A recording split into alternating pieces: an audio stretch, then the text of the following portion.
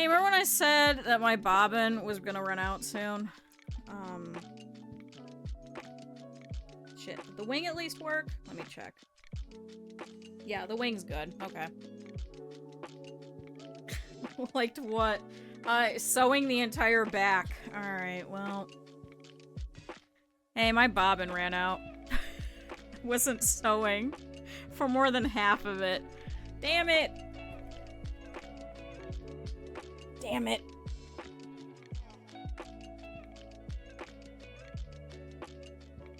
I deserve that. I should have pulled the bobbin. I should have just pulled all the rest of it off. Now I just kind of wasted my time. Whoops. Okay.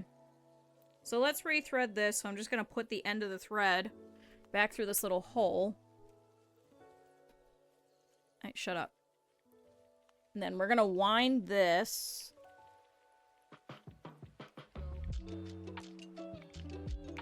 This is where I use the speed up function.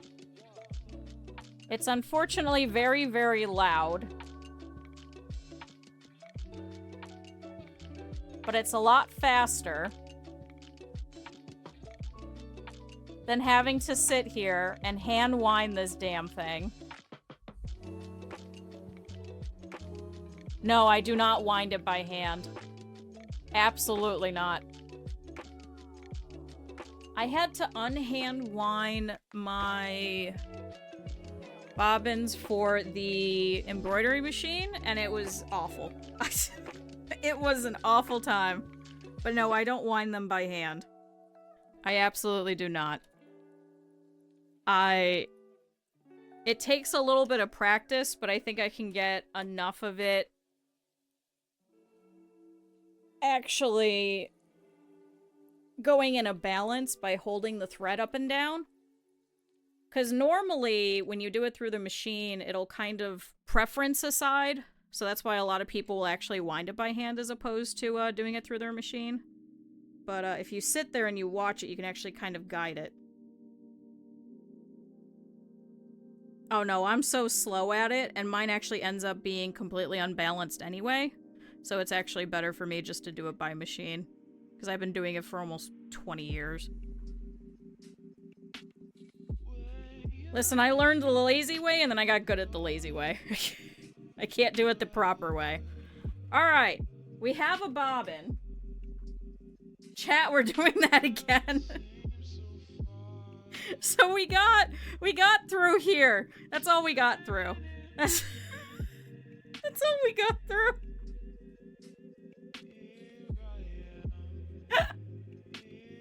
I gotta do all of this again. Damn it. Alright. Yeah, she's old, thanks. Alright, so let's see where that line ended. Oh good, it was right around the time of the fucking wing. Of course it was. Okay.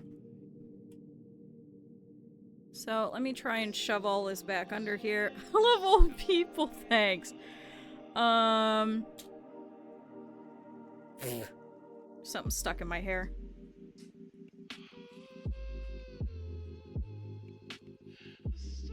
Oh, I never turned it off.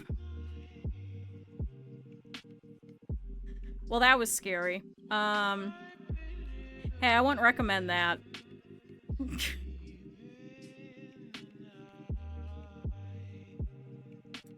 That was a little spooky scary.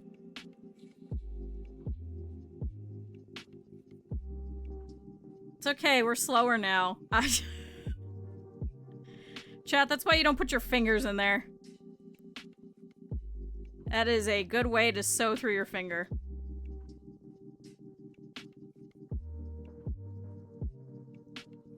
Okay. Hey, are we all awake now? Because I sure as hell am. It's not loud, it's just very fast. I think it did probably 20 stitches in that little span of a second. My embroidery machine can do that, but I typically don't run it that high.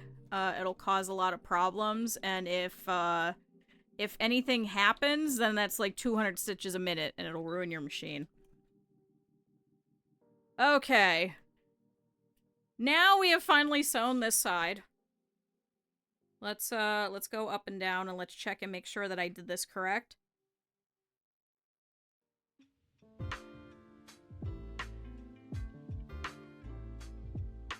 So let's flip this.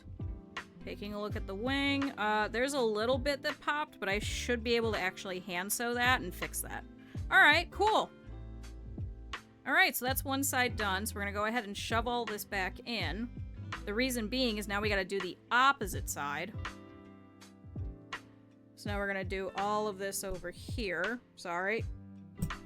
Jesus Christ. Okay, it's the wing. I'm sorry.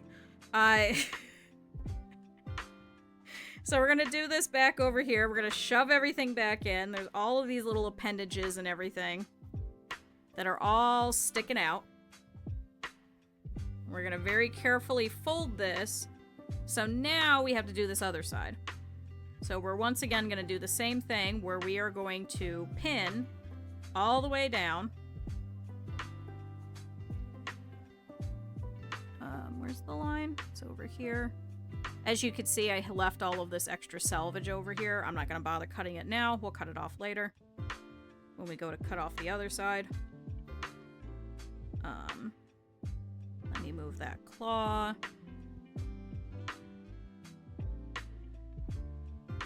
I'm hoping I don't have to hand sew this, but I might have to because it may not go through the machine. Because there's a lot of bulk now with the way that this is going, and my machine is not probably going to go through most of this, but we'll try it. Worst that happens is I gotta pull out that seam ripper again, and we'll do all this again. Okay, so trying to line all of this up because we have these little notches everywhere. This one goes here. Okay, so here's the neck. Ow. So see, this is what I was talking about. So now, because of this little dart, this is actually going to stand up. So we've actually got a little bit of a neck placement going on. So this is causing our 2D fabric to kind of work in a 3D shape.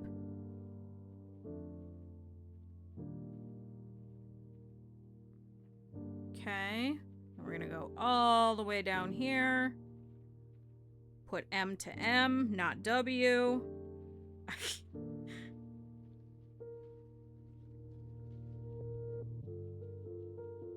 Okay, and then we'll start putting in all of these pins here in the middle. Kind of match all of these up. Because as you can see, if we didn't pin, it was just going to move wherever it wants to instead of on that sewing line. We don't want that. And good, this is matching up now. Got a couple more pins to do.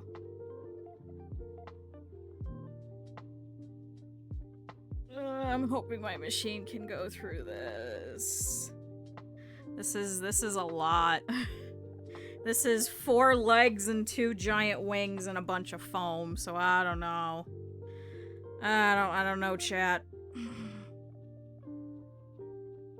I may end up hand sewing this whole thing down, but we'll see. I knew there was a pin hiding here. So this should be going over the wing. This is going to get moved over to here. I'm going to try and add some more stability over there, because again, that's going to be very bulky. And we'll put a couple extra pins here, just so hopefully nothing moves.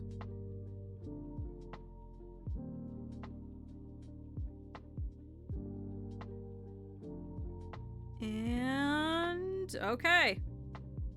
Chat, we've made a very awkward dragon. But now you can kind of see what I'm talking about with the 3D aspect. So this forces the neck to go upwards. So we actually create a little bit of a chest cavity. And then you can actually see that this is the back, and this is what's actually causing that, is this extra dart. Yay! Alright. Let's see how this goes. I might have to pull this forward. I'm sorry. Goodbye, camera angle. Chat, there's a lot. Hold on, can I do... Is that just the bar? Oh, that's a little better. Hold on. Let's see. Chat, you may see my face. I'm sorry. It's not that exciting.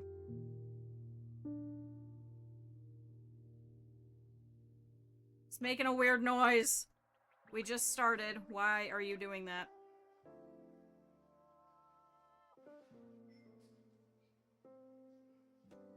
Uh-oh. It just made a weird noise and the needle moved? Why did you do that? Was it the thread? I don't know why it did that. And I'm a little concerned, and I don't know why it did. But we're gonna keep pressing on.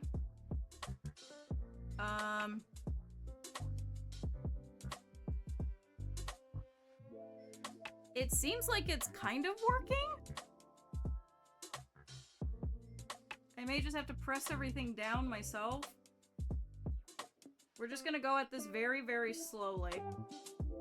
If I have to fix this wing, then we're definitely gonna be, we're definitely gonna be hand sewing it.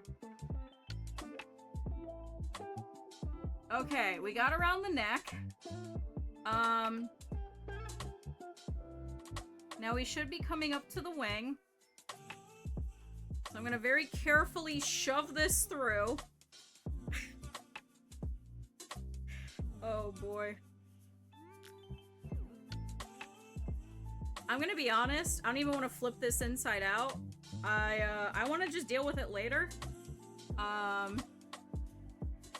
Okay, it seems like nothing's getting stuck there.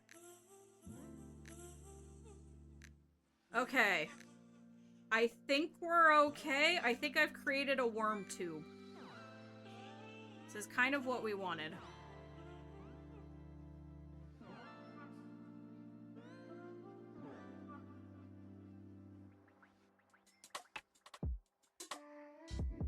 Okay, I think we're okay.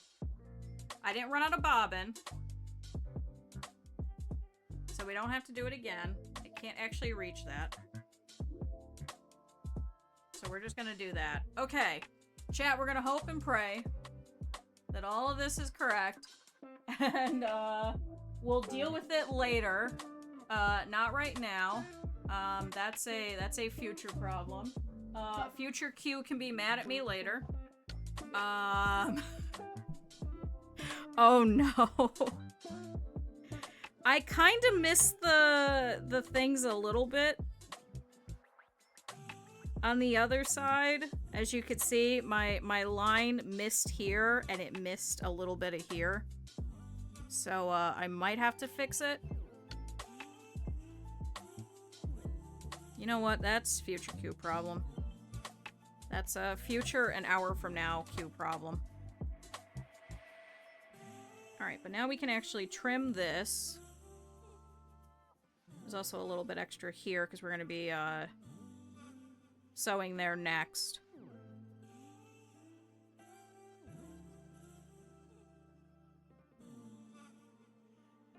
Chatty's only a little bulky, it's fine. But we'll trim a lot of this excess. We don't have to have it too cleaned up now. Because we shouldn't be working with a lot of this inner bit anymore. It should now, just for the most part, be attaching the tail and then attaching the head to this. So we don't have any more pieces that need to be, like, fully worked on here. It's just gonna be attaching. So yay, we can kind of just leave it as is. That is definitely a weird snake-looking amalgamation. Send an hour from now, my regards. I'm gonna hate myself later, but it's okay. Okay, chat, now we can work on the tail. Something a little easier. I'm putting you over there. I don't even want to look at you. So chat, we gotta make the tail. Is there anything special, or is it just attach everything to tail? Hello? I hate iPhones so much. Okay, sew the top of the tail with the right sides together, pin and sew them along the top from end to O. Then sew the bottom on. Start at the top at one point, pin all the way down. It may be easier to pin and sew one side at a time, but sew both sides. The tail should remain open at the top. And then pin the tail to the body and throw that all the way through. that one I might actually have to hand sew. I don't know if I'll be able to put that through the machine. Because my machine has a tendency to kind of shove extra fabric through there. Which is fine. So let's go ahead and pin. So these are the two side pieces. You could tell because we've got the embroidery on it. It feels like there's some extra. Aha, there is. Right here. It's just little plasticky pieces. It doesn't do anything, and once you wash it, it actually goes away. But I don't typically wash these afterwards. I wash them before. Especially because it's for myself. But let's take off the rest of this. It feels like there's one, like, right here. Where are you? It's literally just little teeny tiny pieces of plastic. You can barely even see it. It doesn't do anything. It doesn't hurt anything. It's literally just an overlay. It's kind of like a piece of glue. Very thin glue. Very, very thin washable glue. Okay, so we'll pin these guys together. We'll sew them down the entire top seam. So we're gonna do the same. We're gonna pin the two extremes. So we can make sure that everything in the middle should approximately line up.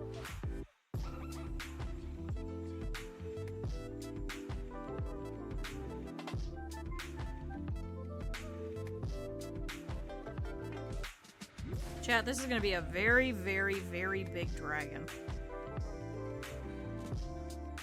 We haven't even started on the head yet. And I thought we'd be done today. Now, there is paper over here. I could rip all of that off. It is a tearaway paper. We use that because this minky stretches. And what'll happen is, if I put it through the embroidery machine, sometimes it'll stretch it. And it'll actually ruin everything. And it'll actually cause a whole bunch of these puckers and things. So that's why we have to keep doing this with all these pins and stuff, is because this stuff stretches, especially when it's in the machine. Or when you're putting two pieces together, they'll stretch different ways. It's kind of annoying. But especially going through the machine, it'll just kind of pull at it like this, and then it'll screw up the embroidery. So obviously you don't want that. So we put the paper on the bottom to kind of prevent that. The clear stuff on top, though, is so all of the fur that's on the other side stays the same way when you're sewing on top. Because this machine is moving so fast, what it'll do is it'll actually create little hills and valleys, and your stitches will sometimes just... They call it sinking. Your stitches will sink into the fabric and then you won't see it. So if you put a piece on top, it'll sew on top of that, and it'll keep the fur in place, and then it doesn't sink. So you still have your stitches. Oh, I just threw a pin at myself. I got it. Alright, let's throw this tail through. See, I knew the tail wouldn't take that long. It's literally just a triangle. So let's put you right here. I did not change the speed of the machine, so we should be good. I shouldn't scare myself again.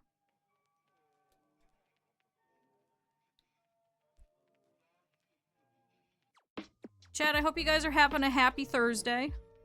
It's almost Friday.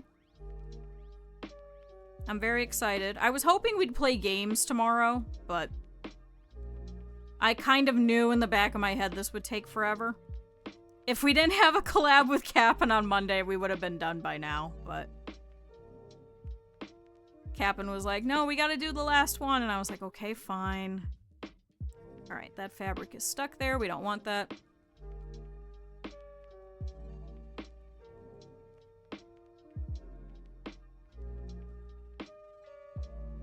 Now, I kind of cut this fabric a little close, so I'm gonna try and get my stitching line a little further into the tail.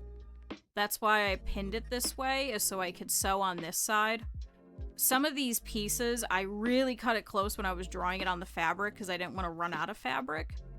And I'm also trying to use up as much fabric as possible without a lot of waste. So sometimes it's at the expense of my sewing. So Hopefully this stays together. If not, I'll just have to double stitch it again. And go a little farther down. Why is this, like, bunching weird? Alright, we're just gonna undo the little tail tip, which is fine. Because we're gonna be sewing over it. It should make my life a little easier by having a little bit more to kind of work with. Okay. So this should now be the top of the tail. Good, I didn't miss the line that much. Oh, I kind of did over here. Alright, we'll have to redo that a little bit. That's very close to the edge, so if I undo this and I unfold it, it's probably just gonna pull and it's gonna pop the seam, so... We'll just go ahead and double over that. Because see, this one I was really close, but that one actually caught. This one did not on both sides, so... Let's just do a little bit of a reinforcing stitch. Just because I can't really see it.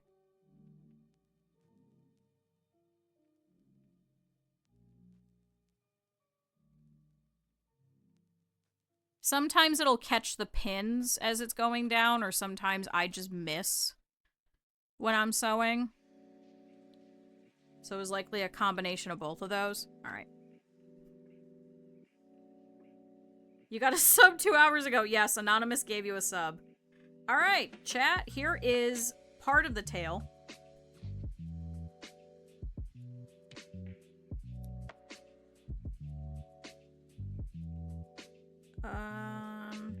There's an extra thread here. We don't want to deal with that later. Get off of me.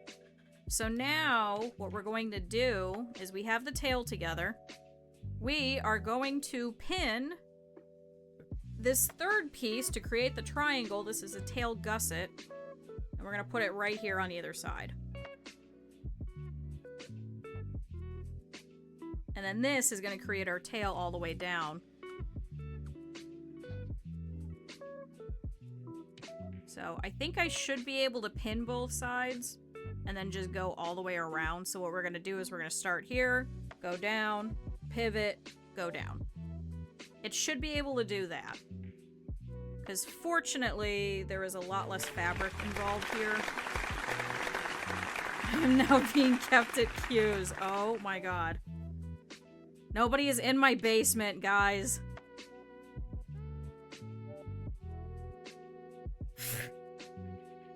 I can't tell if that was cat hair or minky, but something is definitely on my nose. Did I just drop pins? No, we're all right. So let's go ahead and put this on the other side. Same thing. Oh wait, point I is actually down here a little bit, so I think I actually have to move this a little in. Because I think I did the same thing I did the other way, where I left this kind of open a little. I added some extra piece. So let's move this down. There we go. That actually fits a little bit better. So now we should be able to pin this in the middles. Pin it on the other side too. So here's the other middle. And then the middle's here, and we'll just keep going like that. And this should end up having all of these actually match and line up correctly. Now, I think what we're going to do is we're actually going to sew with the tail up, kind of like this, because then I'll be able to make sure that this doesn't get stuck on either way. I'm currently in cell number 4. We don't have cell numbers. I'm the only one in your dungeon. Jesus Christ. Appin's not in my basement. He's not shoveling the snow. Eb's not down there. Rin's not down there. Bunny's not down there. Proton sure as hell ain't down there. Chat, that's a lot of money. I'm not paying for that many people's airplane tickets, I'm gonna be honest. I am bringing no one here. Okay, I will have to be very careful, though, with these pins. Because as you can see, my presser foot is absolutely going to hit those. So I may actually have to push those through as we're going around. You paid for other people. I did not. No, nobody's here. No. You're not down there either. No. Chat, if that was the case, you guys would just be sewing for me. I would not be sewing. Chat, these are my hands. Unfortunately. I was thinking at one point, because, the new model will have fingerless gloves. I thought it would be funny if I got, like, the lacy fingerless gloves to match. But then I went, that's gonna cause a lot of problems, because those are gonna get stuck in everything that I'm sewing, and then they're not actually gonna have a lot of compression, and I'm wearing these literally for that, and I'm like, nah, that's too much of a hassle. So sorry, chat. No, there's no sweatshop. There's no sweatshop. But that would be fun. I just teach everybody how to sew. We're like, yay, now we can all sew. And then I send you all home. I like having nobody in my home. Just me and my cat. Okay. So now, let's see if we could do this. Going all the way down. So I'm going to move the entire side of the tail this way so I can't possibly get it in to this seam. Just in case.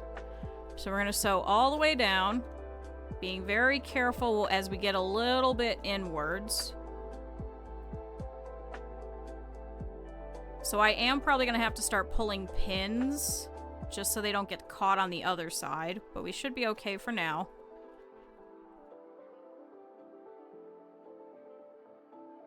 Chat, this is a record. I think this tail took 10 minutes. This is the shortest step that we have had so far. If this all goes to plan first try. It probably won't, but that's okay.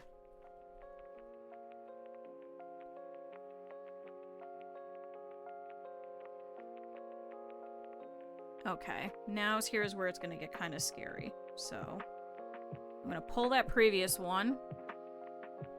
I'm going to push through this one and this one so that we can't hit that one, hopefully. Then I'll have to push it through from the other side.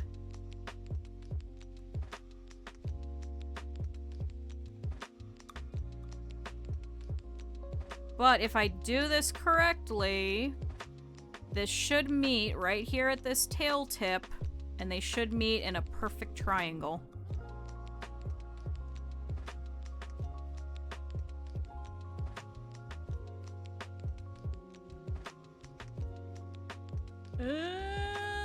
I think I got it. Okay. So now, let's go pull all of those former pins that we no longer need so that they can't get in the way. I'm gonna pull this one at the edge. Oops, I think I pulled one that I wasn't supposed to. Hold on. Oh yeah, I pulled one I wasn't supposed to.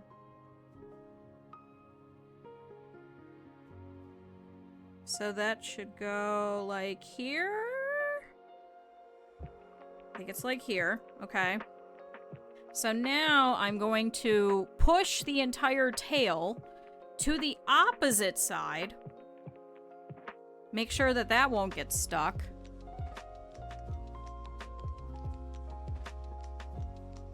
Come on. Just go across. There we go. And then we're gonna have this go down again, but on the opposite side. Why is this one? Oh no, that's not stuck.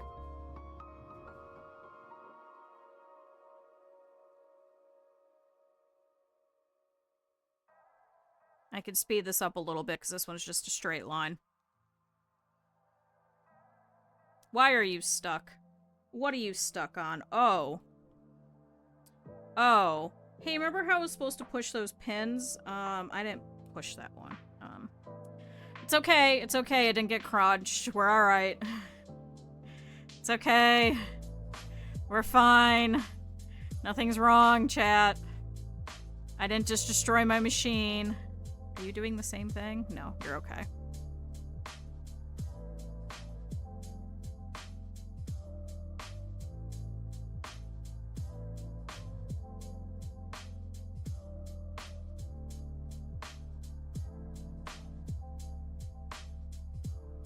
Come on, tail. Although now that pin is stuck.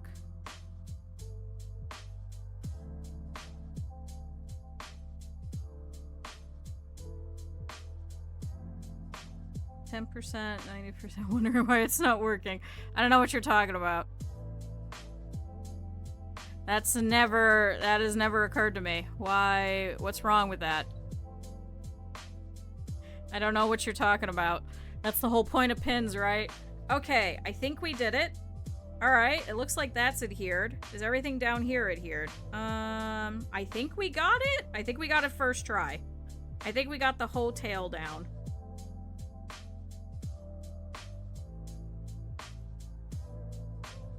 Let's see. And there's an extra pin right here. I see you. There's a little bit of a foot at the bottom of my sewing machine, so it's not actually, like, attached to the desk directly. So there's a little bit of a gap, so sometimes pins will just roll under there. So I have to periodically check under my machine to make sure nothing is stuck under there. Alright. Forceps test. Oh? Oh, damn it. Jesus Christ. Does that come through every time, or am I just jumping for no reason to you guys? Alright, let's try and do a quick over.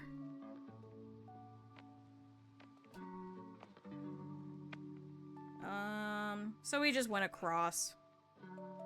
Let's see. And, oh, we're not getting any resistance. Oh, alright, chat. There we go. That was an easy fix. We did it! I totally didn't have to go over it again. We did it! Yay! Alright, we'll trim all of this up. So, normally people would ask me, why is it that we have to trim this? What'll happen is as you're stuffing this, if there's all this extra fabric, and you're throwing all of this stuffing in, sometimes, especially for me, because I like to overstuff things a little bit, because stuffing will kind of bunch and degrade and stuff over time, and it'll kind of disappear. That's why you have, like, very floppy old stuffed animals, is it just needs more stuffing, because it'll kind of crunch and compact. So I overstuff mine at first, just to kind of alleviate that over time. But when you do that, if there's all of this extra fabric, it'll actually grab it, and it'll actually cause issues with your seams where everything will just kind of warp and get all twisted because you've got more surface area for it to catch to. Now, sometimes you can actually take all of these scraps and you can actually use it for stuffing, but you have to super finely chop them up. It's a whole process. That's why most people, they'll keep the scraps and then I'll actually make little, like, scrap projects and stuff instead. But most people that'll do that, they'll be like, oh, if you want, like, a nice, you know, kind of environmentally friendly kind of thing, then I'll sit here and I'll hand cut all of these. It's a long process, but then you're reusing the little scraps instead of buying more stuffing. So, alright, how'd we do? Chat, we have a tail. How is there still more of this plastic stuff? There's another big piece of it. This one you might actually be able to see. Very shiny.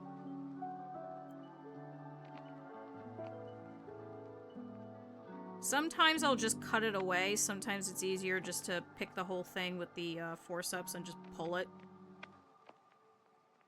Okay, I think this side's better. This side's better. Yay, we have a tail! So, we're gonna actually put this... Do you think Burn Minky tastes good? I don't think so at all. So, now, we need to put the tail in. Now, we need to put right sides together. So we are going to take this whole goddamn thing. We're gonna shove it into the butt.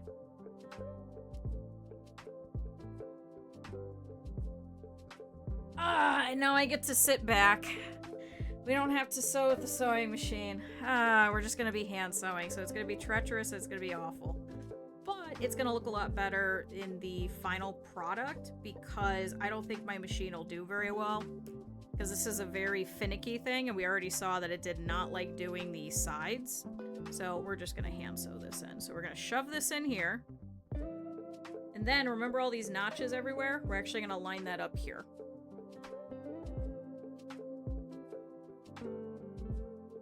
I mean, what else am I gonna do with these things? You're cold? I could trade you the cat. The cat, meanwhile, has been very upset because I'm not playing with him. And, he's been very, very cold. Now, we're gonna keep this open, this little bit here. The reason for that is we're actually gonna be stuffing through this little anal cavity piece. So we're gonna try and put all of these pieces together. So we're just gonna start from here and go all the way around and leave the starry fabric open. That's why I wrote the word open on it. You might play with the cat. Oh no, the cat does not want to play. The cat just wants to lay in somebody's lap. That's what he wants right now. That's all that he's been doing is just laying in people's laps because he doesn't feel good. I'm telling you, he was completely wrapped around me all of last night, and it was so treacherous. We're not adding that as a quote. We are absolutely not. We've already got plenty of sewing ones. The dog does that. Well, no, so here I am laying, right? Here's the cat. So I had to put my arm over the cat because he was like literally in my side. I couldn't move. I was just stuck there. That was the only thing that I could do was to put my hand over his ass because he just wouldn't move. He was stealing all of my warmth. Ow. Okay, so this is the entire one side, so let's go ahead and pin the opposite side.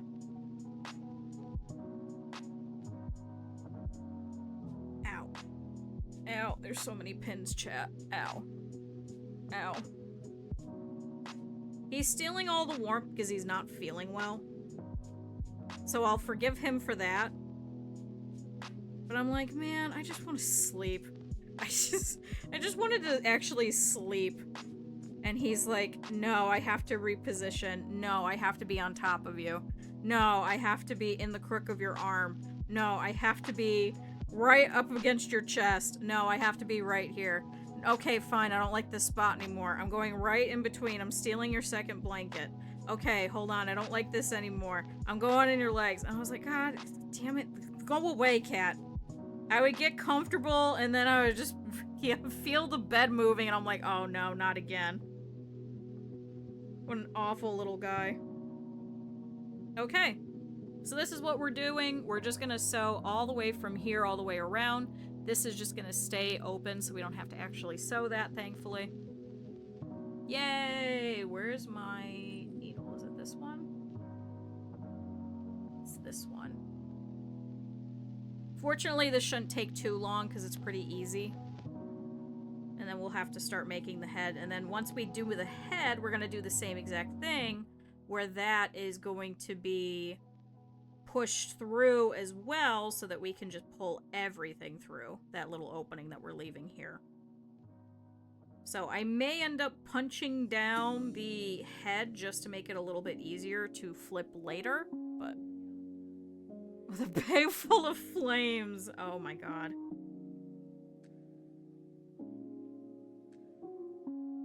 It's okay, my cat's my favorite, and he can do whatever he wants. He can never do any wrong in his entire life. Hi, Simon. Hi, Raiders. How are you? Perfect timing. We're in the middle of doing some hand sewing. How are you guys? How was your stream? Who were you fighting? Chat, if you missed it, Simon actually earlier this week was doing some VR stuff and successfully beat one of my songs in Beat Saber, so I was very excited. Couldn't beat the other ones that everyone keeps sending though. So chat, if you guys have not had a chance to, now's a good time to go drop a follow. Hold on. Hold on. Oh, have fun gardening! I wish I could garden. Hold on. Hold on. You beat 7 others! I hope Control was fun. Thanks for dropping people off, though. For those of you guys that are wondering, I'm currently hand sewing a 2-foot-long dragon, which is approximately 2/3 of a meter. It's like 0.6, I think. 0.60 of a meter. So, it's an approximation. I think it's like a couple of centimeters off. No, we're not doing shout-out feet. So what we're doing right now is we have finished the entire chest cavity, so that's what these legs are. We've got the neck over here. We attached the back. We finished the wings. I made the tail, and now we have to actually put it on. So, also thank you, Night. Chat, everybody stretch. And drink water. I'm gonna ignore when Saribot tells us that we all need to get up, but you guys should not. Saribot's gonna yell at us in 10 minutes? 10 minutes?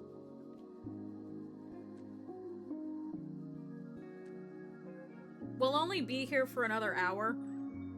So, feel free to stick around. It should not take me that long to hand sew this, fortunately. I just know that it's not going to go through my machine, and my machine is going to eat it, and it's going to be a problem. And I think I just got minky up my nose. Did I? I don't think I did. Hi, Semi. Oh, I did. Yep. Man, I love sewing. It sure is a fun time. Can I get it?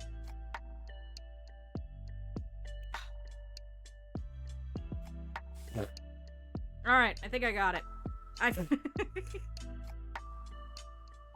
This is why I changed yesterday after I was done sewing, because I'm covered, as you guys can tell. It's everywhere. It's all over my gloves. It's all over my hoodie. It's all over my floor. It's on my chair. It's all over my pants. I sat down on the couch yesterday and I left little pieces behind. I think there's some in my eye again. Chad, all this just so we can make a dragon. All of this just for a dragon. I have become minky. Should I suggest you to sew the whole next week? No, because I won't be here.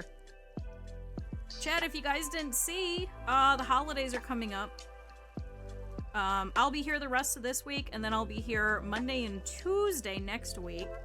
And then I'll be gone until the following week. I'm actually going on a small vacation. It'll be my first actual vacation since, like, September, technically. I do have some videos going up, though, if you guys didn't see. I started doing a long play, so it's just gonna be not me talking, it's just gonna be a nice long play. I'm gonna put that out on Christmas itself, so that'll be on the 25th. So, for those of you guys that'll be missing my content, don't worry. There'll be more stuff to watch. But, I'm just gonna take a couple of days off. Because I can't really count November because I was kind of sick and in and out of the hospital and stuff, so probably does not count, I'm gonna be honest. So it's kind of nice to finally have a little bit of time off. So I'll be coming back and then I'll be going back to sewing. I'll be back to streaming. And I've got a project that I want to try and finish before January ends. Unfortunately, I wanted it to be done before January 1st, but that's not happening, so. Do I still get internet down here? No. Absolutely not. Well, because it was bad, because I was like, oh, this will be really nice after this whole charity month. We're gonna have this nice vacation. It was not a vacation. It was just me being sick. It was awful. So, I've got to be careful. I'm really trying not to get sick again. So unfortunately, I think this year I have to skip my flu and COVID vaccine, so I'm gonna have to do that next year because I usually get sick from those. So it's kind of like the mini flu or mini COVID for me because my body doesn't react well to the vaccines. which would be all the more reason normally to take them. But, unfortunately, because of how sick I was, if I get sick again, it's likely gonna develop into pneumonia again. So, I'm basically just eating carbs. Same. Just eat lots of vegetables, trust me. Especially greens. I have found that, I really love broccoli, but nobody else in the house likes broccoli, so I just keep getting bags of broccoli for myself. So I just put a whole bag of broccoli in the microwave and I just eat broccoli by myself.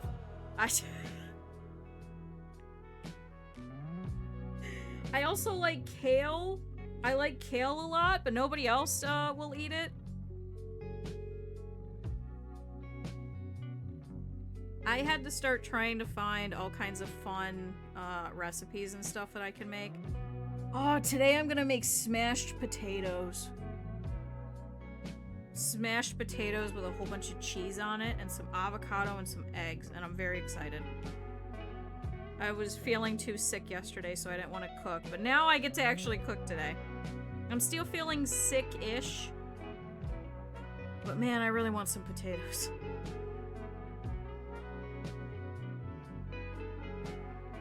Okay, so we're back up here at this middle point. So I'm actually gonna go back and forth over here a couple of times just so I can make sure that there's a knot here. Especially because this other piece is actually the joining of two pieces from the tail. So I want to make sure that that's really, really, really, really anchored down. Because especially if, like, a kid is playing with this, because half the time my little nephew will come over and then he'll play with it. They'll usually yank on the tail more commonly, so I don't want that to fall off and explode. Just to boil a potato and then eat it. No, I'm doing like a roasted potato. So I'm gonna cook them first, then smash them, then put them back in as like a twice bake, and then roast them, and then put some peppers, some onions, put some fried eggs on it, some halloumi cheese, let that kind of bake a little bit. I'm very excited. And then put avocado on it. Everything that's good. It's so tasty. Okay, so same thing over here. Now we've got the body little piece over here, so I'm going to do the same thing where I'm going to kind of anchor it down. Try and go over and over again in the same spot just to make sure that this won't pop as well. And then I can pull that pin. Alright, we only got 3 more pins. We got this, chat. See, this is the easy part. Oh, wait, there's an extra pin here. This is the easy part. It's just annoying because it's time-consuming and tedious. But it'd be better than me having to fight with the machine. Because the machine will absolutely not do this. Now, I know that there are some really small mouth machines, and what you can do is you can actually pop this off. And then you would actually probably be able to put this inside, wrapped around over here. But I don't think this is wide enough. It's usually better for things like a sleeve or something like that. This particular machine is actually meant for making clothing and quilting. Both of which I do, but it's just not very useful for plush making. That's what the Pfaff is for, that's what the Baby Lock is for, all of those good machines. I don't have a good machine. I've got this machine, so I gotta work with it. It's fine, it's a reliable machine and it does everything else that I need it to, so that's what's most important. Because I've made several quilts on this, so dressmaking when? I could. I have a couple of dresses that I gotta make.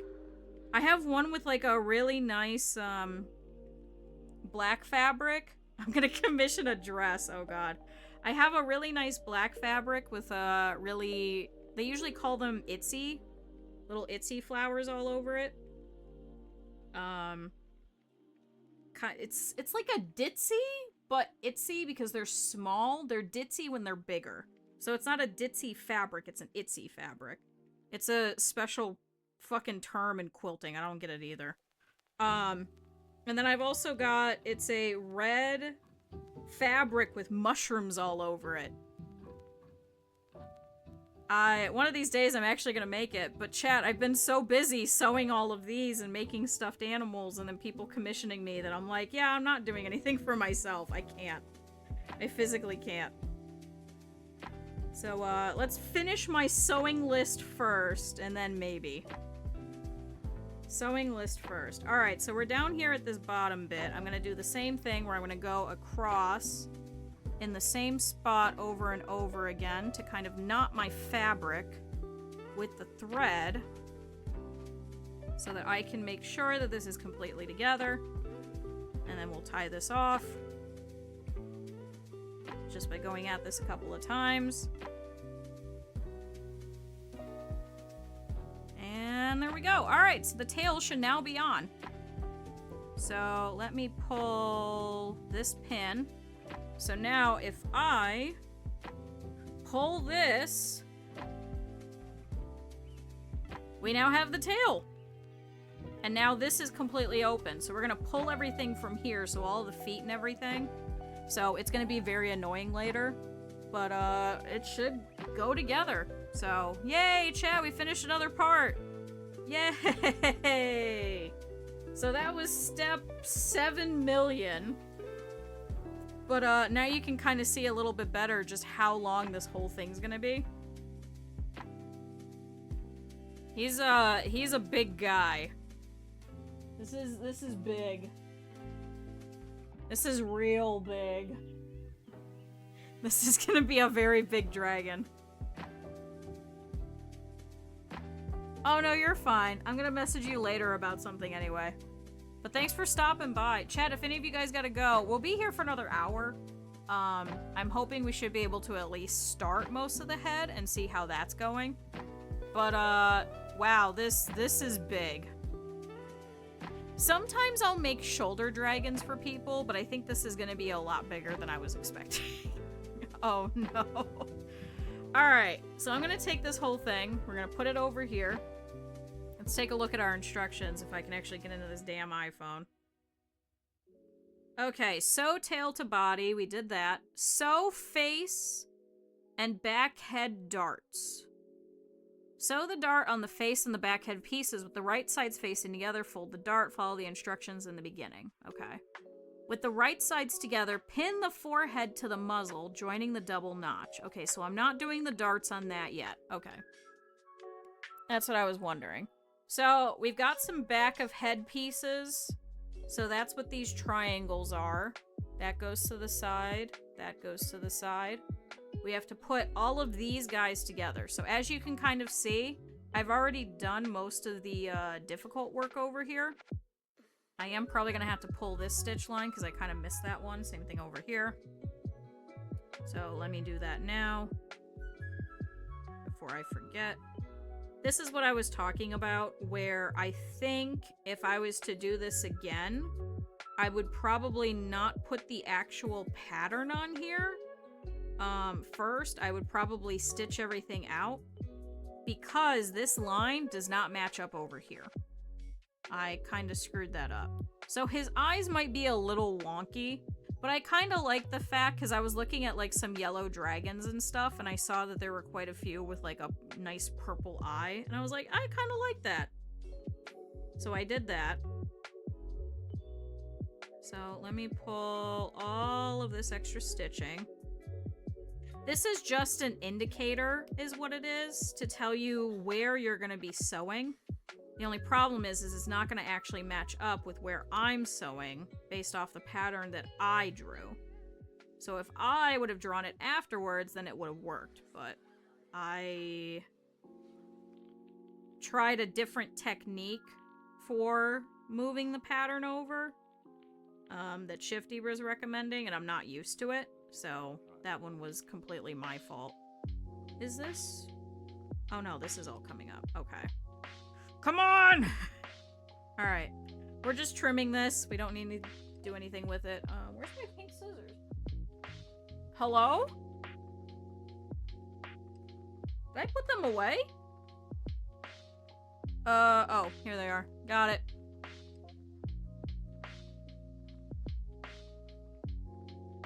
Okay, so that's all good. So that's done. We'll do the same thing over here, because as you can see, the line is actually going into the face. That's why I'm pulling it, because I kind of fucked that up, but that's okay. Like I said, if I do this one again, I'm probably just going to put an entire piece there, and then afterwards draw out the pattern instead of the other way around, just so I can make sure that everything will actually match up correctly like it's supposed to. So we'll trim this. So that's all good. All right, and then let's put some pins here. I'm just gonna do all of these little triangle darts all at once, so we'll just go ahead and pin all 4 of these. Four? I think there's 4. Oh no, I can't read Mousy today. Chat, everyone go send a nice message to Mousy. All right, so here's one part of the face. Let's do the next part. Yes, we are making a big giant dragon.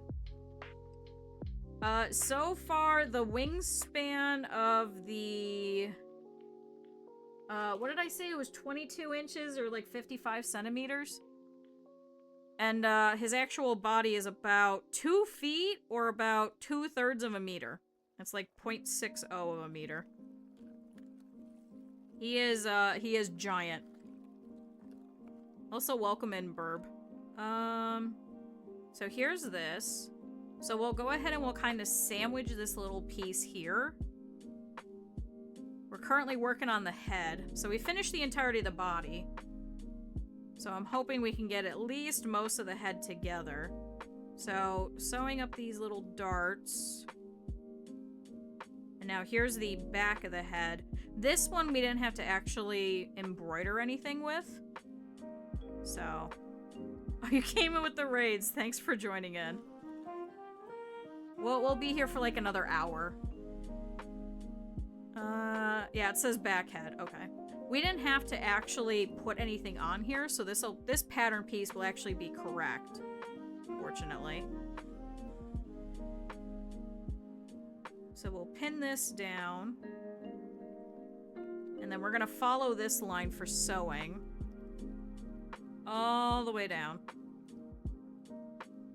Okay. That can go to the side. There is so much minky all over my face. I can feel it and I can't get it off because it's all over my freaking hands. I keep rubbing my face and then I just put more. All right, hopefully we don't need that again. All right.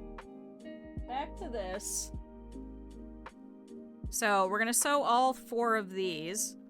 It's all over my hands, it's all over my arms, it's all over my chair, it's all over my pants, it's in my hair, it's all over my floor. I was hoping we'd be done today so I could clean my office, but it doesn't look like it. So once again, my poor office is going to be have the door shut and no one's gonna be going in it. So we'll go ahead and sew all of this down. Let go. Ooh, did I miss? How did I miss? How did I miss so bad? I just put away the seam ripper. Every time I put this damn thing away,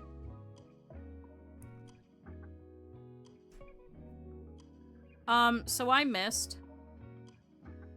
I don't know how I missed. But I really missed. So I'm gonna pull all this apart. So I guess we're sewing 5 darts now. I don't know how I did that. But let's see if I could pull all of this. I can't even pull this apart because it's so tiny. Damn it, I dropped it. Hold on. Damn it! How did I do this? How? Magic. That must be it. Okay.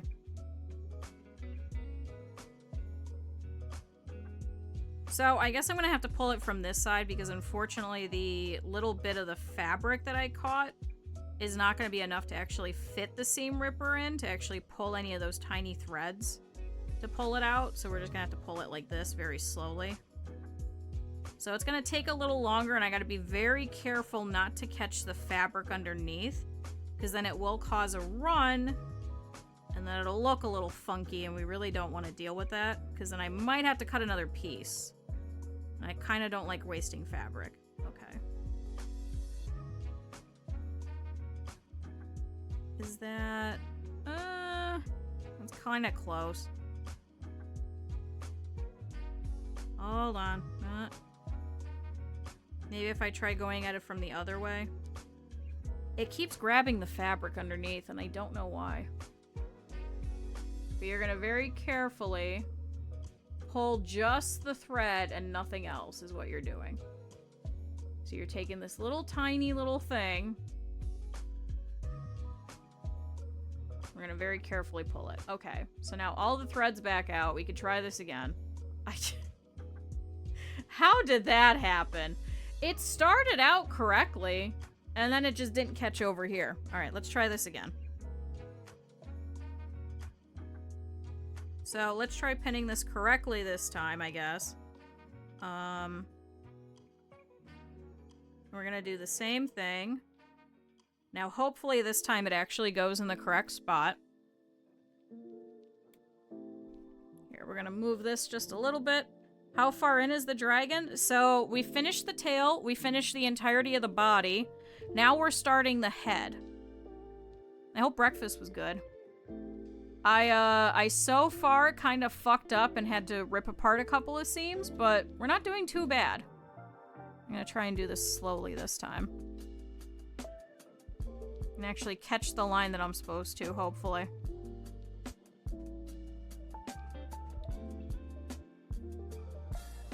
Alright, did we get it? Alright, that's a little better. It's still a little wobbly, but that's definitely better because it's actually catching here, and it's catching here a little better. Okay. So this dart is done. But, yeah, here's the body. So here's the head. Here's the little legs, so I pushed all of those inwards. Because now we don't need them out anymore. And then here's the tail. So this guy is giant. And we've already put on the wings. I am gonna have to hand sew and fix a couple of spots, but it's looking better. Okay, so that one's done. 3 more to go. Hopefully I don't screw up again.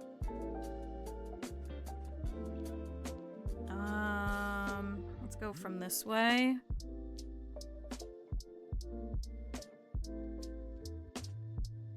Sunny side up eggs and hash browns with the diced onions and tomatoes. Did you go to Waffle House then? Because I think that's your normal order, right? Chad, I don't understand what's wrong with me. I have all these important things that I need to remember, but if you guys tell me something, I'm gonna remember that for the rest of my life. Even if it's something small and minute like that. Don't know why.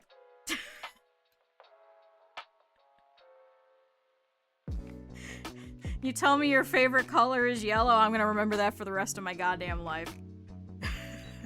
You'll stop watching me and I'll forever remember. Oh, I remember Simon said he really likes yellow. Chad, I don't know what's wrong with me. Anything important? When's my mom's birthday? Don't know. Okay. Good. We kind of sewed this one a little better. So you did go to Waffle House. See? See? See? See? And that's because that was the cook that, was cooking at better restaurants and then went, I can do better at Waffle House and not have to deal with all this bullshit, and is now a really good cook at Waffle House. Yep, I remember all this. Chad, I don't get it. I don't get it. I don't know why. Something important? Nah. The Cook at Waffle House that I'll probably never go to. I'm gonna remember every little bit of that. Alright, there we go. So we got a little bit of the face going on. So these darts are gonna cause this little bit of a pucker, but what that's gonna do is it's gonna give us more of a 3D effect. So there's that. Alright, 2 more. Hopefully I don't miss again.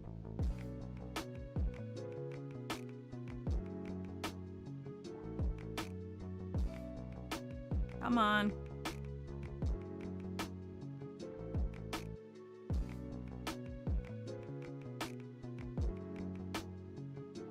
Alright. Hopefully we got that one. Alright, I got the sewing line on that side, and I got the sewing line on that side. Perfect. Alright, one more. Chat, one more. One more.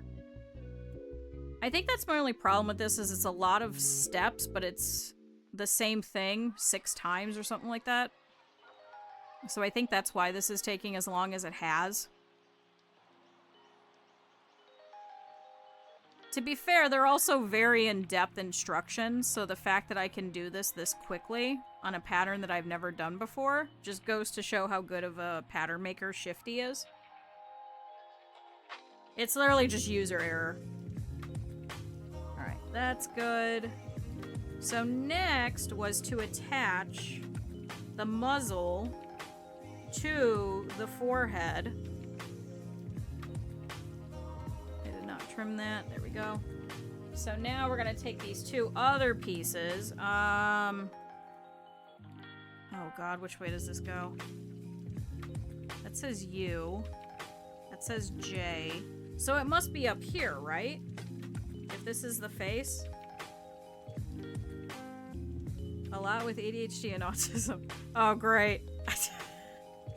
Oh, great. That makes a lot of sense. That makes a lot of sense with me. Great. Spectacular. Good job, me. Good job, non-working brain. I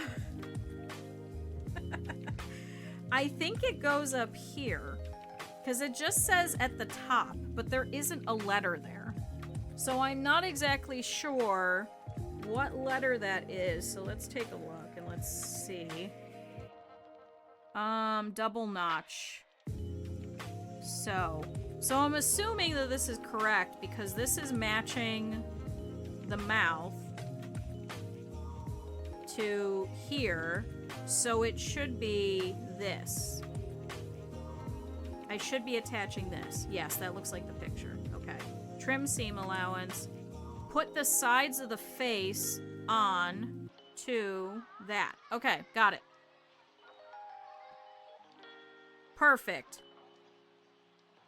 Chad, it's actually kind of nice having 2 phones, won't lie. I feel like a drug dealer, but it's kind of nice having 2 phones.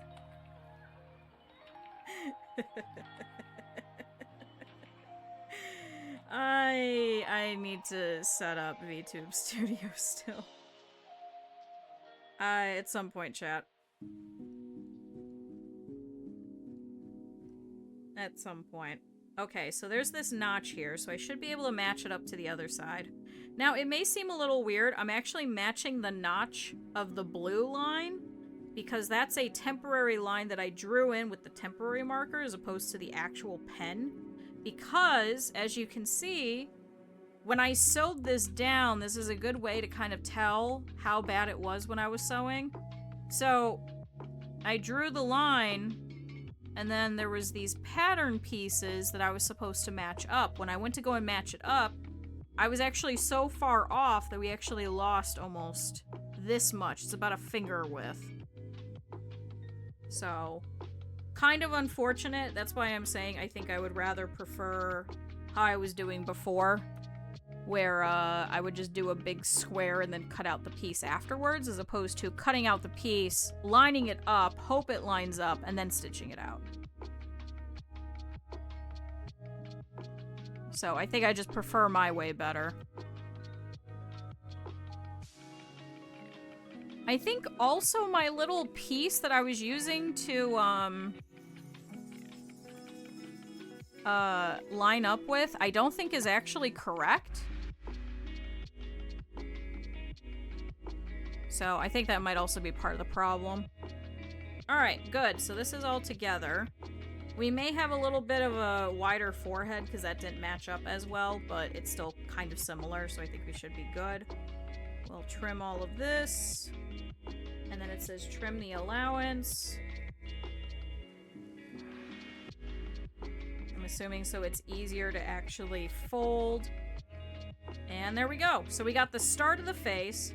Now we have to take the little pieces of the actual face. Oh, hold on, there's a big piece of the plastic. See what I mean? It just stays, and I gotta just pull it, because it feels funny, and I don't like it. But, there we go.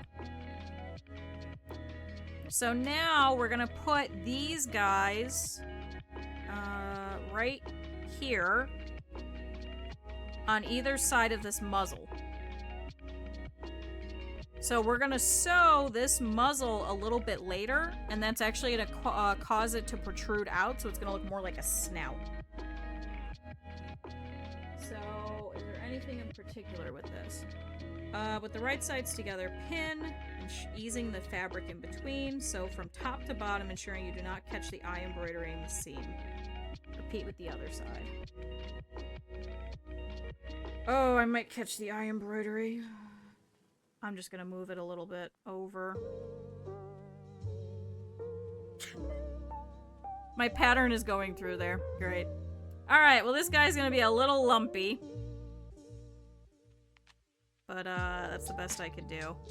So, I'm gonna move the pattern piece a little bit over, so I hopefully don't catch the eye embroidery. So here's the bottom bit, and then that should be going, like here, I think. So, unfortunately, my seam line is actually going to be closer to here. So, later on, he's actually going to have a bigger head than he would normally. So, hopefully it'll still work out. And then that should go there. Okay? So that's one piece. Let's go ahead and put on the other piece, then we'll just go ahead and sew both of them. I'm going to have to do the same thing over here, as you can see, because once again, my line is going through that embroidery. So... I could not get it to match up.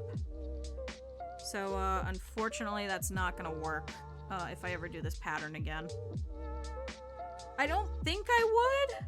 I don't think I have anyone that's in the market for a 2-foot-long dragon, but you never know. So I'll have to put that as, one of my notes is, hey, do the embroidery first and then cut out the pattern after. Otherwise, you're gonna hate yourself later. Don't do it.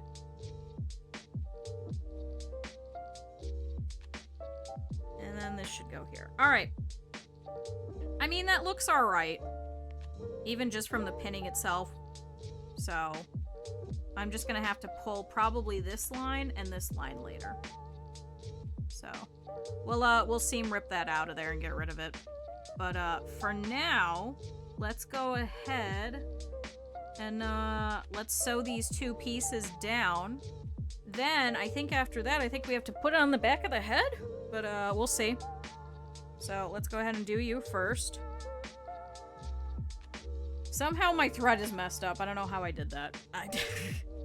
I'm also running out of yellow thread. How do I run out of yellow thread? How many freaking projects have I done recently with yellow? I don't think a lot.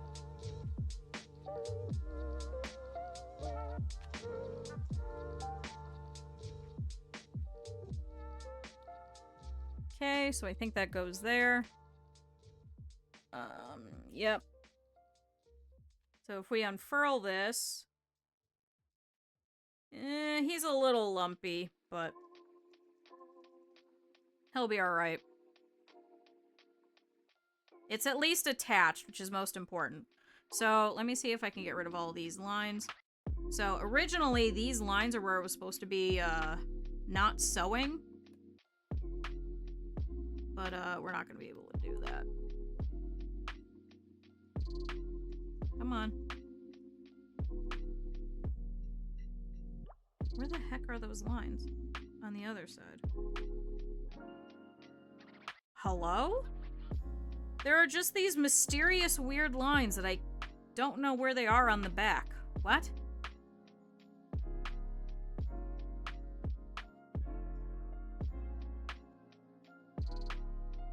Hold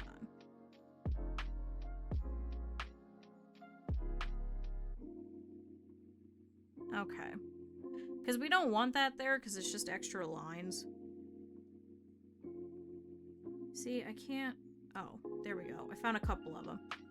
So there are these... It's got the white bobbin, so I can't see the white against the vanilla custard, because it might as well be white.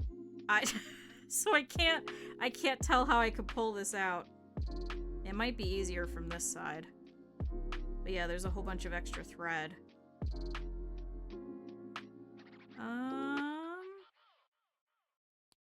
Nope. Wait, I got one. Got it. See, it's just annoyingly just yellow thread. It's just yellow. Which I guess is my fault, because you were supposed to do this in white. So I probably could have just left it. No, come on. Alright, I think I may pull the rest of this later. Oh, wait. I might have this one. If I just trim that. Okay, so this side is actually done. Because now I can just trim this. Yay! Okay, so that's one annoying line. Let's go get rid of the other annoying line. Which is on the other side, because we did the same exact thing. Yay! Oh, wait, I didn't even sew it yet. Hold on. That would probably be smart to do. Do you ever just go to pull a line you haven't even sewn it down yet? Me either, chat. So let's go ahead, sew this side down, and then we'll do the same thing. Oop. I hit the needle. Or I guess I should say I hit the pin. Bunny was laughing at me, but it is the truth.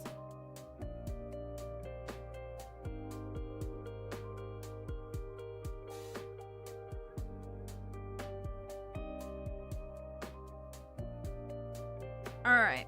So here's the other side of the face. Same exact thing. So as you can see, we're gonna have a little bit more face. Oh, is that uneven? Oh no. Is he cross-eyed? No, I don't think he's cross-eyed. I think one is just a little lower than the other. Should be fine. It's alright. He'll give him character, chat. Don't you make fun of him for having cross-eyed. He's fine. He's our dragon, okay? Chat, he's our dragon. Didn't I tell the story about Broccoli the dog? I think I told that story, didn't I, chat? When a friend of mine and I went to a crane machine when we were much younger, and we managed to get 2 stuffed animals because one got stuck to the other. So we got, it was one of those, for some reason it was like a flat cat, as if somebody ran it over. And it was like a tomcat, and it was covered in bandages, and it had like a whole tire mark down the back. We weren't even aiming for that. I was aiming for this little green dog, and he was really cute. And I didn't think anything of it, but the cat got stuck to it. And I was like, oh, that's cool. We got two stuffed animals. I was like, oh, this is great. I was like, we could each have one. And so I took Broccoli the dog, and then I looked at Broccoli the dog, and I went, oh no, Broccoli the dog has a lazy eye. So this green dog had one eye that was like this and one eye that was like this. And I mean, it was very apparent, but you obviously couldn't tell when you were trying to go for it. And I was like, actually, it's kind of endearing. I was like, it's fine. And so I started taking Broccoli the dog with me to a whole bunch of different places. And I went up to to a different friend, not even thinking about it. And I said, yeah, I have this this really cute this stuffed animal. I was like, he's kind of derpy and weird. I said, he's got a lazy eye. And she got all indignant, and she's like, what's wrong with lazy eyes? And that was the first time that I realized that my friend had a lazy eye. I never caught on. It never occurred to me that she actually had a lazy eye. And I was like, no, no, no. I was like, it's endearing. And then I went and I was like, oh. Oh. I was like, oh, Erin has a lazy eye. it never... Because it wasn't very apparent. It was... Like, she had to be looking dead on to you to kind of tell. And I'm just so oblivious to a lot of that shit that I was just like, oh. Oh yeah, I guess that would be a lazy eye, wouldn't it? It was just so innocently stupid of me. I was like, no, Broccoli the dog's really cool. Chad, I think I'm a fucking idiot.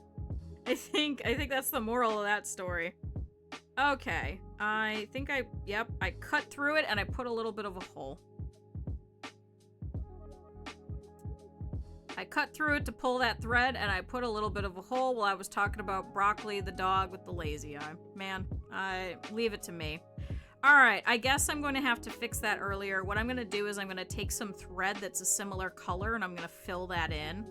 I'm going to leave that for now. But, there's not really too much that I can do with it. I just kind of snip through it. That's why I don't like trimming all of these threads and everything whenever I have to, seam rip something like that, because that's quite frequent that that'll happen.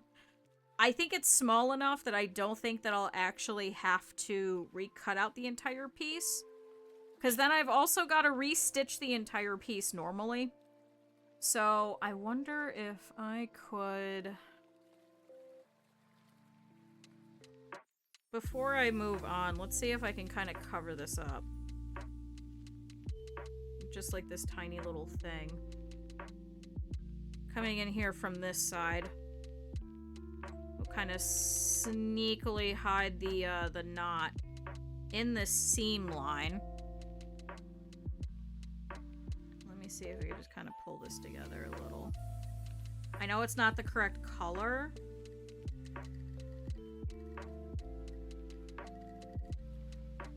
Yeah, it kind of worked. Okay. That was a somewhat easy fix, so I'm just gonna go really carefully. Without it showing through on the other side, just gonna kind of create a little bit of a knot, almost. And let's see, do we see any yellow? Alright, it's a little puckery, but now we don't have a hole. Okay, that was more important. It's fine, it's just for myself, no one's gonna notice. Yeah, he has a lazy eye and a scar. Oh, man. I'm so sorry, buddy. It's not... It's just a little lower than the other one. You can kind of tell if I put my fingernails to it in comparison to where the face is. Like the actual mouth. This one's lower and this one's higher. It's fine. He's still cute. He can have his lazy eye and his scar. It's a homage to Erin and the broccoli dog. Okay, so head back to forehead. Oh. With the right sides together, pin the head back to the forehead. So here's the forehead. So I should probably trim all of this excess. And then cut very carefully down here. Okay. So here, and then sew the darts at point Q? Not me, but like the letter Q. So I think it goes like this. The side of the back of the head with the darts should be on the same side as the face's darts. Oh shit. Where's the face's darts? So... darts are on the same side. Is that... Ugh! I think that's right. Because that's the dart on this side. Okay, yeah. So we're gonna do Q to Q. Okay. Sew across, trim seam allowance. Oh, and then I gotta do the face spikes. I dropped the face spikes like 20 minutes ago on the floor. I'm gonna have to go get them. Oh no. Oh no, chat. Oh no. Okay. Let's go ahead and do the Q to the Q. And get that. Because that should be fairly easy.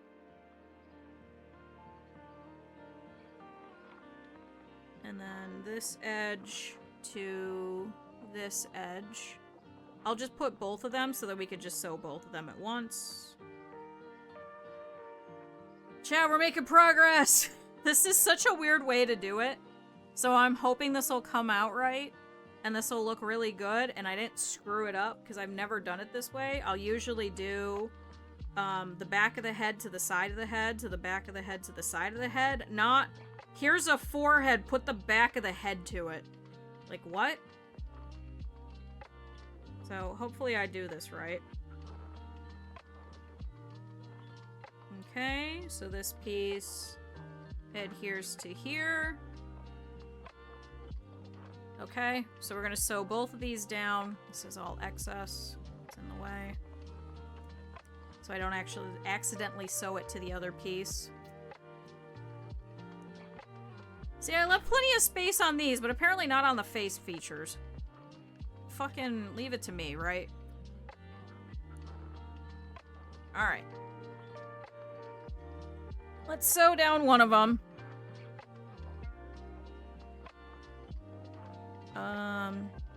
I guess let's do this one first. Should only take us a second. Oh! Sorry, my sock got caught on the ottoman. We're not taking off my socks. I'm excited because every January I get new socks and stuff. I'll, like, cull through, most of my clothing. And anything that I can't fix, I'll get rid of. Socks are usually a big one. So I'm excited to get some new socks. Unfortunately, I can't really darn socks very well, and a lot of the stuff that I get are kind of cheap. And I can't really have woolen socks. One day I'm gonna learn how to darn socks, and then I'll be unstoppable. I'll be able to keep the same clothes for the rest of my existence. And never have to buy new clothes. Oh, come on. Straight across. Should take 2 seconds. And there we go. Oh, because it's stuck. Whoops. Got it. Okay, so now these two pieces are attached. So now it should go like this.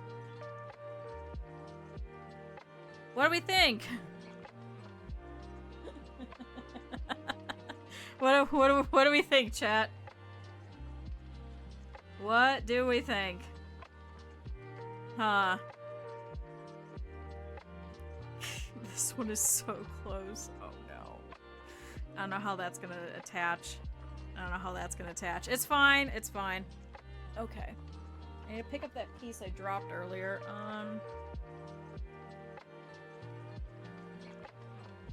Can I grab this?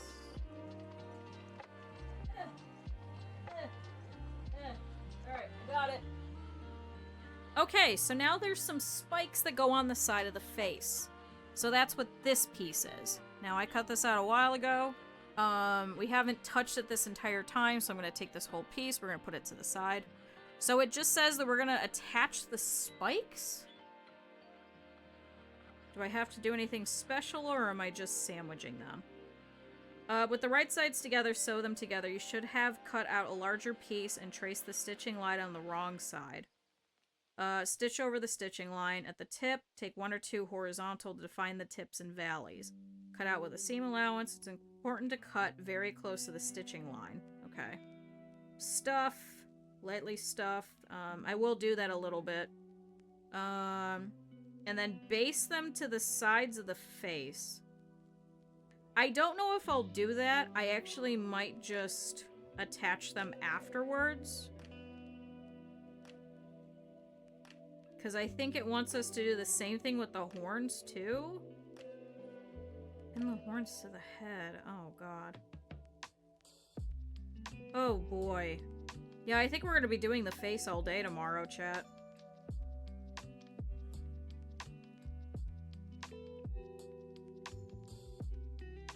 I think we'll be doing the face tomorrow. Let's at least make the spikes, because that's fairly easy. Like to stuff the horns first, use 4 steps, then I stuff the head. Finally stuff the remainder of the plush. Strategically understuff the areas circled. Okay. Hand sew it shut, clean up any stray threads, all done. Alright, I guess that's what we'll be doing tomorrow, chat. Is finishing up the entirety of the face. I thought the face was gonna be a little bit easier. So, I think that works out, chat. So, let's sew the face spikes and then we'll go from there. So, let's see how this goes.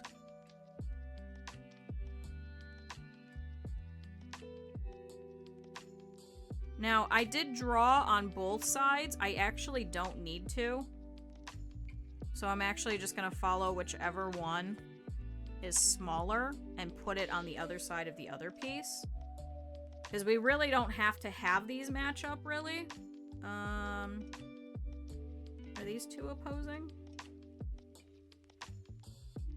Are you opposing? Yeah, these are opposing. So I could just do pretty much this, follow this the whole way around. Same thing here. Although this actually might have more space. Maybe I can move the other one over here. So you go that way, right? And then you would go that way. So yeah, let's do this. So you will go that way. And then you will go this way? This way. There we go. That'll be a little bit easier. It's just because this piece is smaller, so it's going to be harder to kind of match up with this one. Because I kind of screwed up cutting it out. I think my power just flickered. Huh. Well, good thing we're going to be ending here in a little bit. So let's go ahead and we will sew these down super quick. So I'm just going to put a couple of just basic kind of pins just to hold it down. It's not going to be holding anything really. That's important. It's just going to go like this. So that's that one. We're going to do the same thing from this side. Okay. And going over here. Okay. And going over here. Alright, let's go ahead and throw these in. So we're just going to follow literally this line. I don't care about what's over here because it's going to match either side as long as I sew around. And then we could just trim the rest. Because we don't actually need to follow. At least that. I just wasn't sure if I was going to have enough fabric, so I wanted to make sure that I at least drew it out on both sides so that when I went to go cut this out, I would know exactly how much I needed. Does that make sense? There's a method to my madness, I swear. But we'll go ahead and sew this down. Is that stuck? No, why are you doing this? Is it stuck? I don't think it is. No. My mind was just playing tricks on me, I think. No, why are you moving? Hello? Hello?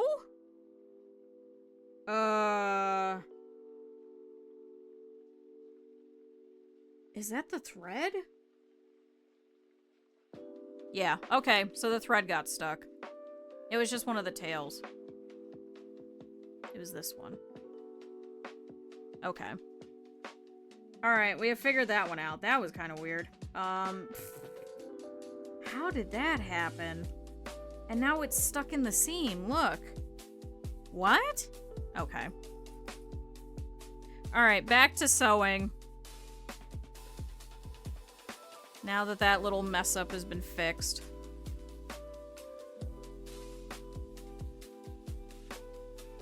1, 2. We're gonna keep going. 1, and then straight down. I'm actually going to pull that pin because we no longer need it. And here's the bottom of this spike, so we're going to do the same thing. 1, 2.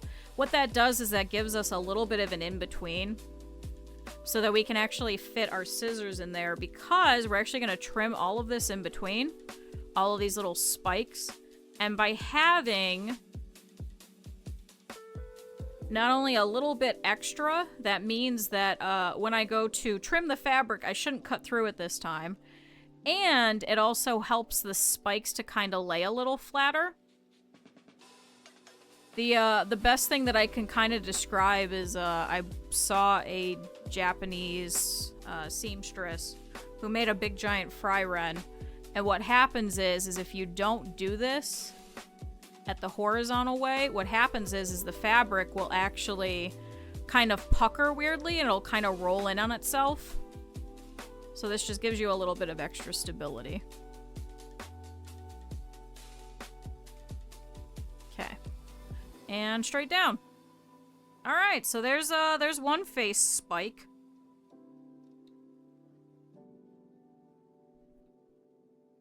So checking the other side, perfect. One of these spikes is a little different from the rest, but that's okay. He's gonna be endearing, chat. So now we're gonna trim all of this off. I'm gonna use the big scissors first, then I'll switch to the little ones, so I can get into the little crevices a little bit easier. So see, that's what happens is we do these little horizontal lines, so then I can actually get in here. And I can actually go all the way down and really trim and make sure that I can't actually catch any of the thread on either side. And same thing here. So now we can actually get all the way down in here. All the way down into that little crack and trim all that off. And there we go. Now there's no danger of this actually falling apart either. Yay! Alright, let's do the other one.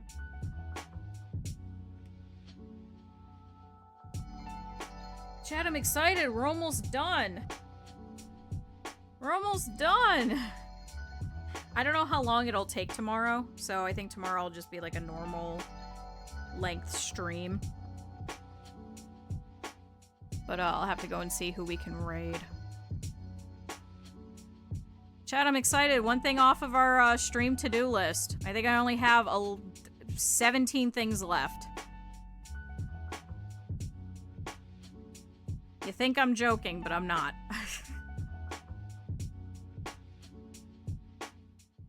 Alright, and then we're gonna go down this spike.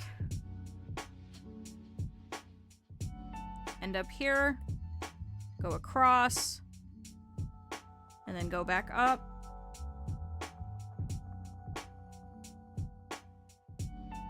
And same thing, we're gonna go across.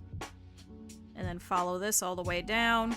I'm gonna pull this pin though, because it's right on the edge. There is still one more pin, so it's still gonna keep it all in exact tact of what we need. And we'll go down and then pop back up. Follow the third spike.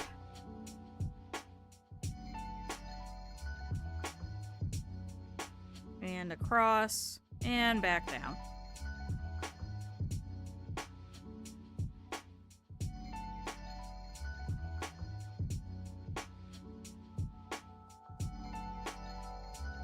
And there we go.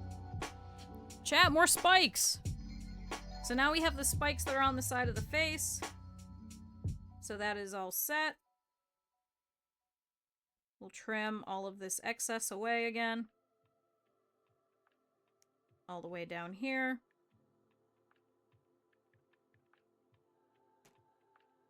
And then I'm actually going to trim this bottom bit too, but I'll do that right after.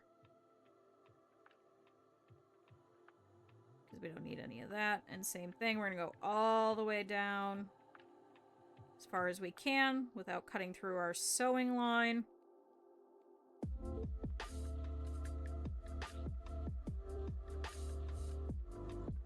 There we go. And through there. There we go. Alright, and then let's trim this. Chat, we did it! Okay, so I guess, next time we come back, we're gonna have to stuff these, attach them to the face, and, finish that up. Because these are gonna go right about here. So he's gonna have little face spikes. Isn't that cute? Chat, we're almost done. The big guy should definitely be done tomorrow. If he's not, we're just gonna call it there, and then I'll take pictures afterwards. So, next on the docket is we have to attach these, put together the rest of the face by sewing different little parts together. So, all of this is now technically together. We're just gonna be attaching each one of these individually to make a head. And then we're gonna put in the horns. And, I guess I'll just attach those like it says. I want to try out the pattern, see how it goes. And then we'll attach it to the body, and then we're done. Chat, this is all that's left. We have these horns. So these are just gonna get sewn together. They're gonna be left open. We're gonna sew them to the face, and then that's it. Chat! We did it so far. One more day. Yay! Chat, one more day. One more day. So, thank you everybody for coming out. I really appreciate it. It's always a little harder for me to go through and do all the shout-outs and everything for everybody that rated us. But, chat, you guys should have dropped a follow for both Simon and Acrylic if you had the opportunity to. I really appreciate both of them dropping off people here. If any of you guys are left over from the raids, feel free to drop a follow. It is free. We don't normally do sewing streams all the time. We do them probably about once a month. So if you're looking for other fun stuff, we also do, like, simulation games. That's why I'm here in the sewing machine simulator category, because it's kind of funny. And then we don't have to deal with everybody in makers and crafting. So we kind of co-opted this little area. So this part is ours. Because who the hell is using sewing machine simulator? It's apparently just a clicker game. So, we've been using this directory just cuz. So yeah.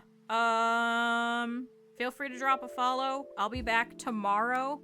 We'll finish this up then. So the stream will go until I'm done, hopefully. Or it hits 2 o'clock, I'm not sure which. And we'll go from there. So, yay! Chat, we did it! We did some stuff. So, yeah. I don't know who we're going to be raiding, because I have to go over to the other computer. Well, I have to go over to the computer in order to see it. So I will drop you guys off at whoever it is that I see. So here is your raid messages. Go ahead and copy whichever one it is that you need. And, thanks everybody for being here. This was a ton of fun. There's always a lot more people that show up for these than I'm actually expecting, so, thank you. Thanks everybody. You guys are the best. Wait, it says somebody bought me Bunger plush. Who bought me the Bunger plush?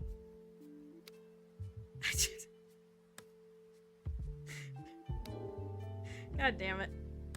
Thank you whoever that was. I'm sorry I missed that an hour ago. I don't know if you guys can tell, but the stream mobile bullshit is not great, and you gotta go over here because it doesn't actually show up in chat. So thank you. I'll go and send you a proper thank you, and I'll set that up as another thing that we have to do, because I think that was I have to do an updated plush tour. So I guess this dragon will be included with it. So thank you. Thank you to Burger Time. So we'll go see. So chat, thank you. You guys are the best. I'm gonna go and drop you guys off. I'm gonna go have lunch, go have my meeting. And I will see you guys tomorrow. Thanks everybody. If I don't see you guys tomorrow, I'll be putting up the schedule on the Discord on Sunday and also on Blue Sky. So make sure you guys check that out, because I'm only here for 2 days next week. So make sure you guys are about. So thanks everyone. Bye. This is a big camera. Bye, little camera. Bye. Let's go see who I could drop you off to. I don't know who's live and I'm kind of stuck. Oh, I did in fact take a chunk out of my chair yesterday. Oops. Hold on. Bye, chat. Bye.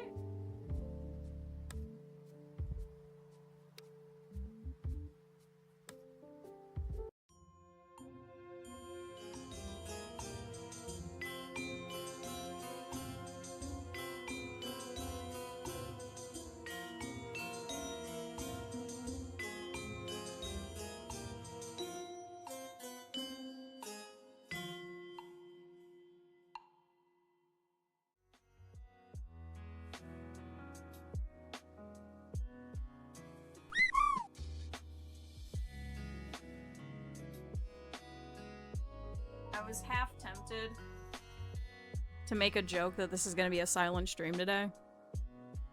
But then I went, I think that might actually upset some people, so I realized I probably shouldn't. Hi, everybody. Hello, happy last day. Chat, we're gonna finish this damn thing today. Hello. Hi, chat. I realized I should probably actually pull up chat on here too. Hold on.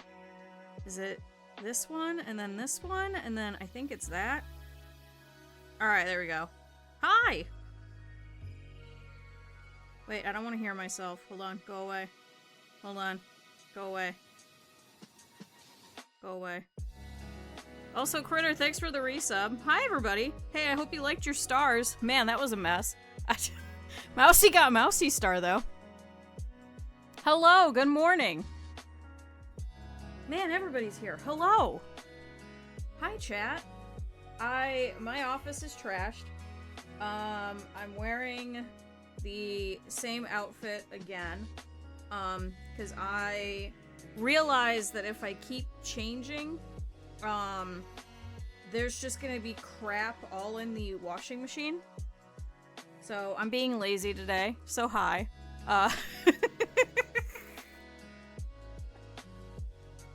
Why is it still playing my stream? I don't want to watch my own stream. Hello. Hi, everybody. I'm also dying. I feel you. Hello. Chat. We're almost done. Welcome back to day 4? Chat, it's the last day. I promise. I swear it. I also moved some stuff around. Hopefully this actually works a little bit better in terms of a setup. Because I keep going back and forth with everything, and you guys are like, no, we really like the second camera, and I'm like, well, then it doesn't make any sense to have the chat on the screen, because then there's just too much on the screen. So hopefully this helps. It's literally just the same thing that we have when we're playing games. No last day? No, I think last day. We're getting there. We're getting there. Look, we got some horns. We got this monstrosity. So if you didn't see, this is our dragon so far. So this is the neck. So once we have the head completely done, we're gonna put that in here in the neck cavity. We're gonna put it backwards, and we're going to hand sew it in. All of the legs are shoved in here. We've got all of these little claws and things. We attached the tail yesterday, so that's all set over here. We have this opening here, though. This is where we're going to be pulling everything through, and this is where we're going to be stuffing everything. So that's exciting. So what are we doing today? So as you saw, not only do we have the horns, we got the face. This is the face that we started working on yesterday. So we are genuinely almost done. It has taken us literally all week. I was hoping we'd be done yesterday. But I guess not. So today's gonna be the last day. So yay, chat. Yay! Welcome back. I think all of this I'm going to put into one big giant mega VOD and just put it up because it's gonna be unlisted anyway. So never thought this day would come. No, I'm kind of glad. I think he'll be very fun to stuff and to show off and things like that. So hopefully he'll be super cute. I hope so. I think that'll be a ton of fun. yeah, it's been a journey. So we're currently at, I think it was, I also have not charged this phone all week, and it's currently at 49, which actually isn't bad. So we're currently on page 66 out of 85. So next up, we have to stuff some face spikes, put those on the face. We have to sew the head to the cheeks, sew in the horns, put those on. And then pretty much most of the face is done. We're just attaching all the little bits and everything. And then we're attaching the face to the body, and that's it. Chat, there's really not a lot. It's just stuffing after that. It's like 4 pages of stuffing. I don't think this is a difficult pattern by any stretch of the imagination. I did pin it in the pinned comment, so chat, if you're looking for something fun to make, I mean, I think this is definitely a good one. I mean, not only does Shifty have all of the videos that you can reference, but I'm gonna put this up, so if you decide, hey, I want to make a 2-foot or 2/3 of a meter long dragon, and you want to watch somebody do it with you, you can always watch this video and see it all in real time, and then you'll know. It's gonna take me probably at least 4 or 5 or 6 days, depending. So, chat, make a dragon. Why not, right? Why not? I'm very excited, though, for everything to be done. Hold on. I wonder if I could be lazy and just drag the box of stuffing over here.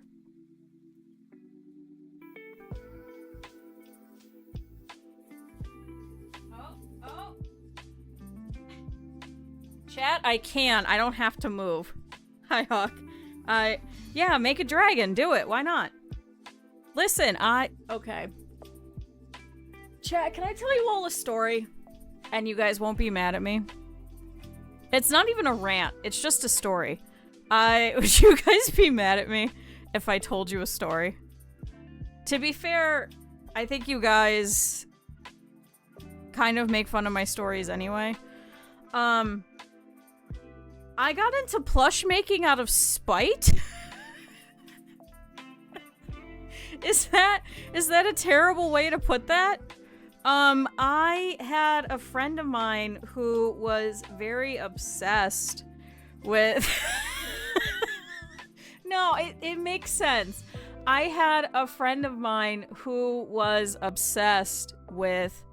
there was a particular plush maker who was in the community back in like 2018, 2019, who opened up commissions.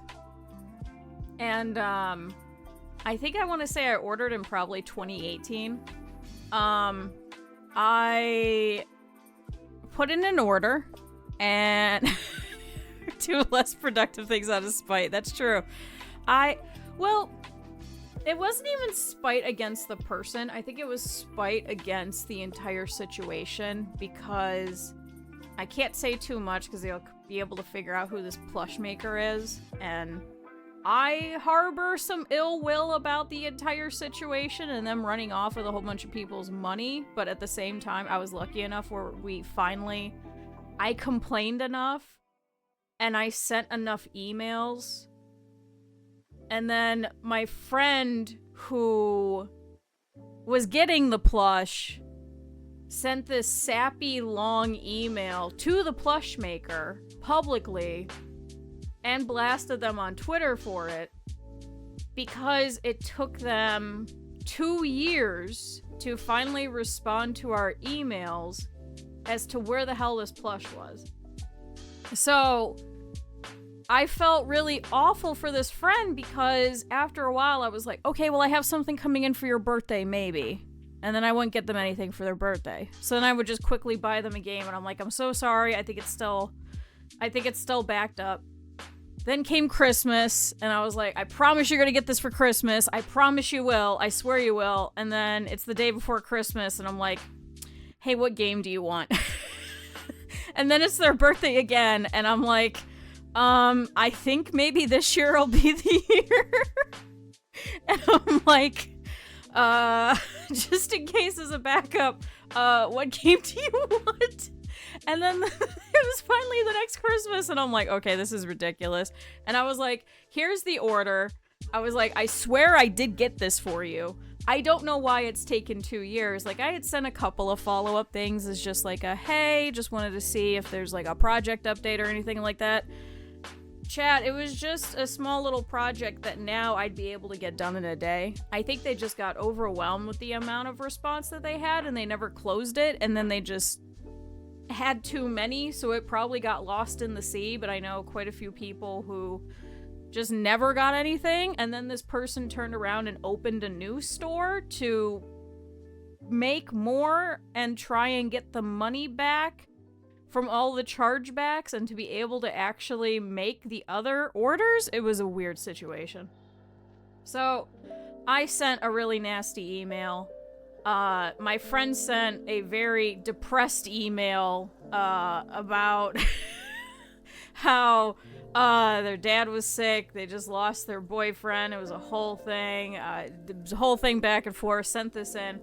Finally, they were like, which order is it? What were the colors? And then they just made it within about 2 days and sent it out.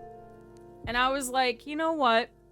I'm so mad at this that I went and got that plush pattern, because it's a pretty common one. I went and I purchased it, and I bought some fabric, and I made one, and I sent it over, and I said, hey, if this never actually shows up, I said, I'm sorry that mine is not as good as theirs. I said, but at least now you have one of these. And they were so excited.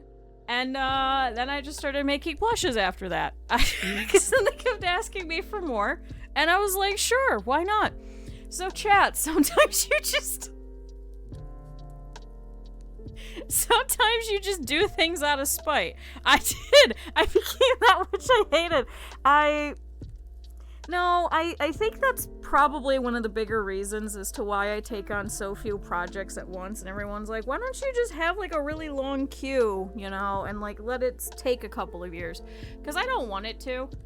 That really struck a nail with me, you know, where I'm like, I don't want to be sitting here and doing this 3 years later because I overwhelmed myself. So there you go, chat. So that listen, if you just go, oh yeah, just make a dragon, why not? Where I just go, you know what, out of spite, I'm gonna make this exact same plush and then send it and have it be done within a reasonable amount of time. So there you go, chat, that's the story.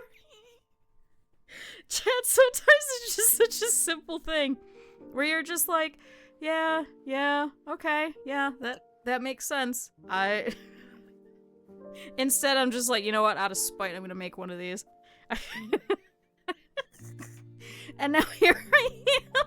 Hey, so thank you to that plush maker for never sending out that plush in about 2 years, where we had to just keep emailing. And I would send an email like maybe like once every 3-4 months, I think it was, and just be like, hey, what's the update? What is it? And it would just be like, oh yeah, I'm gonna finish this soon. No, we're not making a 3-foot Kong. High aches. I think we're over the donkey making process because I've done it so many times. I have one more, and that's if we ever fundraise for my chair.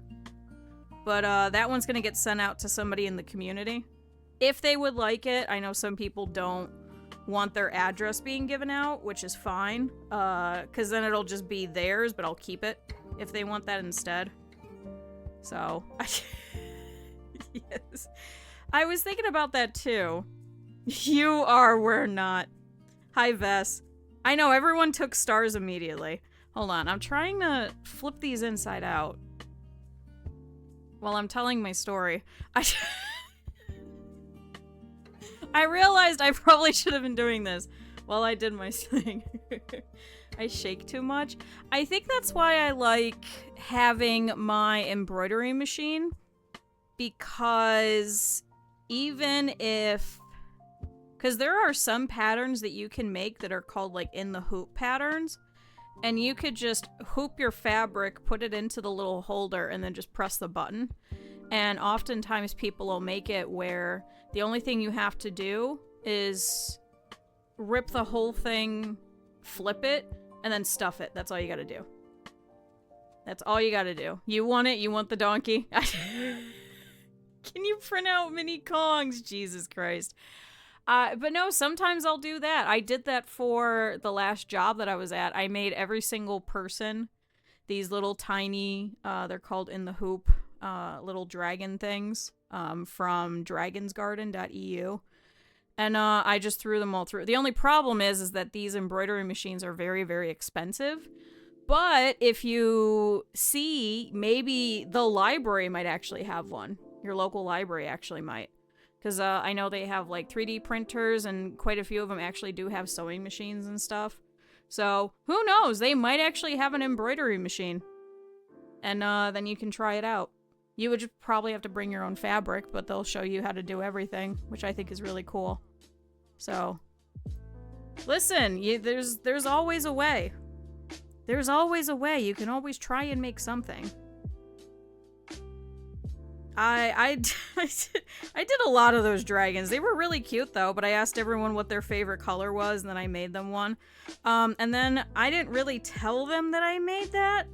There were quite a few of them that I think didn't connect the dots, and they just kind of either gave it out to a kid, or they let the kids play with it, or they broke it or something like that. And I was like, you know what? At this point, it's out of my hands. I'm not gonna be like, hey, I made that for you. I did get mad at the one because she walked in, and she goes, listen, this kid really, really liked it, and he really wanted to take it home. Could you make me another one? And I said, no. I said, listen, if I was to sell those things, that'd probably be about $50, $60. I was like, I'm not just going to keep giving you another one of these every time that a kid comes in. I was like, that's not what that's for. I would make a special exception for the kids that came in that really liked it. And then we would set a specific goal for them. And it would be something like, we had one where kiddo was too scared to go to school. So he started working on that. He did that for a couple of months. And we told him, you know, if you can make it one whole day without going home, then you'll get an emotional support bat. So child got an emotional support bat after about 6 months. That was different than just kid came in, really liked the thing, and then goes home and then probably ruins it and then comes back and goes, can I get another one? That was my difference. I was not just gonna give this one lady who I knew would do this multiple times. I was not just gonna give her 10, 15 of these things just for them all to disappear and then ask me for more. I was like, no, I'm good. You get your one and that's it. You get your one. All right. Chat, where is this going? So, it wants me to lightly stuff these? I don't know. Do we feel like it needs it? Do we feel like these kind of need it? Should I put stuffing in here? Or should we leave it flat? What do we think, chat? What do we think will be better? Should we just leave it open? And just have it be, like, kind of soft? Because it says lightly stuff, and then I guess I'm gonna put this on the sides of the face, so would it be like... this, I guess? I guess it would have to be like this? Oh, it's gonna be an opposing curve. But I guess it would be like this, so these little face spikes are gonna stick out. Does this go this way? Hold on, chat. Let's consult. More like lizard frills? I think that would be kind of cute, though, wouldn't it? Am I doing this right? Oh. Oh. Wait, hold on. Oh! Chat, they go this way.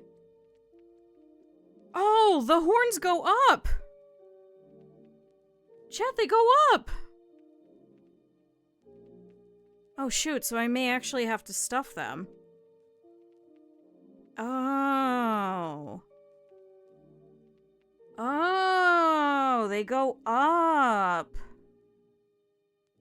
Oh, that makes more sense. Oh. Okay. Hmm. Hmm. I guess we're going the other way. All right. Well, that makes more sense. Looking at the wrong directions. You know what? That sounds like me. That I would absolutely do that. Why can I not scroll? Hello? Okay. So I guess we're going the opposite way. I was gonna have them go down. Oops. That'd be a little awkward. Okay. So, stuff the face spikes, flip them right side out, lightly stuff. You can use a pair of 4 sets to help. Do not stuff close to the opening since it'll be sewn into a seam. Okay. Alright, I'm keeping the instructions there. We'll try stuffing them and see how it looks. It's just gonna be a little bit anyway. It's not gonna be like an immense amount. I cannot believe I was gonna put them upside down. Okay. I think that should be enough, because like it's saying, we don't want too much over here, because what's gonna happen is, my machine especially is not going to like sewing over this, if you guys haven't seen the past couple of days. Unfortunately, we've been getting a lot of very, very bulky seams, and my machine does not like that, and it'll make very angry noises and get things stuck. So if I have to, if this is too much, I may have to hand sew this. My little machine was not meant for this. It was not meant for this. A nicer machine would be able to do this. Mine is just kind of a...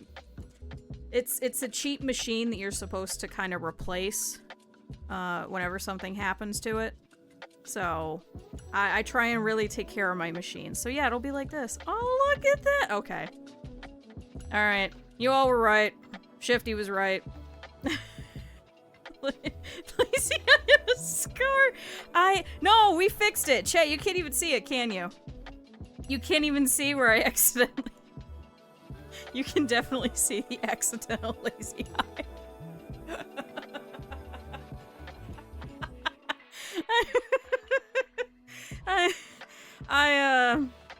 Yes, chat, this eye is higher than this one is. Oops. Listen, but you can't see the little hole I made that I had to cover up. You can't see it.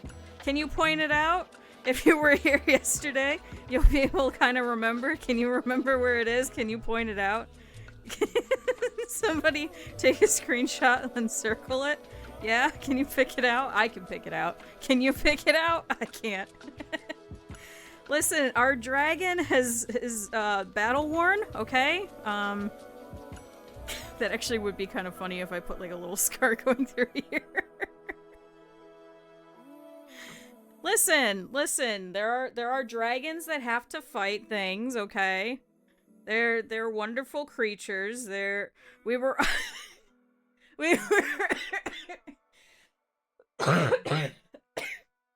Sorry, it still hurts to laugh sometimes. We were talking about, was it yesterday? No, 2 days ago. If we actually had dragons, would we eat them? Instead of chicken wings, would we have dragon wings? And then we were debating that. And then we were like, will we hit that point of debating their consciousness if we should be eating them or not? This has been a very weird week. I think for the YouTube video, I'm just gonna stitch them all together and have it be 1 mega upload. So, for those of you guys that have been like, oh my god, I want to watch the sewing stream, you're gonna see the entire thing all in one go. You're very welcome. Would it be immoral to eat? Yeah, see, Coffee knows. I don't know if it'd be immoral. I don't know if we actually had dragons, if we together as, like, humankind would just be like, yeah, we could eat dragon feet. Yeah. The British ate mummies! See? If we could eat, if we as a society could come together and be like, ooh, here's this cool thing of these mummies, would we eat dragons? I feel like we would. I feel like it'd be a whole thing.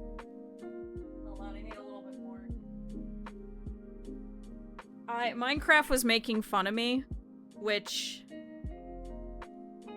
If you used one's dragon breath to fire roast it? Oh. Would that cross the line? Well, would it be cannibalism then? Or would it just be... Or would that just be, like, using every part? I don't know. See, I think we would. If the dragon would try to eat me, then yes. I feel like the dragon would. I feel like that would be a circle of life thing. Like the dinosaurs with our Neolithic ancestors. I'm sure that's probably why they started eating them. They were a good source of meat. Alright, there we go. So now we gotta try and base this down very carefully. But yeah, Minecraft was making fun of me. Actually, I like alligator. Not crocodile. I've never had crocodile, but I like alligator. It's like a greasy chicken. Especially alligator jerky. Pretty good. But Minecraft was making fun of me because I think I'm running out of stuffing, but I can't tell. And Minecraft was like, why don't you weigh it? Except that we gotta figure out what the weight is of the box. Because it says here that the net weight is 20 pounds. So I could just weigh it and see how many pounds is left. But I don't know what the tear would be on the actual box itself. So I don't know what the total box is. But I can't open the entire box because then I ruin the entire box and it'll inflate. So... I just avoid it? Well, you can't really avoid a dragon now, could you? I mean, there's a whole game about that. That's now coming out on the Switch, too. Guys, the wonderful documentary about dragons by the name of Skyrim is coming out on the Switch, too. We'll be able to enjoy it again. Guys, everything I learned about dragons, I learned from Skyrim. That's why it's on every platform. What do you mean, oh no? What do you mean, oh no? What do you mean? I'll never be free! Sura, we still gotta set up our Daggerfall stuff, too. Surely we'll never be free. This is why I'm like, I don't even feel like we should even play Oblivion or above, because everyone's just gonna keep going. Play Arena! Play Daggerfall! Play Morrowind!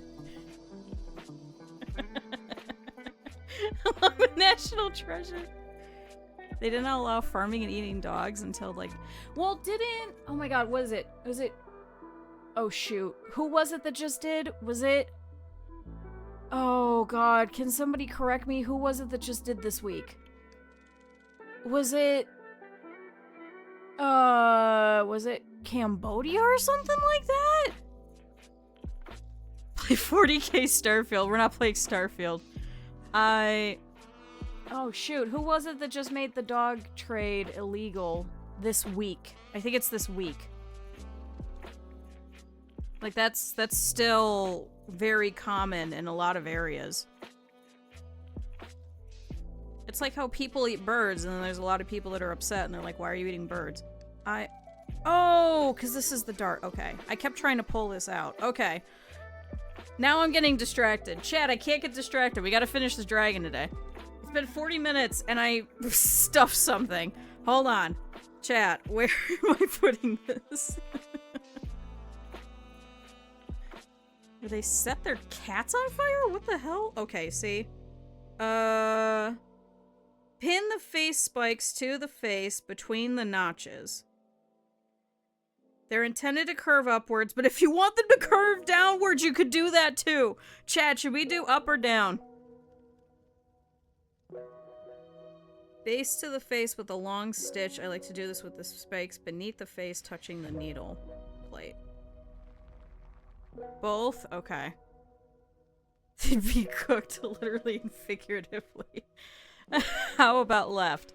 Time. Okay, one up, one side down. That might be a little mean to him. That might be a little mean.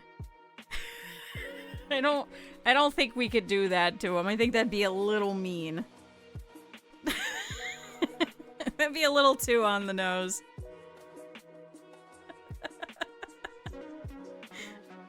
Let's try doing... I don't know.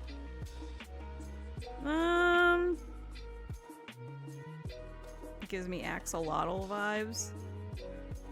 Do we want axolotl?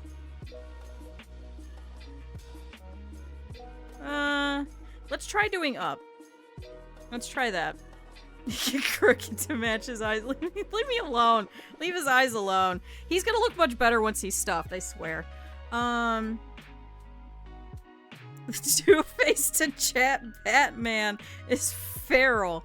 I think I actually want to hand sew this down because I don't think the machine will actually be able to do this.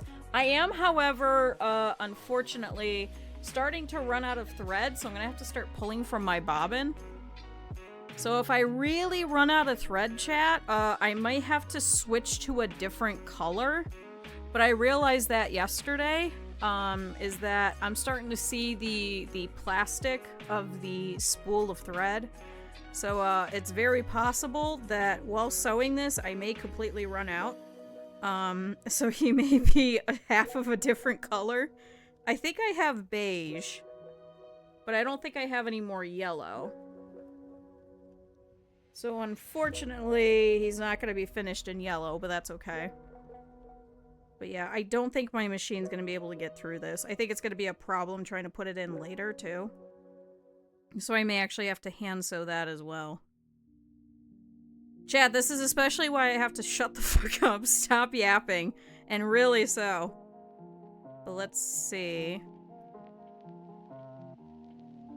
Got everything that could go wrong. What are you talking about? He's fine. He's a good little creature. He's fine. So it wants everything basted between these 2 points here on the other side of the fabric. So we should be able to go all the way up here. So I'm going to start down here. Just going to be a very quick little stitch. And I'm gonna go outside of the stitching line. This is literally just to hold it in place. There's for no other purpose, really, for this. Just super quick all the way down. If you want to be euthanized. We're not euthanizing the dragon. He's not even finished yet. He's fine. He's fine. He's gonna be a magnificent little creature. Guys, we're gonna really appreciate him. He's gonna be super cute. He's gonna be very happy. I'm very glad that this isn't getting sent to anyone and this is just for me. Because the first thing I would have done was I would have just tossed the face and made a new one. Because the eyes are definitely a little off. Oops. I didn't mean to, okay? It was a different way of sewing on the face than what I'm used to. I wasn't used to it. Now I kind of know. That's gonna fall. And then this would go... Okay, so I guess that is gonna kind of match up. I thought it was a little short, but I think we should be good. He may just have one set of face spikes that are a little lower than the other. So I think the other ones I'm gonna have to start from the bottom as well. Okay. That looks good. And then I think I grabbed the wrong set of fabric. There we go. The ham prism mean? Like the whack-ass crystal prism one or a different one?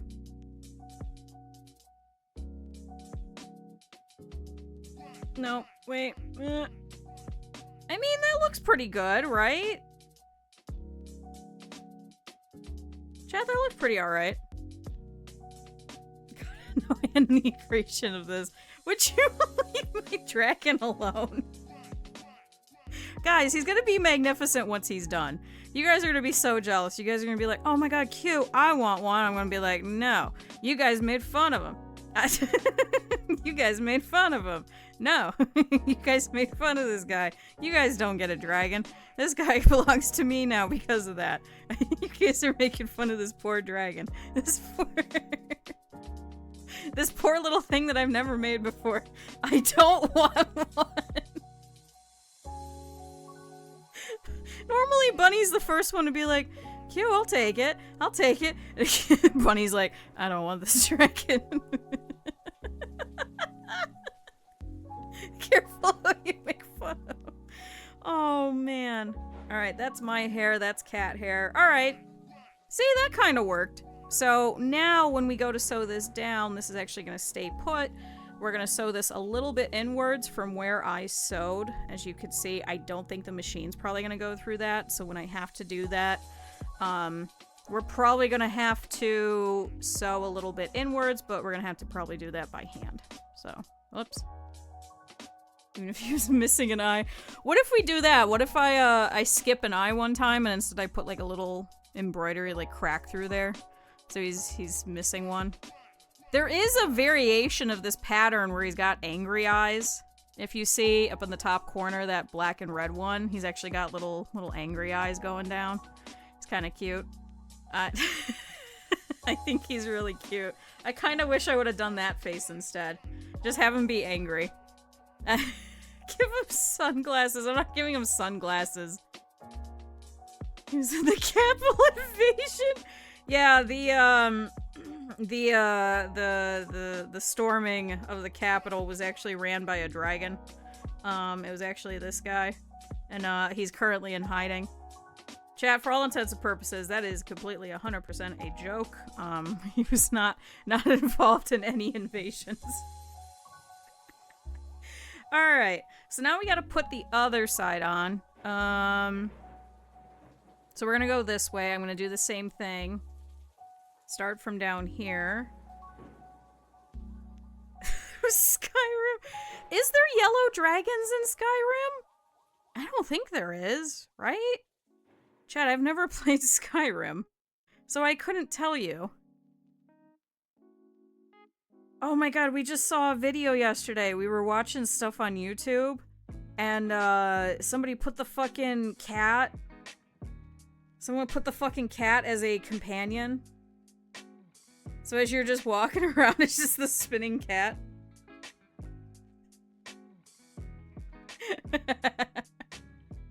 Not bright yellow, but like brown yellow? I mean, no, I'm thinking like bright yellow. I kind of like the bright yellow look. I went looking for inspiration, so that's where the purple eyes came from, was I found, someone made a very pretty yellow dragon, and it had, like, kind of like electric purple eyes, and I was like, ooh, perfect! I have, like, this very nice purple-violet color. And I was like, it looks nice. Why the hell not, right? Maybe rate my new pet. Oh, the metal filling in a magnet. I thought it was cute. It is definitely a novelty thing. Also, thank you, Raven. Chat, everybody drink water. Maybe they do. I don't even know what the hell those are. I think I watched like one Skyrim speedrun, and that was about it. I own Skyrim. I used it once as a benchmark for a new computer, and then I never played it. I played like 5 minutes of it. Or pet the yellow dragon. Oh my god. Yellow dragon streak. Thanks for streaking. Much appreciated. That would be all yellow dragon, wouldn't it? That would be all of this week has just been yellow dragon. It calls me. Well, now you can play it on the Switch too. Now you can play a different variation. It probably a shittier variation, but a variation nonetheless. I do like that they are re-releasing a lot of these for these platforms for people that probably wouldn't have played it normally. So I am okay with that. I'm just like, you're playing it on the Switch too. Do you want to do that to yourself? You have 1/10 of a star redeemed? Jesus Christ. How many hours did you mod it for? We talked about that. That's like me and Velvet. We'll build everything, we'll make a family, do all that, and then we're like, now you gotta play the game? Like, spent 30 hours, like, making a nice house, making the entire family, having all this set up, then you gotta decorate, you gotta do everything, and then you're like, man, now I gotta play in it? Alright, chat, there we go. See, he's got a face. He's looking pretty good. I am going to trim this, because as you can see, it's kind of bubbling everything. We don't need that. Okay, this should also kind of, as I do this, make it so everything lays a little flatter too. Okay. Alright, that's better. No longer crashes on boot. Crash to desktop. So I'll never have a star! Listen, you'll get one. Wait, they censored the cover? They had to cover up bikinis and throw more clothes on people. Listen. Chat, you can get, you too can get a copy of Fantasy Tavern, Sextet on the Switch. That is a straight-up H game, and, that's what my new outfit's gonna be partially based off of. Chat, you too can play that on the Switch. Chat, you too can get a cover. You can get a copy of it.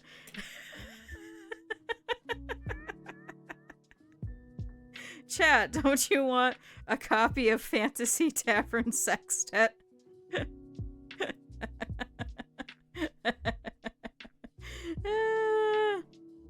Oh boy. Was it? Yeah, it was Dragon Tail. Wasn't it? Dragon Tails, Dragon Tails. Dragon. They have teeth on their upper but lower. What the fuck? What the fuck are these facts? Alright. Chat, so that's all done. Now what do we do after that? We have to attach... I think it's the back of the head to the front of the head? Hold on, let me see. Okay. Sew face to back head at cheeks. With right sides together, pin the face to the back of the head of the cheeks. Okay, so we're going over what we just did. So, that's gonna go... Is it R to L? Yes, R to L. So this is gonna get sewn to here. So I'm probably gonna hand do that. And then this is gonna get sewn to here. I know it makes no sense. I know it makes no sense. But just trust me, chat. And then we're gonna sew the bottom sides of the horns. Okay. Should we hand do this, or should I put this through? I'm asking myself the real questions. I guess we could try it, and worst comes to worst is I will just switch. So let's go ahead and pin this. This is also good just to pin this in general. So let's put this here. Nova Eldritch Entity. Well, because it's even worse because when you look at the box art for Fantasy Tavern Sextet, you wouldn't realize that it's an H game until you look at the title and you're like, oh, it's called Sextet. Then you're like, well, I mean, maybe they meant Sextet. No, it's literally Sextet.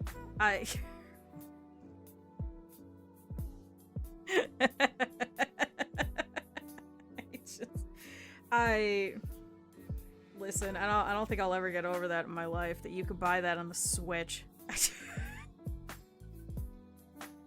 Chat, I too enjoy my Gooner games on the Switch. It's a quartet but 6 people. No, yeah, but not like this. And each variation is 2 more characters that you can woo. Like, they kind of did that on purpose. Also, chat. It's a porno, Jesus Christ.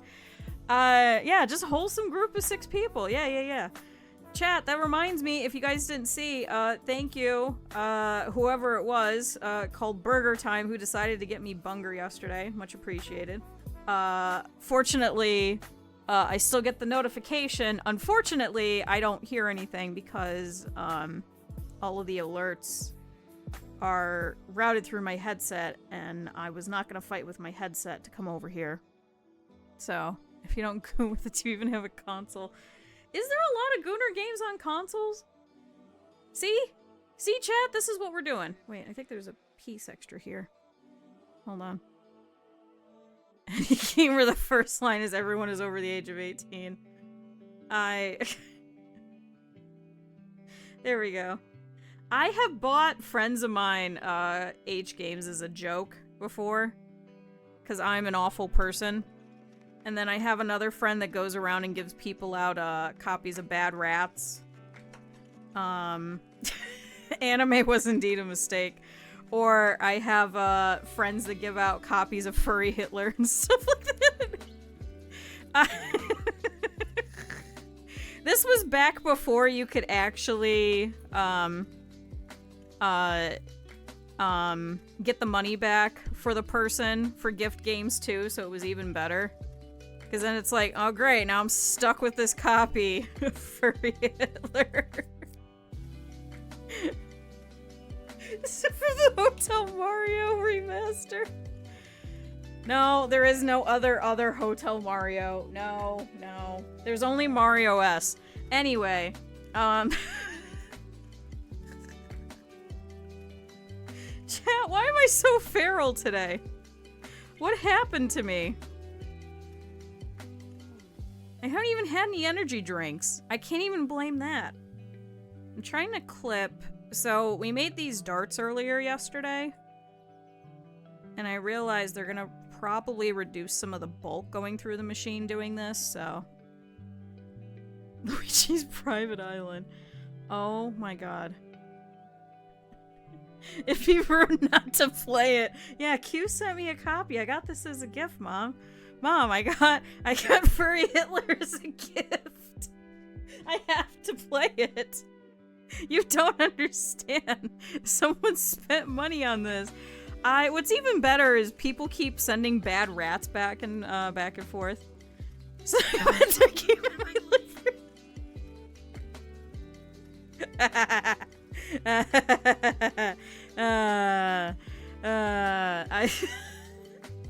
But we got Bad Rats, I think you got a note, and it was like, hey, it was like 65 pence, enjoy. And I was like, so we're all just sending 65 cents back and forth of just a copy of just Bad Rats, and then they came out with Bad Rat Show, and I was like, oh, hell yeah.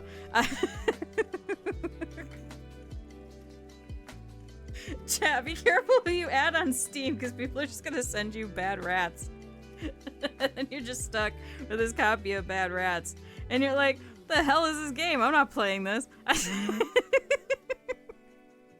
I'm sure it's probably a lovely game. At some point, maybe we'll do that. Maybe we'll play some of these random games that I got for free in my Steam library and just be like, is this a good game? And then play Bad Rats and Bad Rat Show and the Homestuck $1.25 Hive Swap Friend Sim game. People keep sending me all of these really weird games, and I'm like, what the hell is this? Alright, let's see if we can attach all of this.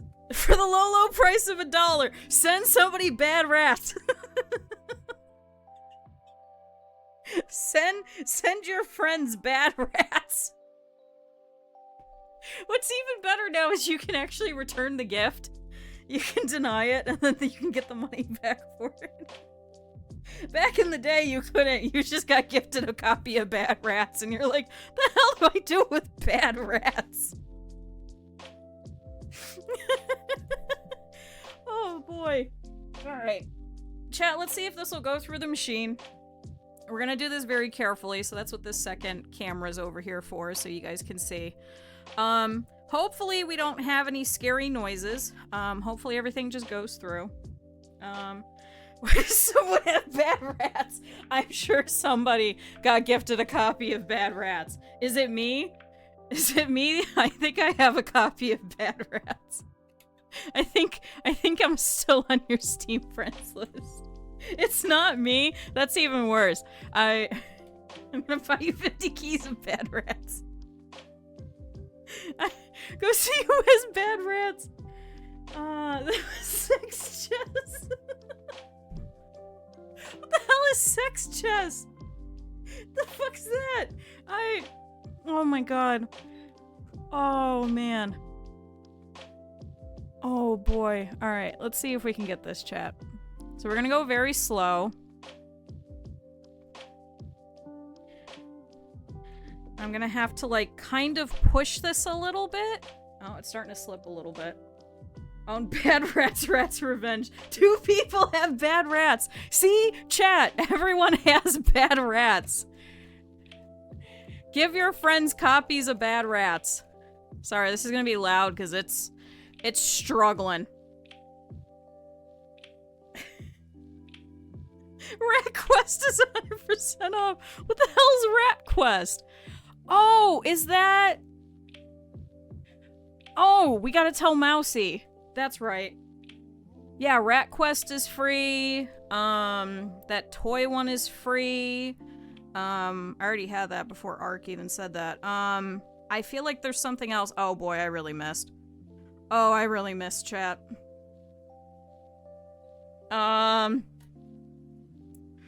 Ooh. Oh, that's not looking good. Oh yeah, 100% orange juice, but I already owned it.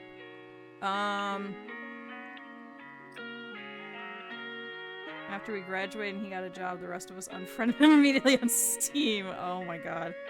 One of my friends even owns it? Is it Snooze? Because Snooze is the one that keeps gifting me bad rats. That fuck. Every time I turn around, he's like, here you go, here's bad rats. It's not Snooze? What? By Rat Quest, I already got it. Alright, chat, I guess we are gonna be hand sewing this. Because I don't know if you see, this is the stitch line. This is where it went. So, I kind of call that one from a mile away. So, unfortunately, we're gonna have to actually hand sew this. So, hey, how's everybody going? Hey, can you, everybody, stop what you're doing, go open your Steam, and go see who on your friends list has bad rats, and then ask them who gave it to them? Uh-oh. Excuse me. I don't think I've ever heard of anyone legitimately getting a copy of Bad Rats for themselves. Touch some grasses. The leaf blowing simulator. Remove the ads, only the ads, leaves you blow them. What? Jesus Christ. How about none of those?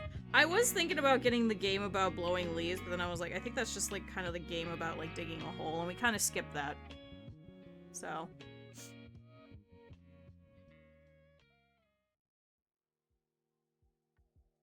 Alright, chat, welcome to hand sewing the stream. One day I'll get a better machine. One day. I really want this one to kind of wear its welcome out, because it is a decent machine. It's not a bad sewing machine by any stretch of the imagination. It just it cannot withstand 4 layers of minky and a whole bunch of stuffing. So other machines are probably able to go through this a little bit better, but this one is not meant for this one. This is a computerized sewing machine. They're not, how to put it, they're known for their very fancy stitches. Because I don't know if you can even tell, there's this whole panel here. There's probably approximately 170 stitches on here that it could do. It's very fancy. It does a lot of things. It just unfortunately cannot withstand this. So. I missed a stitch. Hi, Minecraft. I missed a lot of things. Don't worry. I've got, it's like a whole bunch of like fancy quilting stitches. There's some fancy like filigrees and things. There's a whole bunch of letters. There's some fancy like Grecian pieces. There's quilting stitches. There's all kinds of stuff. So The latest patch up the graphics. Yeah, this is RTX on. This is RTX on. One of the devs of Moonshine Simulator? What the hell is Mayonnaise Simulator? Keep getting Nekopara games. Yeah, what the hell is Mayonnaise Simulator? The hell do you do with that? Chat, go find weird games and gift them to your friends. This holiday season. Chat, enjoy the holidays. Spread some cheer. Gift somebody bad rats. Stardew Mayonnaise. No, Stardew is a time-wasting simulator. That's what that is. Is a prison work camp thing? Yeah, we knew, so this game, yeah, it's a clicker game. And you emulate being a prisoner and having to work for pennies on the dollar. And, it's just a clicker game. So we kinda jokingly co-opted this one. Also, hi, Fonzie. It is, it's RTX SOS.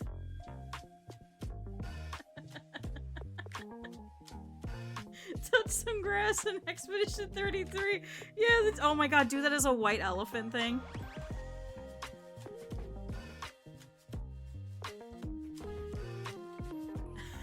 The Stardew Mayor speedrun.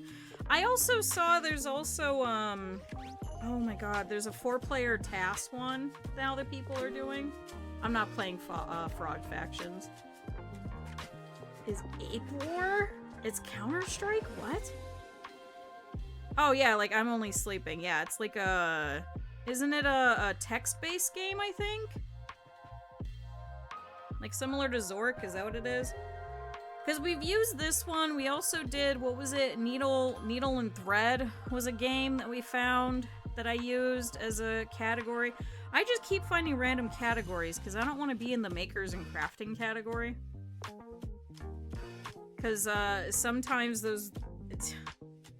I don't know, I don't think I'm at the par, at the skill level I think needed for dealing with the people in makers and crafting, maybe. Is that helpful?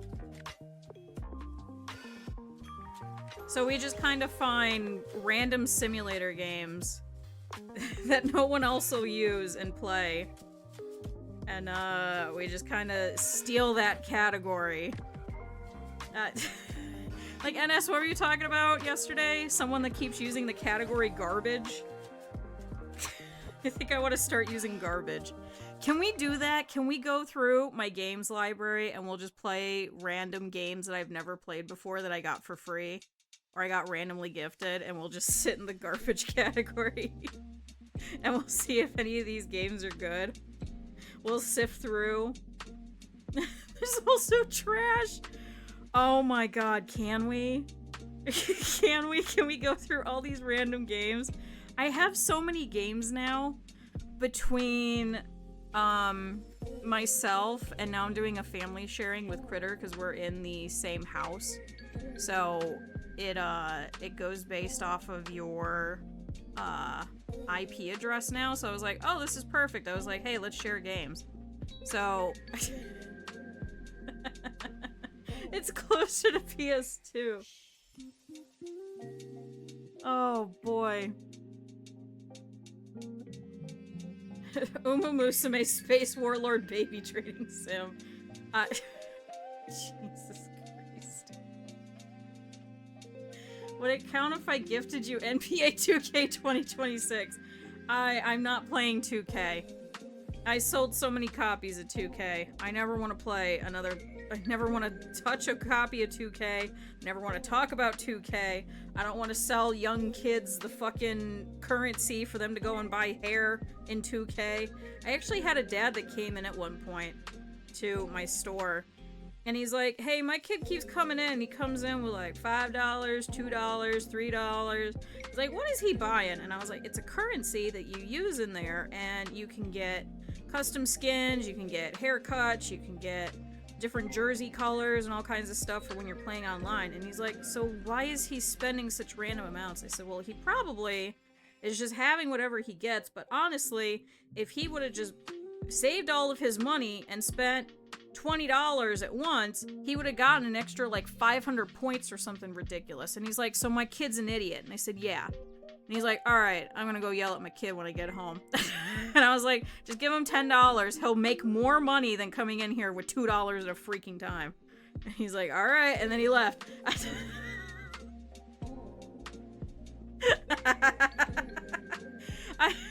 And I knew which kid it was too, because they all come in, they're like, I got 75 cents, can I get some points for 2K? And I'm like, yep, alright.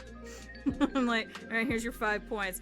Well, this was also when they had first kind of implemented it, so they didn't really have like a proper setup for any of this, so I was explaining to them too, because they'd come in with like $1, and I'm like, hey, you do realize that half of the haircuts that you're trying to get are worth like 600 credits. That's like $5.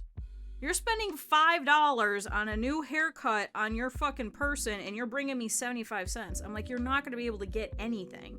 It's like, you might as well wait until you have more, buy a bigger card, and then actually go and get something. I was like, you're not going to get anything. It's not an accessory. I was just trying to explain, because they would get really confused, because they're like, why are they spending more money on this game? I'm like, it's all multiplayer. Now they kind of get it a little bit more as we've gotten like more cosmetics and stuff, but you gotta remember, this was back in like 2018, 2019. A lot of the bigger games were doing it, but not a lot of the smaller games were doing it. Where you would have like, you know, skins upon skins upon skins. They were just kind of still starting out with that, of doing like the microtransactions, and such a big thing, especially in a sports game, where they're like, oh yeah, it's $7 for this haircut. Like, what? Like, I already spent $60 fucking on this brand new game. Now you're gonna charge me $7 for this fucking haircut on top of it? Let alone the jersey prices? Steams that no longer exist. I think I have you beat. I think I still have a whole bunch on the NES that I can guarantee no longer exist. Yeah, well, League, like, we kind of understood. A lot of these people were only console people. Is it being banned? I think it's... I don't know if it's being banned per se. I think they're... Because I think Japan did this recently as well, where now you have to put, like, what the pull rates are on everything. The, console players didn't really have a lot of microtransactions at that point. Like, we would have, like, maybe Ubisoft that was sneaking them in, but a lot of the sports games didn't. And for a lot of... I don't want to say regular gamers, but, like, 1 or 2 games out of the year kind of gamers, like, they just buy, like, Call of Duty, and they just buy, like, a sports game, maybe. For them, it was very outlandish, and they had never really had it. So they were just like, oh, this is kind of cool, and they weren't realizing that they were wasting a whole bunch of money by not buying a whole bunch of credits at once, and by not thinking, hey, it's $8 for this fucking afro, do I actually want it after I just spent $60 on this goddamn game? And all I got for my pre-order bonus was a box of fucking Reese's cereal.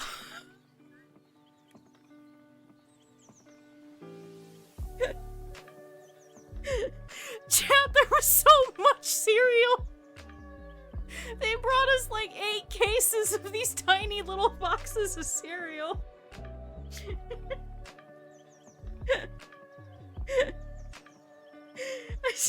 And my favorite part was when they were passing it out. My big coworker, he gets up on the counter.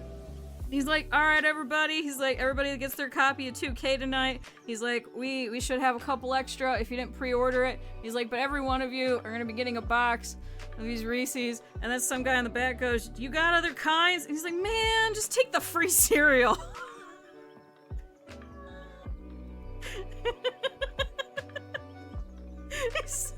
It was so feral. Like, yo, you got other kinds? Like, yeah, let me just go get you some Frosted Flakes, man. Hold on, I'll be back. I'll go to the store. Well, because at first, we didn't know what the hell it was, because this guy just shows up. He's not wearing anything. He's not wearing, you know, like a t-shirt or something with like anything embroidered. He doesn't have like an official hat, anything like that. It's just this random guy that comes in with a little hand truck and he goes, "How many copies did you sell?" And we were like, "What the fuck are you talking about?" And I went and grabbed the manager and he's like, "Who are you?" And he's like, "Oh, I'm here to give you the pre-order bonus." He's like, "What pre-order bonus?" He's like, "For 2K. And we were like, "What the fuck?" And he's like, "Well, how many did you get?" And we were like, "I think we have almost 2,000 pre-orders." And he goes, "Okay." And he comes back out from the truck and he brings us this giant stack. Just this giant fucking stack. It was taller than the handcart. I think it was 8 or 9 boxes. And we were like, "What is this?" And we open one of the boxes at the top and it's just these little boxes of cereal. You know, like the tiny ones you get at, like, school, where you put the milk in the bag inside?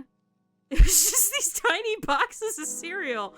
And we were like, "How many is this?" He's like, "Oh, well, we're supposed to give you extra." He's like, "So this is 3,000 boxes of cereal."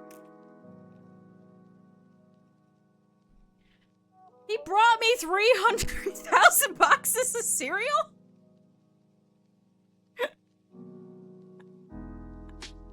He was waiting for Raisin Bran. But next ride, like this, we got so many people. The fucking store was so big and we were stuffed to the gills with people that we were like, "You're just gonna have to kind of make an orderly-ish queue." And we just couldn't. We were just stuffed shoulder to shoulder and it was spilling out into the fucking parking lot. And then people were trying to make a line, and then people were arguing with the rest, and then they were looking inside, and they're like, "Oh, we see why you're making a line." And then they started making a line. We had like 17 people working that night, and we still couldn't get through everybody. I think we were there until probably 3 in the morning, passing out codes and discs for people to play 2K. And then it was just cereal. The worst part, oh yeah, it smelled awful. It was so bad. It was so bad. It was like 3 in the morning and I'm like, "Man, I'm tired." And my coworker's like, "I'm gonna take you home." He's like, "I know the bus isn't running." He's like, "I'm taking you home." I was like, "Thank you." Meanwhile, we're standing there, and by the end of it, chat, there was still 5 out of the 8 boxes of cereal. So wait, if it was 3,000 boxes of cereal out of 8, how many is that left over if there was 5? So I took a whole case, the assistant manager took a whole case, the manager took one, the guy that stood on the counter took one. So we took 4 of them, and then we still had a whole box that sat there for 3 weeks, where we were just, "Oh, it's lunchtime," and somebody would just open the thing and grab a box and start eating some cereal.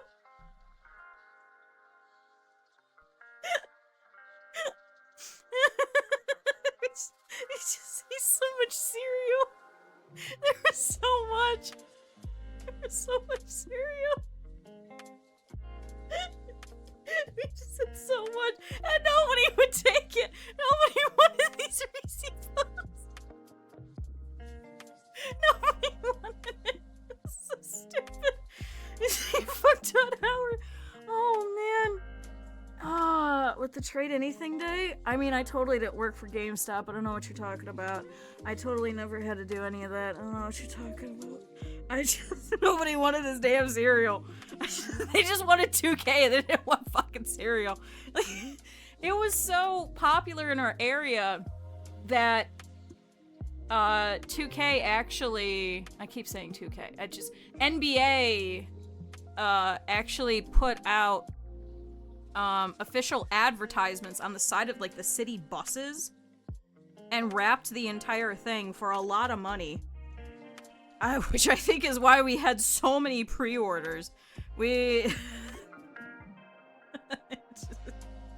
was a lot. That was definitely a time. And every single person would come in and they'd walk in, they're like, "Hey, yo, can I pre-order 2K? I didn't even have to ask any more information. I had to be like, "Which kind of 2K? Is this for wrestling? Is this for that?" Nope, I already knew which kind of 2K they wanted. Although I did have one guy that came in and goes, "Hey, I see that 2K is like really popular." He's like, is there a baseball 2K? I was like, oh, you're funny. I was like, do you have a PlayStation? Do you want to play MLB The Show? You are not getting any 2K out of... You are not going to get any yearly updates out of MLB anytime soon. Sorry. Although I did have one guy that came in at one point, and he goes... And I'll never forget this. It kind of cracked me up. Because I just wasn't expecting it.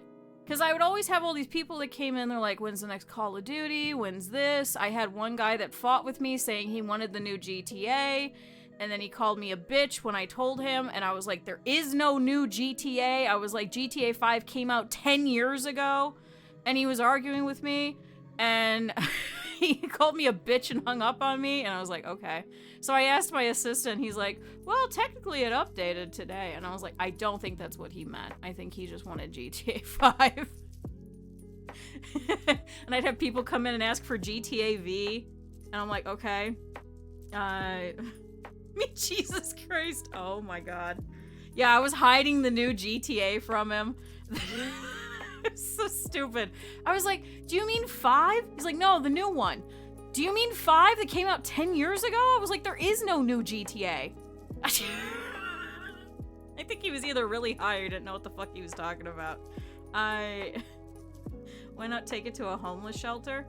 Because technically we're not supposed to, because when there was pre-orders, we had enough and maybe a little bit extra for each one of those pre-orders, and as long as someone had to come and pick up their pre-order, we had to have their pre-order bonus available. Does that make sense? So we, for example, I know like one of the Tekkens had come out, and I think it was probably like 4 or 5 months afterwards, we still had a whole bunch of like the pre-order bonus pieces of like these pins and stuff. I took a couple of them. I think I have one literally right over here. I can see it. I have Hahachi right there.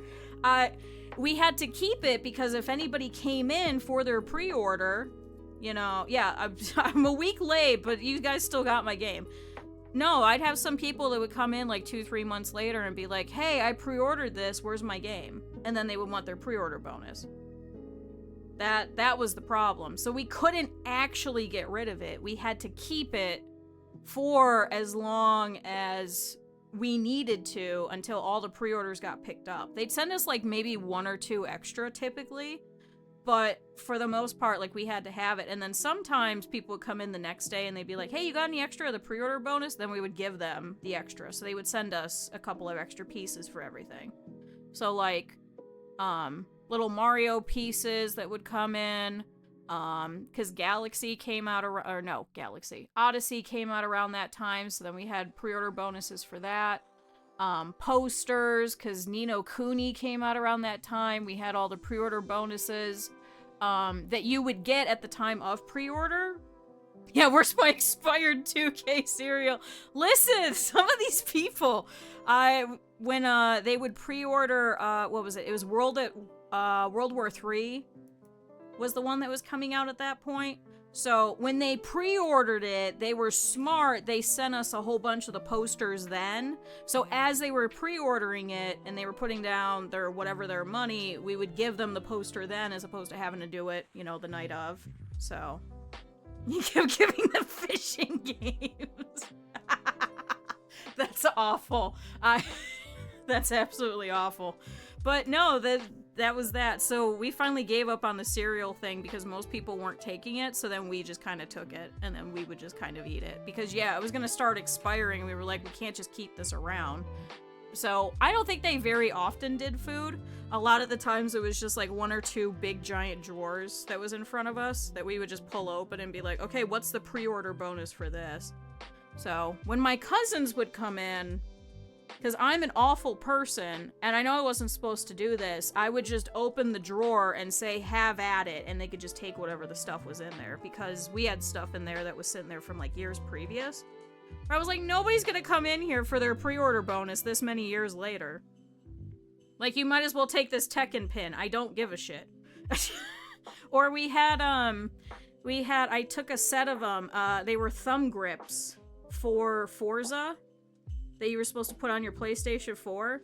And at that point, the PlayStation... Yeah, you still got my Warcraft pre-order. They were like special thumb grips so that you could actually grip properly when you were drifting, because they had like a little bit of like a textile thing at the top. So I ended up taking a set because the pads on my PlayStation 4 were falling apart. And at that point, PlayStation 4 Pro was coming out, and I was like, it's not gonna fit. It's not gonna fit any of these controllers anymore. Or, people would pre-order stuff, and I think someone put in a pre-order for a gold PlayStation 4, and that was still in the system. That never left. That never left. It was just all kinds of extra stuff, and then I would go, for some nights when we were doing inventory.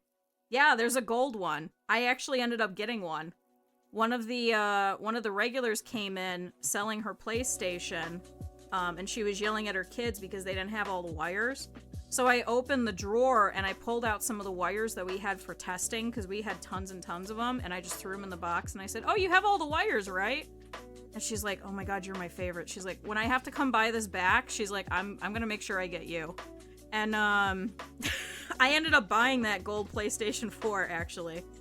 I think it was a Taco Bell one? Can somebody confirm? I think it was like a special edition Taco Bell one or something like that. I mean, she took really good care of it. That's why I was like, hell yeah, I'm buying this PS4 that's gold. I went and I looked because I had to write it in, and I had to write the serial, and I was like, I know exactly which one this is. So yeah, I have a gold Taco Bell PlayStation 4 because one of my regulars traded it in, and I trusted her, and I knew that she wasn't gonna have roaches at her house. Because I wasn't bringing that in my house. I never trusted any of the other consoles, but I was like, listen, you're cool. And then I was like, it's fine, because now this is the crummy wires from work, because I knew that I had a whole bunch at home. And I was like, I don't care. I'll just throw it in there anyway. I'll save her $15 by throwing in a single cord.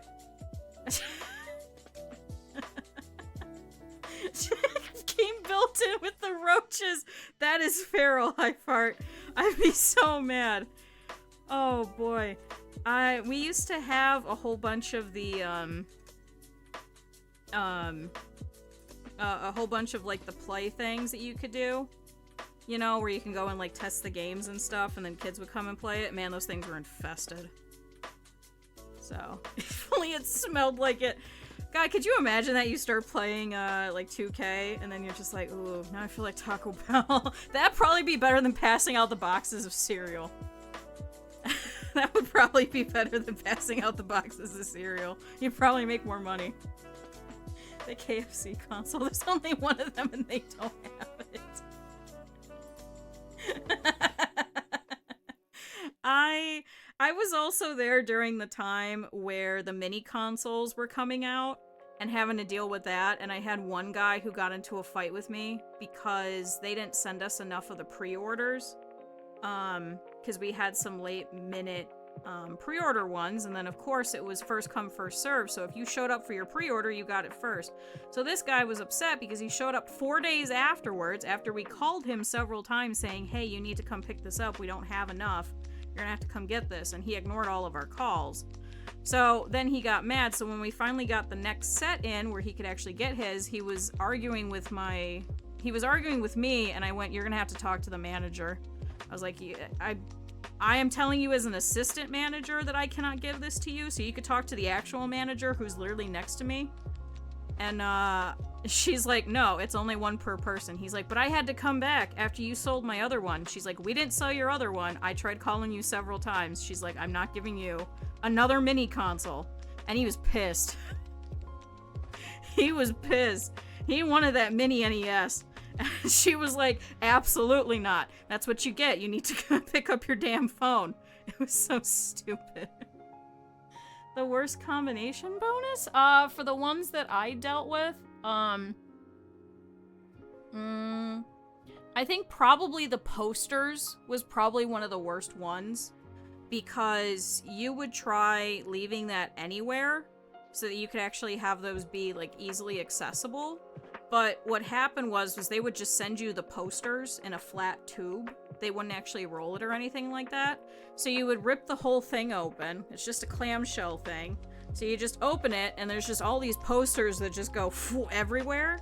So then you would have to try and shove it back into this clamshell thing, but then they would start to get kind of warped a little bit because you're trying to keep them upright. But even if you shoved it between everything as you're trying to move stuff around, it's gonna slowly open and everything's gonna fall. And then you're gonna have that one person come in and be upset because it's a little kind of wavy. And will make you go through every poster with them to find one that isn't wavy. Mind you, probably the last 10 to 20 pre-orders that you didn't even care about the poster. They didn't even want it. And you're just like, can you please take the poster?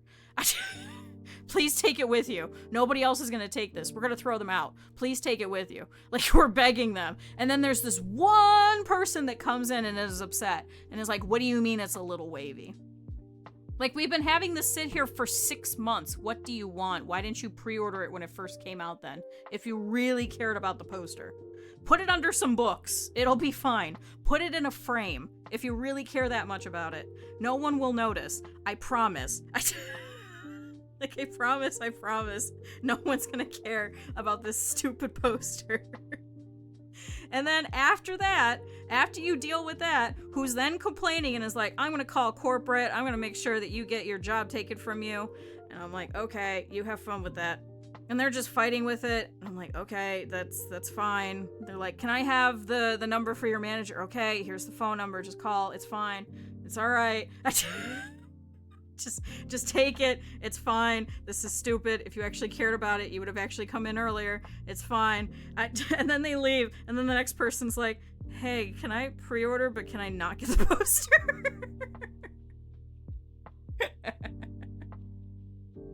It's too big to hang. You see what I mean? Like, it's just some stupid stuff. Or we actually had, if you guys remember, was that Borderlands 2? Does anyone remember? There was a special collector's edition that you would get for Borderlands, and it had a mask. It had the Psycho mask. And I think it had the bat, if I remember right. It was a special, very expensive collector's edition, and every periodically we'd have to hop up onto the ladder to go and change the price on it, because they kept making it cheaper and cheaper.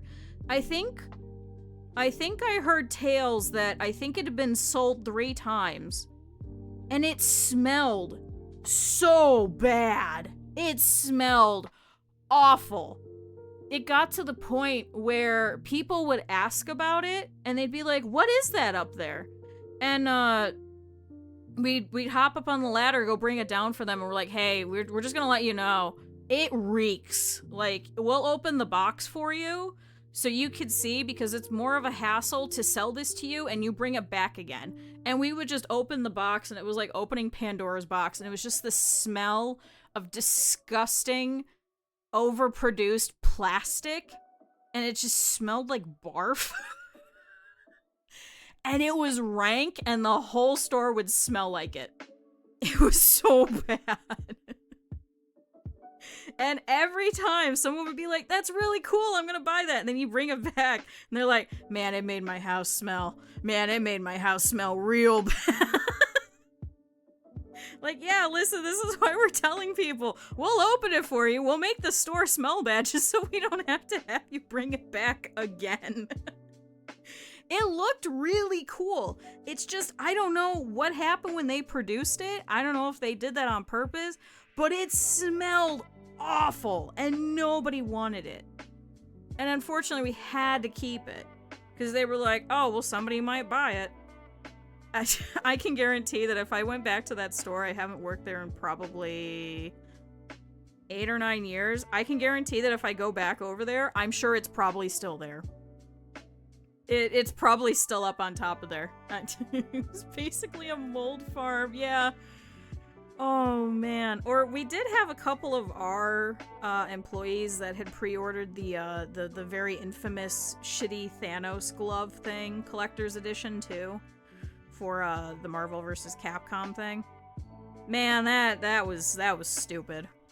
We sent those back Because we had like several of them, and then people kept ordering them from other places. So then fortunately we were able to keep sending it, and then every so often it would come back and they would return it. Yeah, the stupid eggs. The stupid eggs.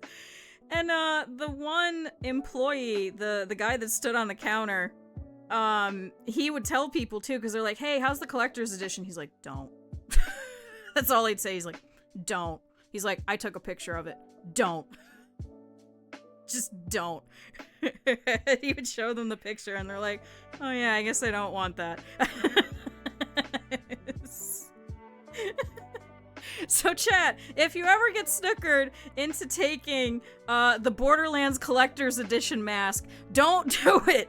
Don't trust them. Yell at whoever it is that wants you to be bequeathed with this terrible smell. Do not do it. Absolutely do not. Do not trust them. They are not your friend. They are trying to release this god-awful monstrosity of smells upon you. Do not do it. It smelled so bad. What were they thinking? Listen, they thought they could make a quick buck off of people. It was sad. It was sad. Because we also couldn't take it back after it was opened either. Because then it was no longer considered collector's edition. Chat, there we go! We got a face! It only took me complaining about my previous job for an hour and a half. Chat, look, we got a face! Chat, we got a face together.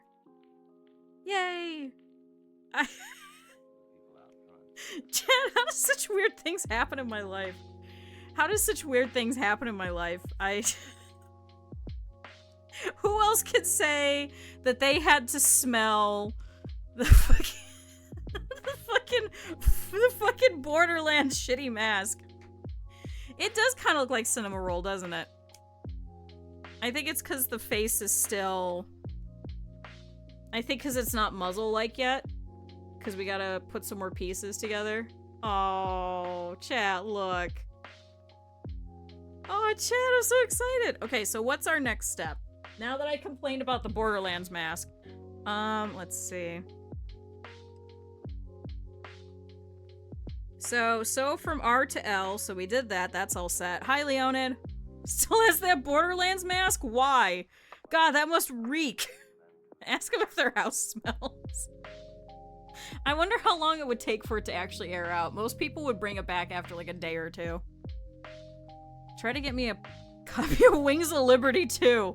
I had a GameStop employee that tried to fight with me when I was much younger. I was buying a copy of Kingdom Hearts 2 and was like, you should really just buy the used copy.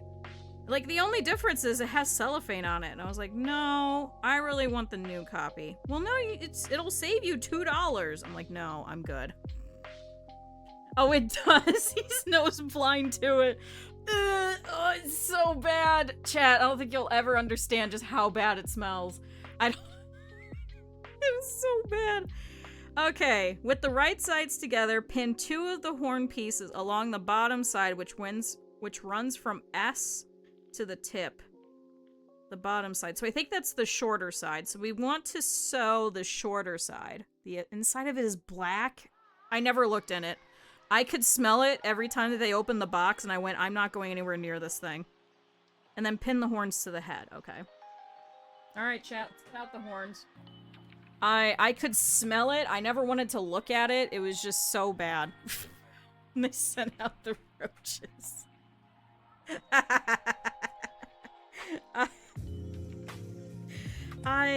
Listen.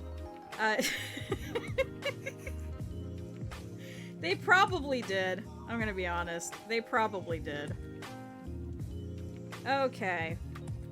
Now, the problem is, with these horns, is I'm actually gonna have to pay attention to the seam allowance. Because when I stitch these out, it actually puts a line all the way around as to where the seam allowance is. So I actually have to kind of measure and make sure that everything is a 1/4 inch away. I don't know if I can. Something foul with it. I don't know what it was. I don't know what they made it out of. I don't know if they were trying to actually make it smell like like what a Psycho mask would smell like, or what. Or they just didn't realize that it was gonna smell that bad, or they knew and they were just like, I mean, nobody's gonna pull it out of the box. I don't know. I don't know, but it sure wasn't good. Also, I realized I never drank water when I told all of you guys to drink water. When Raven said for us to drink water. Hold on. Wait. I gotta stop doing this. I'm just bitching about my old jobs. I'm so sorry. Why would there be an official smell for a game? Have you seen some of this bullshit? That was back during the time during the Infinity Eggs. Oh my god, the warehouse funk. I had to make a bunch of those. Oh, I would have been so disgusted. Nope. Nope, nope, nope. Nope. Like those were the pre-order bonuses. You got Infinity Eggs, you got that shitty collector's mask smell, or you got boxes of fucking Reese's Puffs cereal for 2K.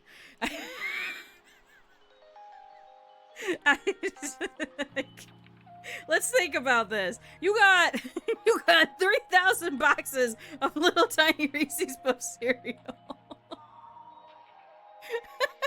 Wait, is there pre-order masks?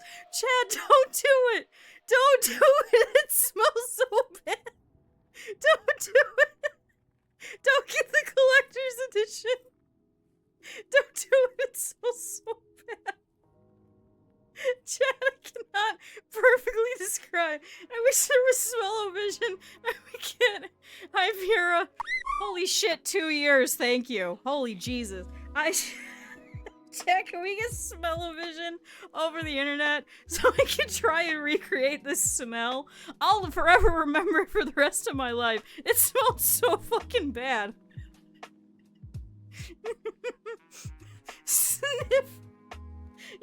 You can't dial into my IP and I sent you a smell. Oh my god. Hey, is that probably the future coming up? Oh my god, would that be the future of Twitch? Instead of the plastic see-through chair sitting on it meta, would it be sniffing?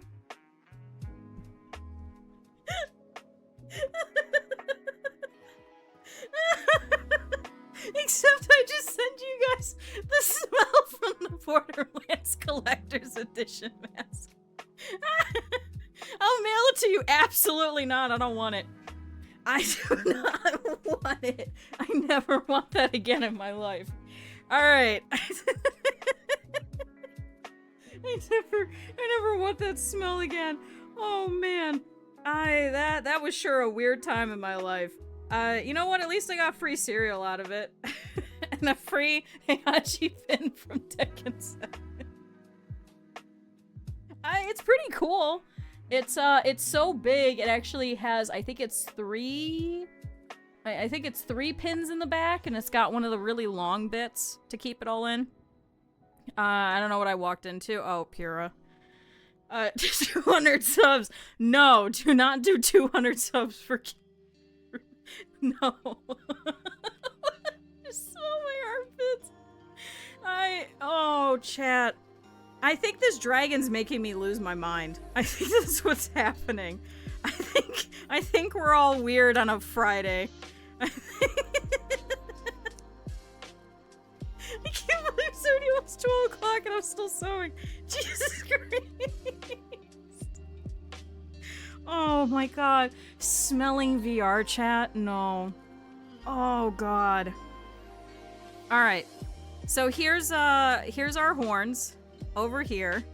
No, it's not Freaky Friday, it's Flat Fuck Friday.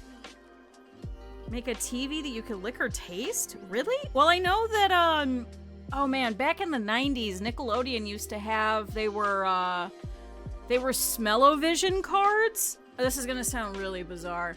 They were smell-o-vision cards because they were coming out with some new cartoons. So they had these little cardboard cards, and you could sniff them whenever, but they would actually put on the screen, if you have this card right now, smell it. So as you're watching, like, I don't know, Ren and Stimpy or something like that, and they would come up with, like, the kitty litter scene or something, then you would have to scratch and sniff, and you would smell the kitty litter. That was the whole point. There was a whole bunch of those. My brother and I had a whole bunch.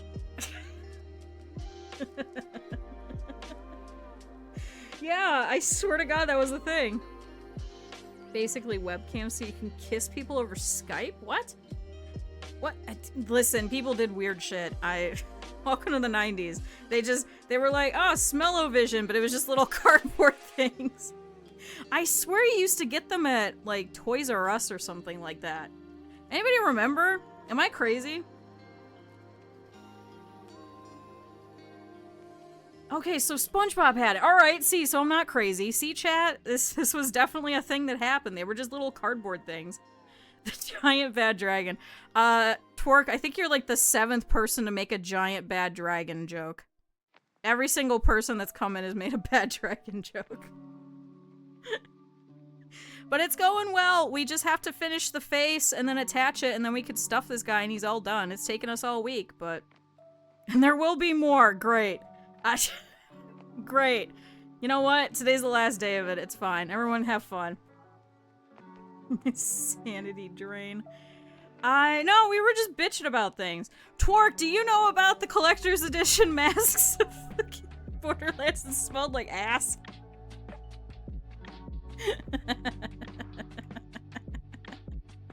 Do you know anything about that?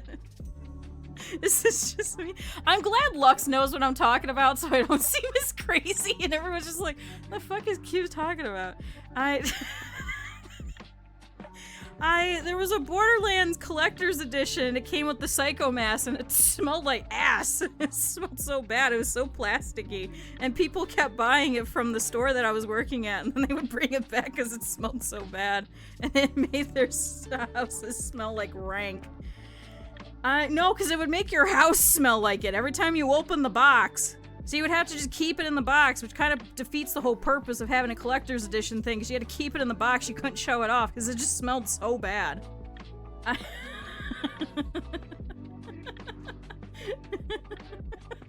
smells bad. Oh, man. It was so bad. And every time someone would be like, man, that's really cool. Can I see it? No. No.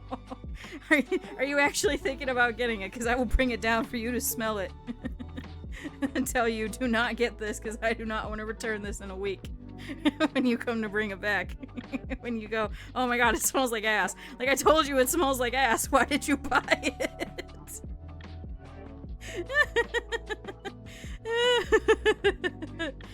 Oh man. I've had a really weird life, chat. I'm so sorry. I think this is why I'm as nuts as I am. Like, how do you explain? I had to tell people not to buy this mask, this collector's edition thing, because it smelled god-awful. Lux is gonna go get a picture of it. That's where Lux is going. Lux is like, hold on, wait, send this picture. Tell me if it still smells. Oh, man. Like, all of those in the RE5 snow globe. I had one of the RE4 chainsaw controllers. I sent that actually to, at the time, who was a very big Resident Evil speedrunner. I was part of his community. I sent it over to Carsey. And I said, hey, I have this, and obviously I'm not doing anything with it. Would you like it? I said, at some point, try and do, as a meme category, do chainsaw percent with one of the games. And he said, yeah, sure. And so I sent it to him. I don't know whatever happened to it, but I also found I had like the Leon Kennedy money clip.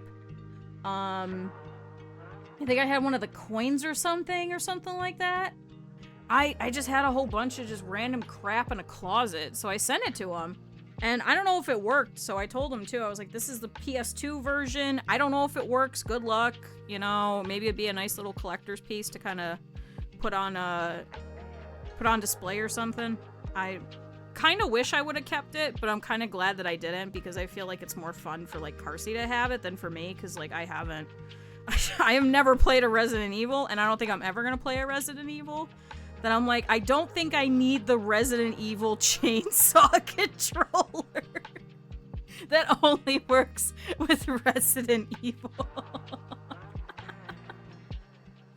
I also have the Pokeball controller that only works with the Hey You Pikachu thing. Or the Let's Go Pikachu, right? And then my brother and I, we had the Pikachu Edition N64 with the microphone. The heck are the Infinity Eggs? So they had a pre-order bonus for Marvel vs. Capcom, and they gave you, for the collector's edition, it was the glove, the Thanos glove.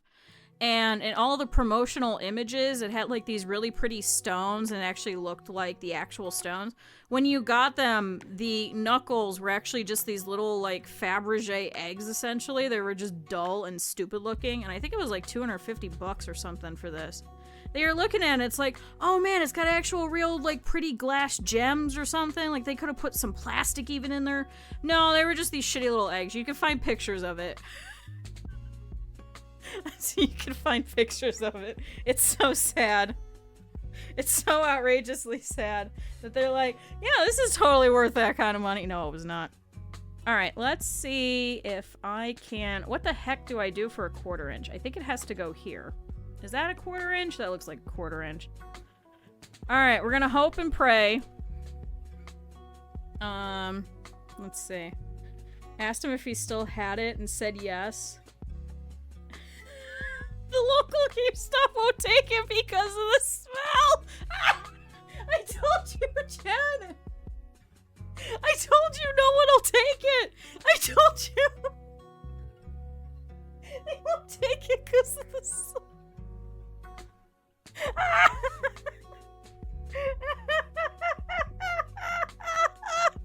You can't return the mask! You have to keep it for forever! I'm telling you, I think the thing got brought back like 3 times.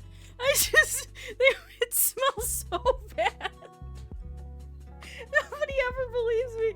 I'm so glad somebody else understands now. Give it to somebody as like a gift. That's the only thing you can do now. Try selling it on eBay. The worst smelling collector's edition you'll ever have in your life, and then people will get it just for that. And then they'll open a thing through eBay and be like, can I please return this? Oh my god. Holy shit, that makes me feel so much better. Yeah, it's a cursed object, just pass it on. Give it to somebody, there's nothing else you can do, you're stuck with it. I gotta call the cops. It smells so freaking bad. It smells so bad. This was a fucking cursed object. I don't know how we had people that returned it. I really don't know. Smell-proof wrapping paper. Oh my god. I should call up like this Strong Museum, the video game museum over in like Rochester, New York, and see if they want it. They probably don't. It's the only other person I could think of that you could bequeath it onto. All right, here we got a horn. So we're just doing this one side. Oh my god. I don't even think they'll want it though. The smelliest pre-order in existence. Be the placard for it. Oh my god, they have like a little sniff hole for it. They put it in glass. One little hole so you can smell it. That's the only thing I think you can do. I'm cracking up. Can we please donate this thing? Oh, holy Christ. I haven't thought about this thing in almost 8 years. I'm so sorry, chat. Now you all have this cursed knowledge. I'm so sorry. Oh man, Lux, I feel bad for your poor friend. Yeah, self-defense. Oh my god, could you imagine somebody breaks in, the first thing you do is you grab the Borderlands mask and you throw it at them? Would that be biological warfare? I think that'd be biological warfare. I should see if my buddy still works there and ask him if it's still there. I'm kind of half tempted to get it as a joke, but I would live in the garage. Oh man. Oh man, I don't know if Aaron even still works there. I know the other ones don't. Oh. Alright, so let's sew up the other side over here. I think the mask is the reason. I would bet so too. That thing probably smells worse for the dog. Oh my god. Think how bad it is for us. Oh my god. Alright, let's put this here. Alright, so this should be both sides of the horn. So I am actually trimming this down because there's a lot of bulk extra. I mean, I think I got a 1/4 inch. I don't think I got a 1/4 inch in all places, but I think I got a 1/4 inch seam allowance. Yay. So normally when you're doing sewing, unlike as you've seen with me, there should be like this little bit of a gap. You can actually kind of see it with this line that's sewn. That's approximately a 1/4 inch, and that's how you're supposed to sew. I can't do it in a straight line, as you can see. So I usually just draw the line where I'm supposed to sew. Because, I mean, nobody's gonna see it anyway. It's to bury it in the yard. Could you imagine selling the house, and then somebody goes to do some yard work and then just unearths that? It continues the curse. Oh, man. They're sleeping to make stink bombs. Oh, man. Chat, Oh my god, you give that to a thrift store?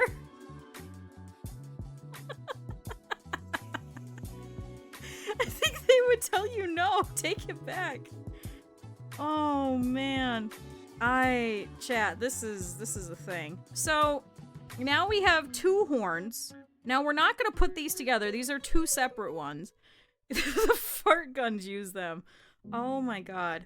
So we have these 2 extra separate pieces. Now we're supposed to attach it to the head. I think it goes around this opening. Let me see. Pin horns to head. Excuse me. With right sides together, pin the sewn side of the horn to the semicircle formed by the face and back of the head above the cheeks.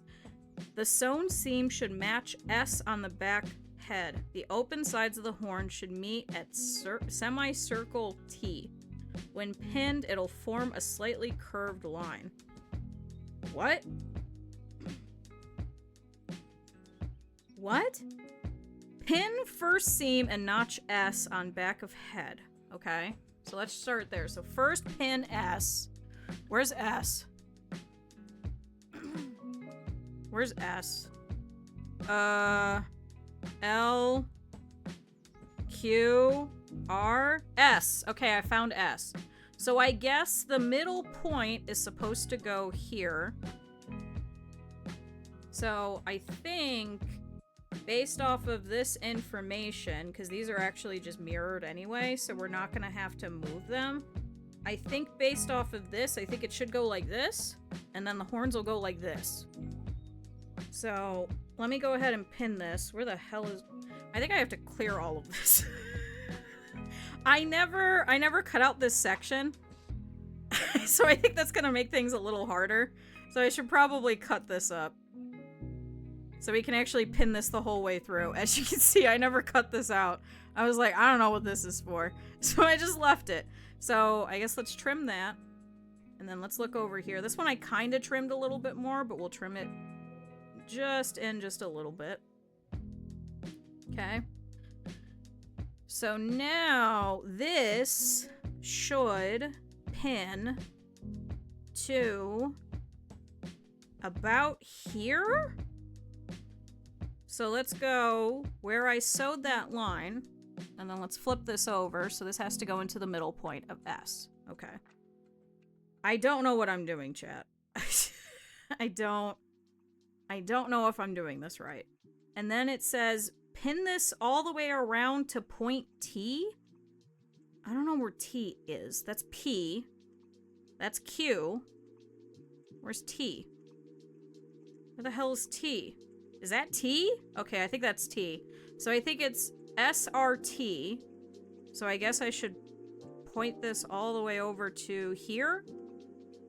So I think it's going to curve going up to this point. I don't know about the other side though, so I'm gonna have to figure that side out, but this should hypothetically go over here. So let's go ahead and put the edge right here. Okay. And then here should be another point. It doesn't look so bad that I think I can't put this through the machine, so I'm gonna try and actually put it through the machine. I think it might be okay. And then this point, I guess, is gonna go up to P? Is that P? Then match edges with side of horn. Should meet at the open sides of the semicircle at point T. The open sides of the horn should meet there. Well, one side is P and one side is T. Or is that a T? That's a T. Oh my god, did I write T? Wait, is that a T? I thought that was a P. Wait, is that a T or is that a P? Hold on, chat. What is this? Forehead piece? Hold on. Where's forehead? Is that a T or is that a P? I can't tell. Okay, so that would be T. Yep, that is indeed a T. That is not a P. Making a dildo on stream against TOS? I think so, yes.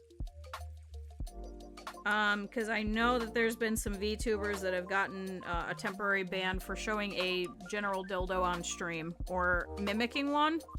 So I would say yes, even though you're making one and it'd be in the creative category, I think. Don't quote me on that, but I feel like that's probably the way that they would spin that. So no, chat, we are not making a dildo on stream. No, I do not want a week vacation. I do not. We're not doing it. We're not making a mold out of Legos. We're not doing any of that. So, okay, chat, this is a T, not a P. So this is gonna go through this point over here. On the other side of this horn. This is a very weird way to attach these, but I guess then you'll be able to stuff it a little easier. Without having to, whip stitch this on. And so you need to sell it on Etsy, not eBay. Oh my god. Alright. So I think this should be how the horn goes. So we'll go ahead and put this through. Let's make sure that I did this right first before I put on the other one. Especially because then I'm going to get hit with a whole bunch of pins and I don't really want to. Chad, is there really nobody else? Didn't a person try to sell a baby on eBay? Probably. I'm sure that's probably happened a couple of times. Chad, is there nobody else streaming on a Friday? Is this why everybody's here and being feral? I'm so sorry. I'm so sorry I'm also being feral. I'm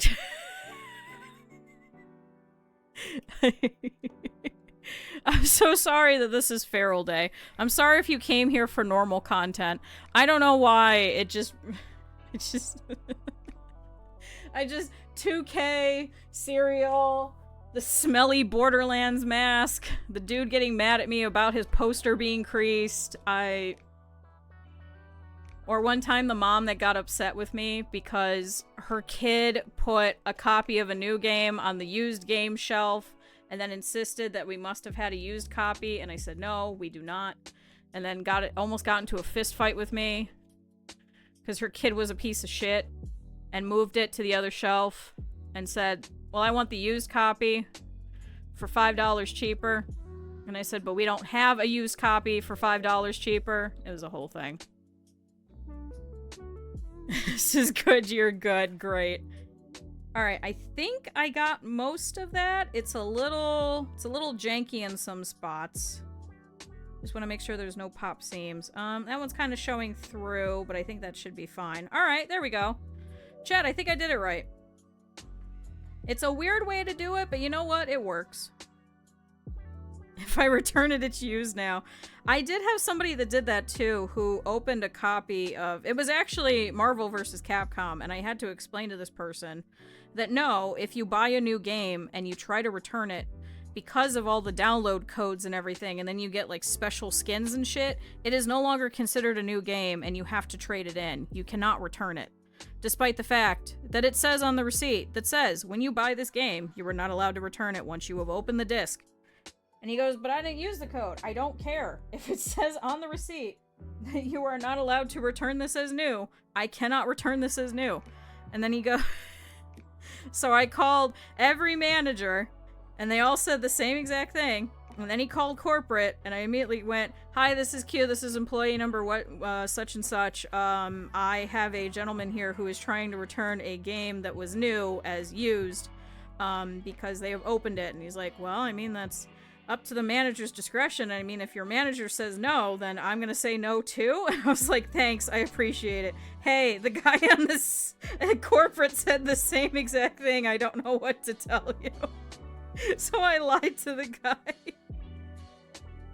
I lied to him because I was so annoyed. He was standing there for 2 hours arguing with me. I was like, "Do you not have anything else to do with your day, sir?" So I even told him, I said, "Why don't you just try selling it on Craigslist then? And sell it as new. Like, people won't care. Just do that. You're gonna make more money with it." So he left the game, and he goes, "When is your manager in?" And I said, "Tomorrow." He's like, "I'm leaving the game here. Leave it here with a note on it, so that you know I did not take it home and play it. Okay, I literally went in the parking lot, I opened it." And I was like, "Why did you even open it?" And then he comes back the next day, looks at my manager and says, "Can I get my game back?" And then he left. So this guy wasted 2 hours of my life. Just cause. To be fair, my manager was kind of scary looking. I'm not very scary looking, so I think that probably contributed. Alright, so let's do the same exact thing. So I'm going to try pinning this at point S first. Well, he had a lot of time, but he also had a very popular internet provider work shirt on, and I was like, I don't know if this guy's actually at work, or if he's off work, and he's just really bored, and he's taking it out on me, or if he's just really pissed off that I won't give him back an extra $5. I was like, what the fuck? It's like, why did you go in the parking lot, open it, and then come back and be like, "Hey, I don't want this game anymore"? Like, that's even more suspect. I was like, no, I'm not taking back this game as new. I don't care that you just got it 5 minutes ago. For all I know, you could have had a PlayStation in your car, you could have gotten the code, and then handed it back to me. I cannot do that. I cannot. It's so stupid. It's okay, because I never saw that guy again. So it was even better. I did have another guy that came in that wanted a game recommended to him. And I recommended to him Bloodborne. And he brought it back, I want to say it was like 3 days later, and he goes, "That was not the game for me." And I was like, "Really? It's such a fun game." He's like, "Yeah, no." I was like, "Well, okay." I was like, "You want another sports game, I guess?"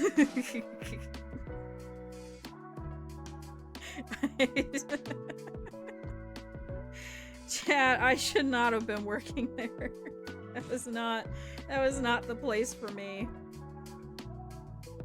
Okay, so we'll put this piece back over here again, same exact thing, and then let's see if my machine will try not to eat it this time. Because it kind of slipped a little bit, but we're still at least getting this a little bit better. Start to caress my hair? What? People are weird. Although I grew up kind of dealing with that, because I've got red hair, so every person would come up to me and look at my mom and get real excited and be like, "I want this color hair. I've tried to get it from a box for so long." And they're just petting my hair, and I'm like, "Alright, great." A pre-order for 7 years in the Jeremy. No, it's a collector's edition from 7 years ago that smells rank as shit. And we put it on display to force you to ask about it and then make you smell it. Alright, I think I have to go at it this way from the yellow side because it keeps slipping the other way. So let's try this. So let me see if I could sew this down from this angle. This is a little awkward.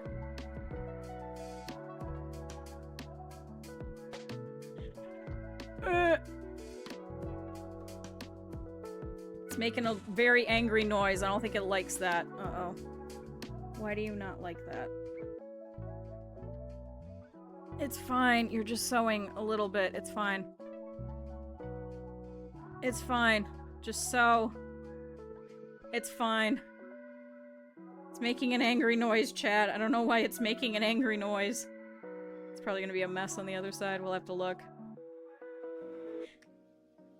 Every time it makes an angry noise, there's a problem. There's a plastic that has the acid of your stomach? I don't know. We'd have to, like, do a full deep dive into this, I think, to look into it. Because I don't even remember which Borderlands is it. Is it 2? I don't think it was 3. I think it might have been 2. Alright, did that work? It made a little bit of an angry knot on the back, but I think it worked. Yeah, I think it worked. Okay. Chat, I think we have successfully sewn on the horns. And I think we're on to the next step. Let's check. Yeah, it kind of slipped a little bit, but I think I'll probably just hand sew that afterwards because we're already going to have to fix one of the wings, I think it was. So I'll just go through with a needle and thread a little bit later and kind of fix that up. But okay, so there's the horns. So those are now attached to the head. I know this looks really confusing, but I think next what we're going to do is we are going to sew down the horns and attach it into here. Hi, Orca. So let's see if we check. So sew horns to the head. The front side should remain open. Trim seam allowance. At this point, the head should look like above with the seams between the muzzle open, the back of the face. Wait. Hold on, let's check, chat. So it should look like this? Question mark?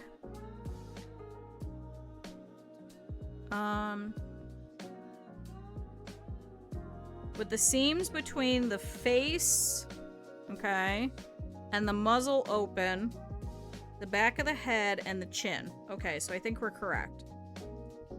Sew from the horn tip to the nostrils. Flip the thing inside out so the sides of the horn are right sides together. Align and pinch all the way down.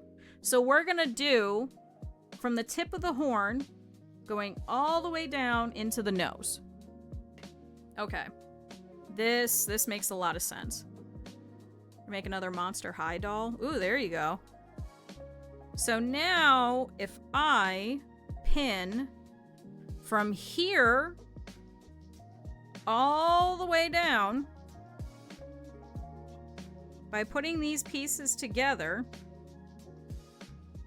we should have all of this join up and meet. And I think we're going to have to do the same thing on the other side. So let's see. So I'm going to match at the bottom of the horn first. We're going to match at the top here.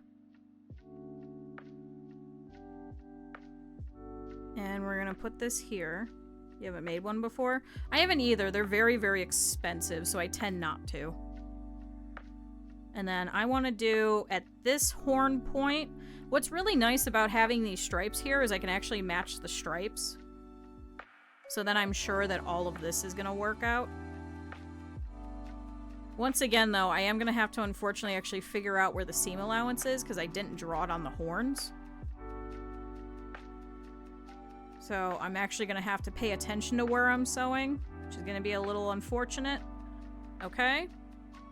So now we've got to this point down around here. So let's go ahead and pin this down here. So this will be our end point. And then we need to sew this whole thing here. Now this is going to get cut off later. For now I'm going to keep it just so we can make sure that I have something to attach to in case if my sewing machine does not want to sew over this. So we're going to put this together. We're going to put this together. All right. So that should be the entire side of the face. Should be.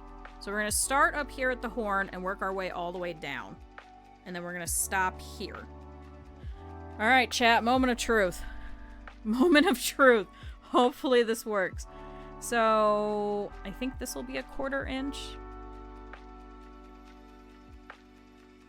I'm trying to pay attention to where that is on the actual foot because as long as that foot itself, which is the 1/4 inch, hits that point on the presser foot of the actual machine, then I think I'm actually hitting a 1/4 inch. So I'm trying to keep it right there. Especially because this has a lot of winding curves and things like that. And then I think it goes this way. And then I think we're gonna pivot over here. Stop making scary noises, you're fine. I promise you're fine. So we're gonna work our way over here, and then there should be a line right about here that we're going to follow. Stop making scary noises, it's fine. We're just gonna keep going down.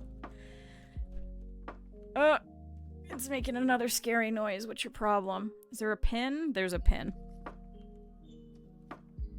It's like magic. There's just all of a sudden a pin that you didn't know was there.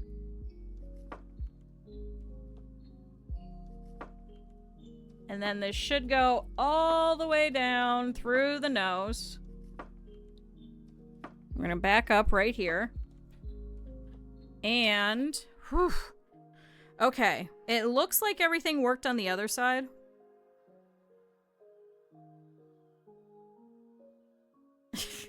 Ooh, spooky sounds. Well, I'm always worried that it's gonna destroy my machine, so.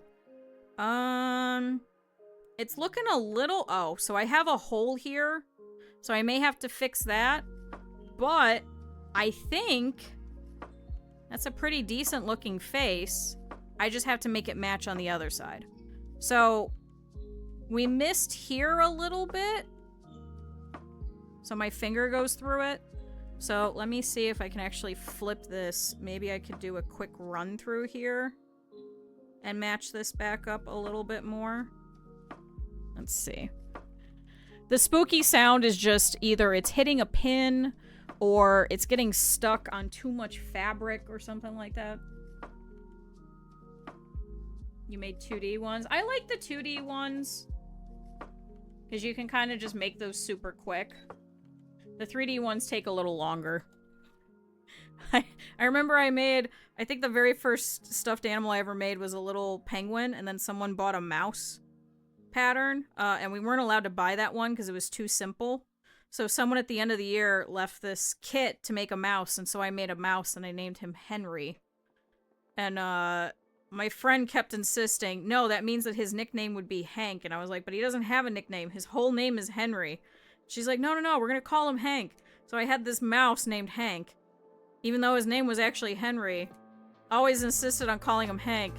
Because her grandfather's name was Henry, and they called him Hank. And I was like, but what if he wants to go by his full name? Yeah, but his nickname would be Hank. And I'm like, but I want him to be Henry. I was very upset. It was a free kit that I got. We used to do locker cleanouts at the end of the year. That was part of my volunteer work. So any crap that people would leave afterwards at the end of the year, I would just take it with me. Because we were just going to throw it away anyway, so I'd ask the teacher, I'm like, can I take this? She's like, yeah, I don't care. Take whatever you want. So we got free stuff and I got volunteer hours. And so I got to make a mouse. And he was really cute. Alright.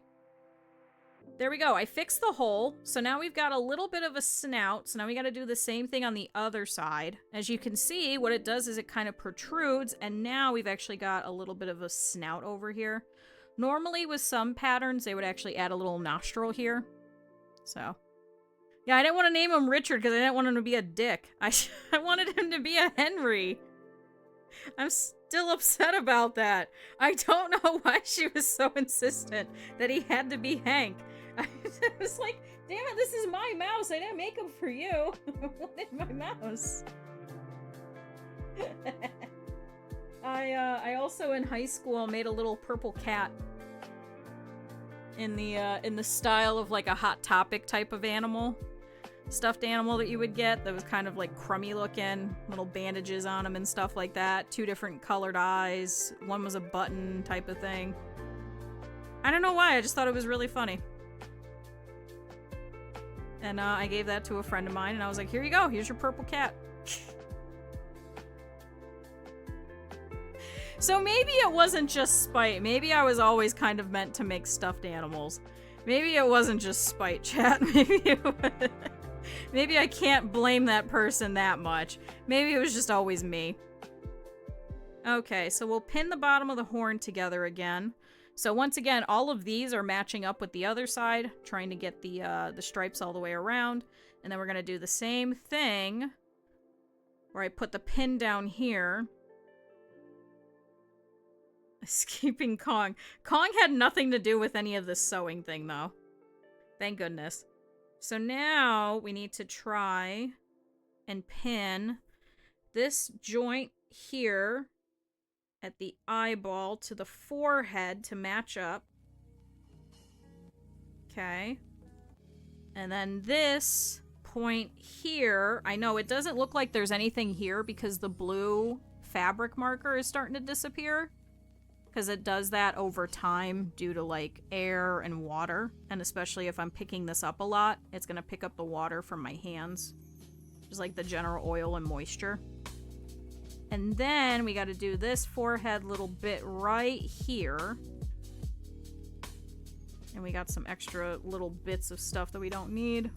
Now, it's going to be kind of scary sewing through here because I'm really close to the edge here. But we'll have to just do our best.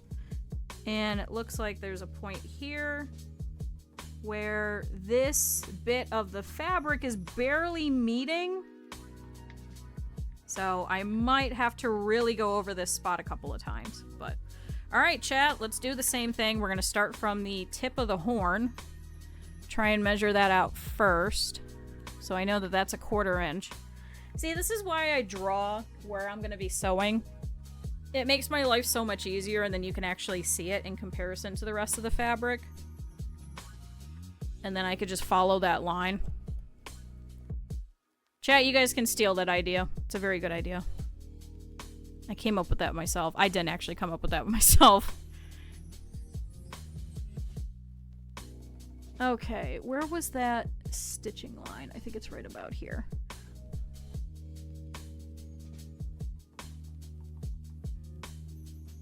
No, pin.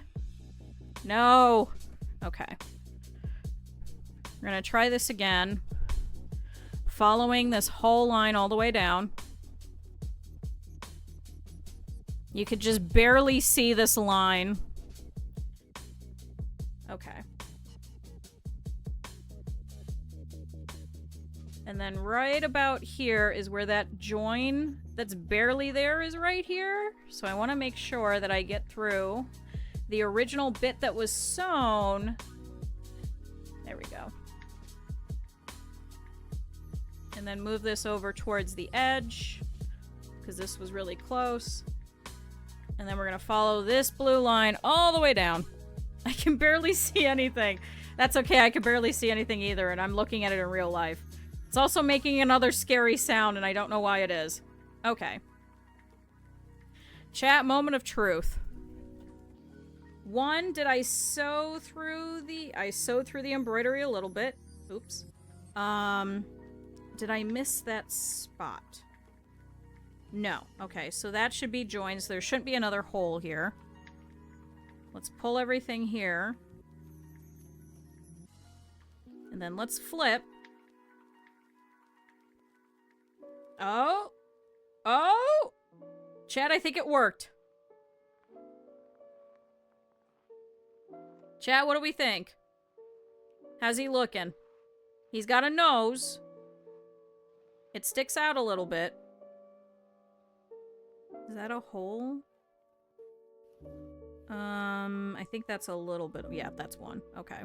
So I may have to actually go and do that by hand sewing later. So I think we'll just rejoin these little pieces a little bit later. But there, I think that should be good. He lost his scale a little bit over here. But some of it should poke out. It'll just look a little more, I guess, organic. Like he's got different scales everywhere. But he's got a nose.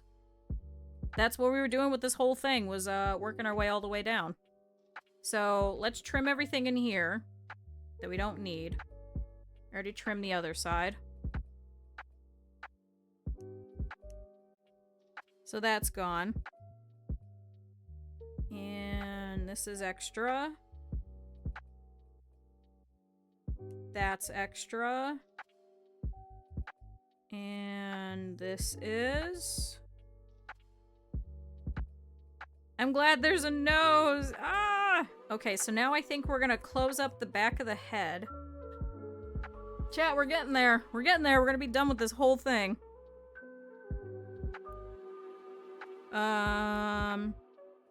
Okay, head should look like that. Sew the chin darts with the right sides together. Pin the end of the chin darts together at J up to the edge of the dart. Ensure that it's done smoothly. Sew the dart, so we're gonna make even more of the muzzle.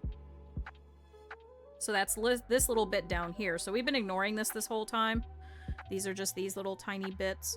So these are just quick little darts. So I'm gonna go ahead and do the ends over here. Where's that other blue line? There it is. The blue line is slowly disappearing, so it's getting harder for me to see it, let alone you guys. And then the edge should be right here. So we're gonna follow all the way down here. This is gonna give us more of that muzzle look. And we'll do the same thing on the other side.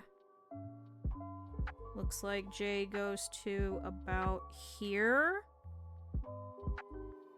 This is gonna be very annoying to sew, because I kind of cut this incorrectly, but we should be okay.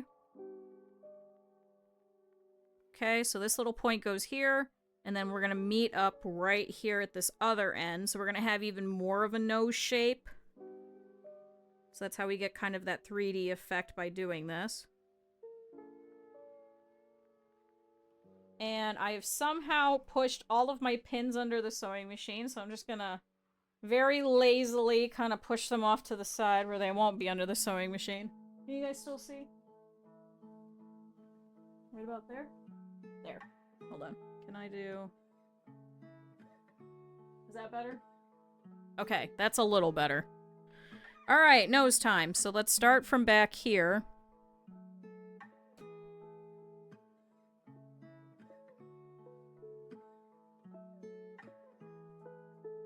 All the way up through here. So that's one. I kind of missed on the other side, but it shouldn't be awful. So we'll go ahead and switch to this side. Same thing. We're just creating another triangle that I'm then going to trim off. Uh-oh. Stop making angry noises.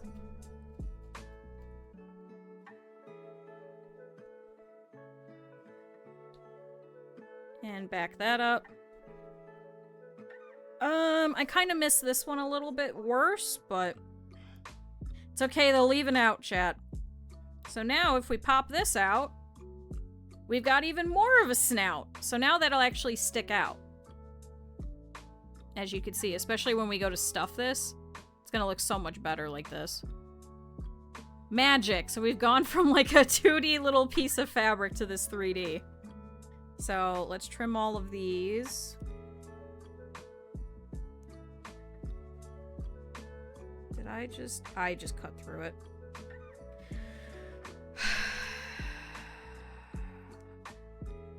Chad, I did so well. Why am I giving myself more work? I did so well. I did so freaking well. Damn it. Damn it.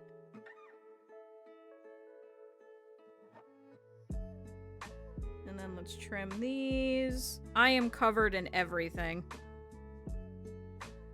I am covered in so much thread and fuzz and stuffing and crap. Alright, where did I just cut that through? Right here. Hey, remember that thing that I said that I screwed up a little bit? I guess I'm fixing it. Oops. Hopefully the machine isn't mad because I'm kind of sewing really close to the edge.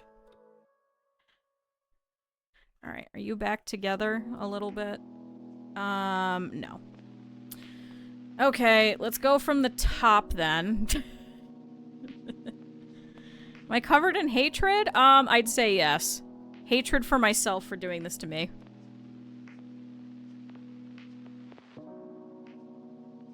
Checkmate atheists. Oh my god.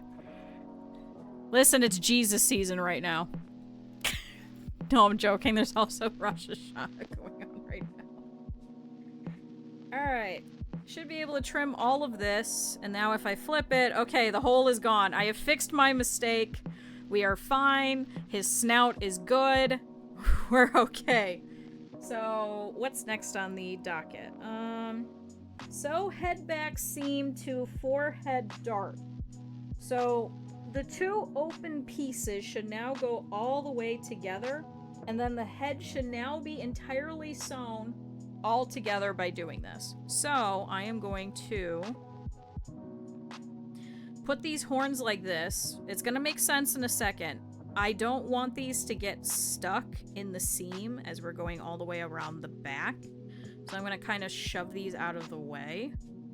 But we've got this little point here, which is then gonna join up to here, which then joins up all the way to the back of the head. So that's what this whole thing is. So I think if I'm able to do this, I think they should stay out of the way-ish.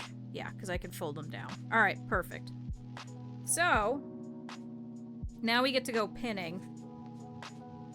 So, we're just going to start here and go all the way back, and then that's going to finish the entirety of the head.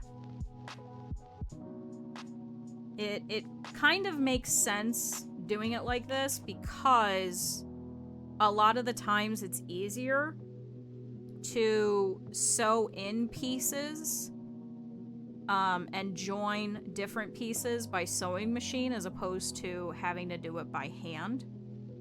It is easier on your hands, but it also looks pretty good when you're sculpting the horns and stuff to do them separate. So it's just a matter of preference.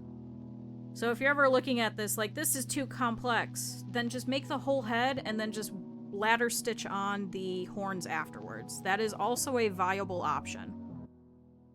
This is set out with all of the pictures and written in such a way that it makes sense to me. But if you're ever looking at a pattern and you don't get it, and you know of a better way to get it to work, try it your way as well, if you think it'll work better for you. Sometimes you just gotta follow your instinct. It may not come out exactly, but it'll still come out cute, and honestly, nobody will be none the wiser. You'll be the wiser, but nobody else will. Okay. And then we'll get the middle here. So I'm trying to hit all of these back points, just so we can make sure that all of these are putting here. Words to live by. My instincts say to eat 2 pizzas. Then have 2 pizzas. Your instincts will start to go, oh, I probably shouldn't have 2 pizzas after you get sick. But your instincts will be like, I mean, I could have 2 pizzas, but I could order 2 pizzas and eat 1 pizza and then have another pizza for later. Listen. Okay, so looking at this, we're gonna gradually put this here. So where does it want me to start? Does it want me to start? Begin at point V, which is the back of the head. Pin all the way. Ensure the dart is folded evenly in the middle. Sew from V to W. Is this W? Is this W? Is this point W? Yes. So we're gonna sew from the back starting here and working our way all the way to the front. But 1 pizza's never enough? Well, depends on the size. For me, 1 pizza, have half of it, and then have the other half later. If it's a big pizza, have 1/4 of it. Have the other quarters later. Okay. God, there's so much. I'm gonna take a picture at the very end of this and show you guys just how bad my workstation is. Okay. So we're gonna start from the back of the head over here. I think it might be easier to actually sew over here. So I'm going to actually put some pins here into the horns. It doesn't say to do this, but I kind of want these out of the way. I'm not going to be sewing anywhere near here, but I also don't want these to get stuck or anything like that. I'm also pinning through the spikes as well, so that the spikes are all facing towards the nose where we're not sewing, just so I can make sure that I'm not going to sew through those and get that stuck. So, let's see.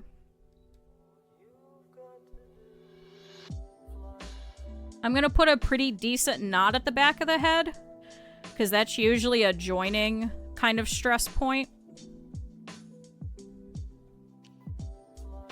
Sometimes it'll fall apart quite easily, and obviously we don't really want that. Alright, so wrapping around the back of the head. Trying to pivot a little bit, very slowly. I'm just doing it gradually, so maybe every 1 or 2 stitches maybe I start turning, because otherwise we're going to get too much of an angle, and it's not going to be a gradual head turn. Come on, it's just a couple of pins, you'll be fine. And sewing through the forehead. Very carefully. Cut this. Pull the pins, and then we'll check, and then we'll trim, and then the head's done. Now I can remove everything from the horns as well. Oh! Chat. So, taking a look at the back. So this line right here, all the way through, looks like is perfect, so let's trim it. Yeah, we did it! Oh my god, I think that's all the machine sewing we need. And I've actually still got some thread. I would actually join the head to the body with the machine, but I don't think my machine will like that, so I'd rather just hand do it and not have to do it a couple of times. Okay. Trim you so you're out of the way. So let's trim everything that's extra thread that I know is going to get in the way as we're doing this.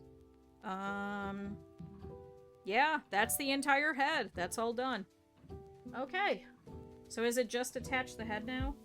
Pin the head to the body. Flip the head right side out. Flip the body wrong side out. Insert the head into the body. Match all of these gussets and then go all the way around. Okay. So chat, let's take a look at our head. We'll inspect it. We know that there's a couple of points on here where I'm definitely going to have to hand sew and fix it. Actually, can I do this now? If I do that, because we no longer need that. Hold on, chat. Oh! That was not as... Oh! Wait! Chat, am I smart? Will you guys be able to see me hand sewing now? Oh, does that work? Over here? Oh, that's the wire. Okay, yeah, that works. There you go, chat. There's your second camera angle. You're welcome. So, let's push everything right side out. Like I was saying, I know that there's definitely these points around here on the nose that we have to fix, but we could do that a little bit later. We're going to push the horn through. Yay! Also, chat, this is usually about the time that we have the most amount of people. Thank you, everybody that's been here. If you guys were here for one day, or all the days, or a couple of days, or you were only here for like 10 minutes, or the entire day, or anything like that. Thank you! I hope this is fun. We're getting towards the end. We're actually gonna create this fucking thing. I really genuinely thought that it would probably take me all week. Originally I'd scheduled for 5 days. So I'm glad we were able to actually finish it in 4. Come on, buddy. I can't get this damn horn. Come on, just flip out. It's fine. Okay. This might work a little better. But yeah, I'll put all of it on YouTube. All in one big giant gigavod. So I know some of you guys have talked about you like having the big ones. The big things to watch. So there you go. It'll be unlisted though, but I'll put a link to it in the Discord. Means no more sewing streams? We'll do sewing streams again next month. I've already got some stuff set aside and some stuff set aside for February, so don't worry, we're still doing this monthly. And there we go. Alright, so this kind of didn't match up. This one did. I don't know why this one didn't, but that's okay. Chat, we got a whole face! Look at him! He's quite cute! I don't mind him. So now, we're not cooking him. So now this big-ass worm that we made earlier, we are going to stuff this inside. So we're actually going to do this upside down. It's pretty lizard-coated. It kind of is lizard-coated, isn't it? A December lizard. So we're going to put this into here. And we're going to line up. So the nose is going to line up with the middle of the body. The back of the head is going to line up with the back piece of the body. That's what this notch right here is. And then these should be these points here on the side of the face. So that's what we're going to do is we're going to shove all of this in here. We're going to try and match everything up. So we are going to have to put some points with some pins just to make sure that everything will line up correctly. So with this, we want to find this middle point right here and match it up with this middle point right here. Ow. And then these two should match up really quick. Where is the... There we go. Okay, so that's point 1. Then there's these sewn in bits. I try to actually make those join up as well. So we got point J meeting over here to the other point J. And then there's another side over here. As you can see, it's actually pulled back a little bit. I'm going to pull it forward so that these points will match up. It's just going to look better. You don't really want it to... You like having the joins match for some of these a little bit better than where is it going to naturally lay. Sure, you're going to have to pull it a little bit, but it's actually going to look a lot better. What is all this extra thread? There's a picture of it. Yes, there's been a picture of it this whole time. I moved it up to the top, but it's been next to me this entire week, and everyone keeps going, "What are you making?" And I'm like, "Oh, it's the dragon that's next to me."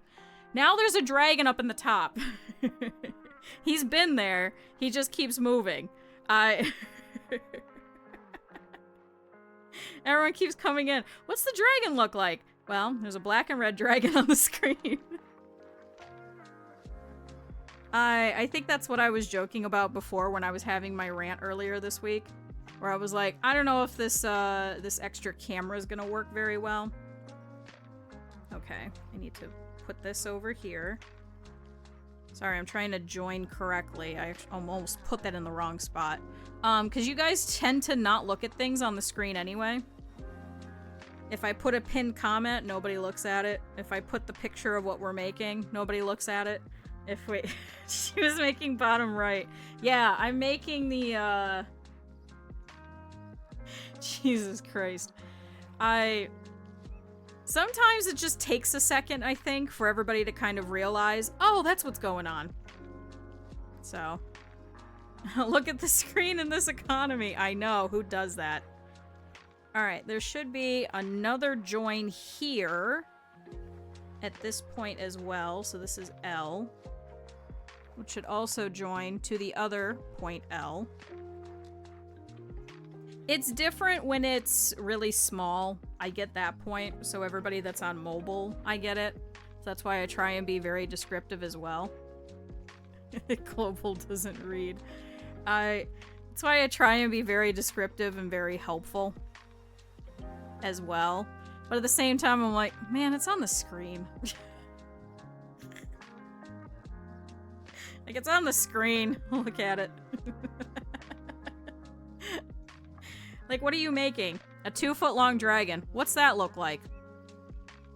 It looks like a dragon. What? Do you want me to describe the dragon? It has a head, it has legs, it has a tail, and it has a body. What would you like? It has a couple of scales on it. Sorry, that had the same cadence as my mom put a couple of games on it. So I just kind of laughed at myself. Sorry, nobody else is gonna get that except for me. Alright. So, I think this is the most amount of pins that I could probably put here without actually stabbing myself very much. Let me see if I can shove a couple more right here in this big, large bit. Ow. It's not a very wide opening, as you can kind of tell. So, unfortunately, my machine's not going to be able to get through there. An actually better machine probably would.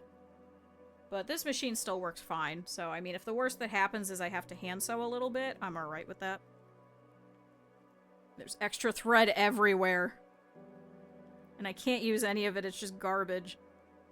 Okay, and then this point can go right here. Okay. So that should be good. That should be enough pins. So I'm going to start from the back, because you're not really going to see the back very frequently. I'm going to put a couple of extra knots everywhere that I have put a pin. I'm just going to put a couple of stitches extra there, just looping it, just so I know that that's kind of very well anchored. The unfortunate thing with hand sewing this is that oftentimes it's not going to be as strong as if you put it through the machine. So that's why I try and do that a couple of times. You to suppress a joke? What joke?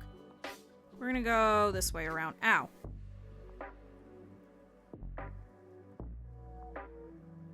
So, because we're at this point, I'm just gonna loop. I'm just gonna keep going in the same spot. I'm not gonna move it. So that's 3. Here's 4. It's like that one character from Hunter x Hunter. What? A worm? Also, hi, David.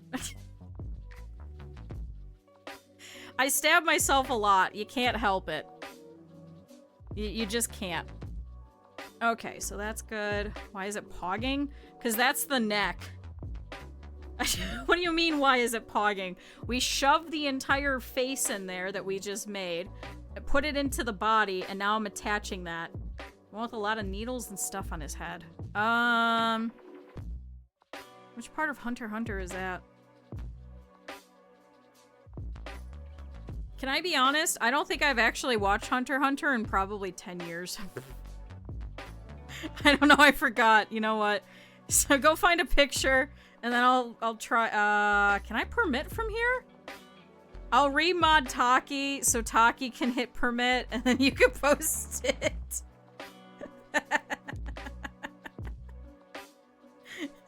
Taki, can I mod you again for a second to hit permit and then unmod yourself? That is still the funniest goddamn joke. Alright, chat, remember, do not open someone's card and then press the B key. It will ban them. Chat, don't do it. Chat, don't do it. Don't do it. Ow. Okay, so I hit the next pin. We're gonna do the same thing. So that's 1, 2. Here's 3. And here's 4. Although I guess that's actually 5, but... And then keep going around. Now I can pull this pin. See, it doesn't take too long to do so. It's just kind of annoying because I could have done this in half the time on there. His name is Illumi. I don't know who the fuck that is. Taki, can I set you as a mod? You go find the picture and then post it so everyone can enjoy. Because I can't look at it. Oh, wait, chat, hold on. Wait, I have the other phone. Wait, chat, can I look it up on Safari? Will iPhone let me do that? I think I just probably lost my pattern. Shoot. How do I access all apps? I search, Safari? Okay, Safari. Hold on. I don't know how to set any of this. Chat, my favorites are still Apple, Bing, Google, and YouTube.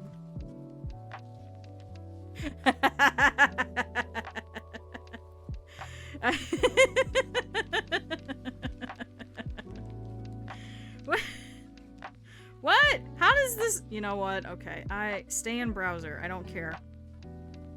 Okay, there's a cosplay of it. Hold on, wait. Hold on. Oh my god, this is so bad. There's so many ads. Oh my god, I just opened and closed 6 ads. Okay, hold on. Is that what you're talking about? Is that what you're talking about? I mean, yeah, I guess I could kind of see it. No? What? There's pins! Is that not correct? It's the version without needles? There's more needles? I accidentally closed out of it. I don't know how I closed out of it, but now I can't get back to it. I'm stuck on the screen. I don't know how to work an iPhone. Open Safari again? I opened a big giant ad for Path of Exile. I closed the damn ad.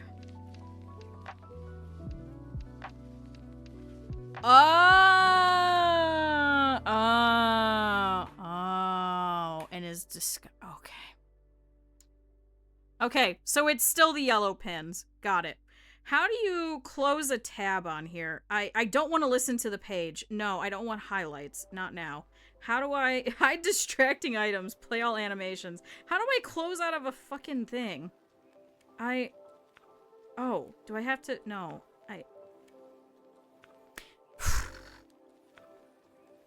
Oh man, what's that? I'm gonna figure that out later. Oh no, I don't know how to work any of these fucking things. Okay, I got the instructions back. Whew. Chad, I don't know how to work an iPhone. I don't think I've used an iPhone since probably an iPhone 3. So there's a little bit of a learning curve. Just a little bit.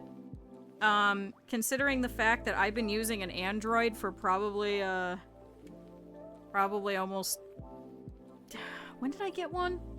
I got an HTC Rime after I graduated, so what was that, 2014?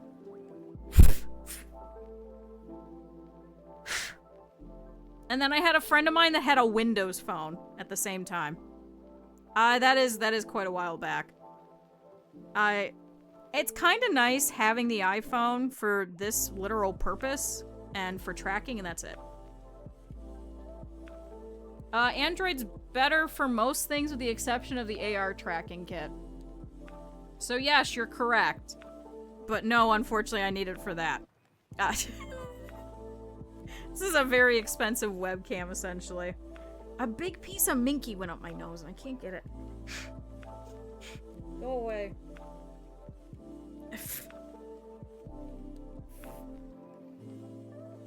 It is very unfortunate. I would have rather bought another Android phone, but instead I just bought a used iPhone.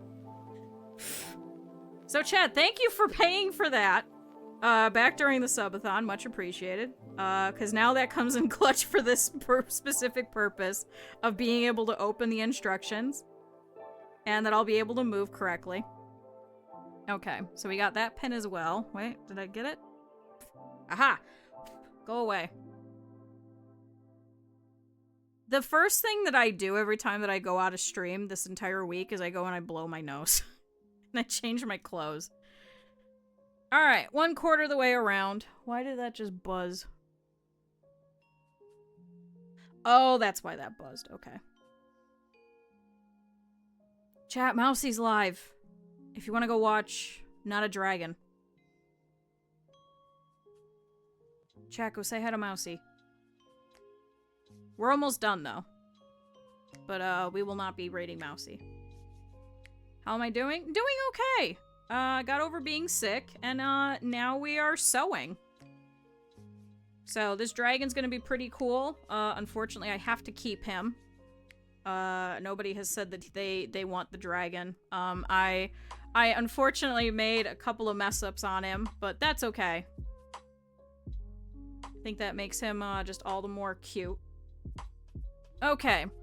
So we're here at the side of the body over here, so the next point is going to be over here at the neck joint. I think we should be able to finish this in an hour. Because it should be just stuffing everything, which I'm not going to be using the pellets. I did go and look. I do not have a pound of them. So I'm not going to be able to fill him with the poly pellets and make him weighted. He'll just be stuffed with stuffing. So I'm hoping I have enough stuffing, but we'll have to see. There's some of the extra paper. I'm also running out of thread. So we'll go ahead and knot this off right about here. Got it. I got it, chat. Okay. And unfortunately, there's very little thread left, so I'm actually going to pull from the bobbin because I know there's a lot down there. But I hope you've also been well. Chad, I hope you guys have all been really good. I hope you guys are having a really fun winter. I know that it started snowing here again, so I'm probably gonna have to go and shovel again a little bit later today. And then last night it was raining, so that was great. So, yes, I'm definitely gonna get sick.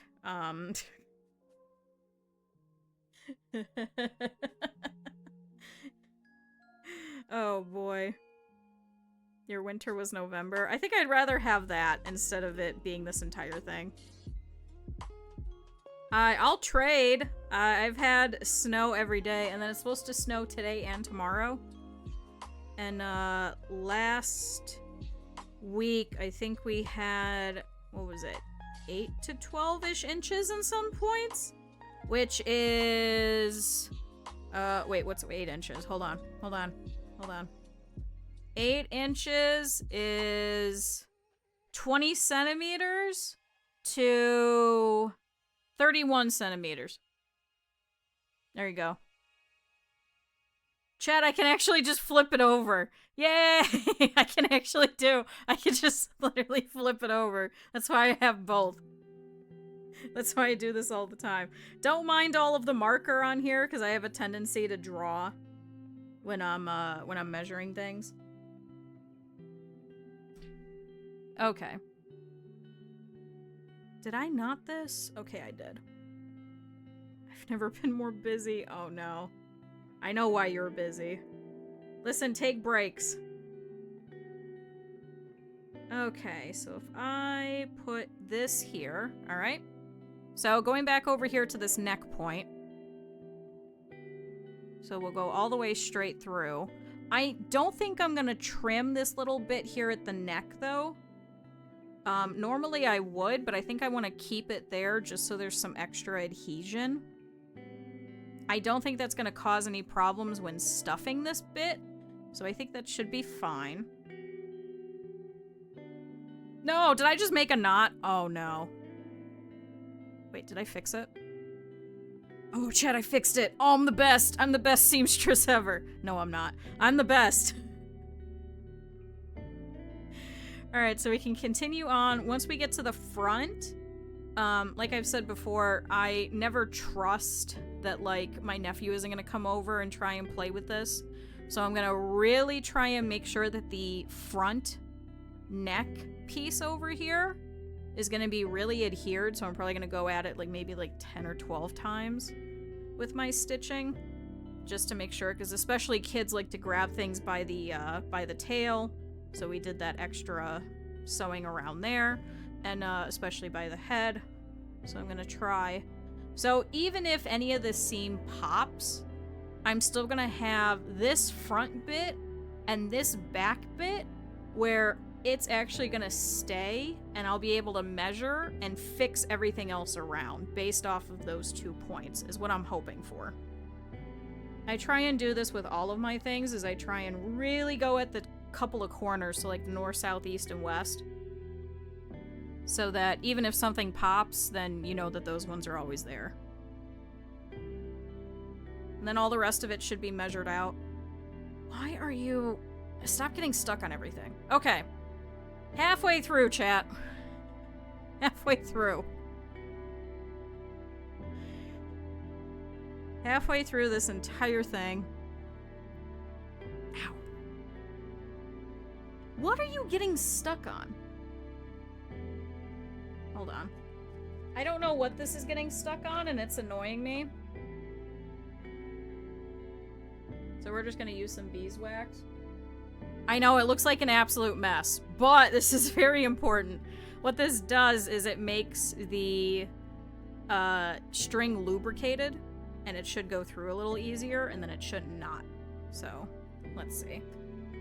Because it's done that now 3 times. So now I've got to try and pick this up because I pulled that pin, so let's put this back through. Oh, that's much better. So there was a pin here, remember. So I'm going to go back and forth at this point as well. Except now it's making angry noises because it's hitting all of that wax, but it's better than it making a knot. It just conditions the thread a little bit.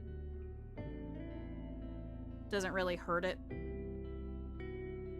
Did I miss that? No. Ow. Sorry, my shoulder's been hurting. I think it's because I've been leaning over literally all week. Oops. Chat, everybody right now unshrimp. Go all the way back, unshrimp your back right now. Fix your posture really quick. I know nobody redeemed it. Just do it. Just trust yourself. And then we'll put this going through over here. And this little bit goes right here. I kind of missed when sewing this one. For the head, if you remember, when I was embroidering it, it got a little funky. And it didn't match my lines. So I'm trying to kind of ease the lines, because I have some bits that don't actually have lines on them, because we kind of extended them. So I'm trying to go in between lines wherever possible. Alright, got stuck on that pin. Chat, I'm so excited! Next we get to stuff this guy. It's gonna take a little bit.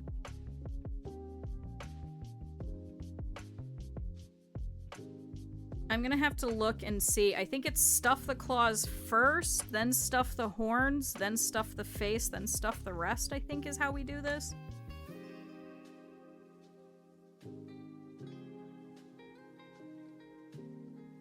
Okay, 2 more pins.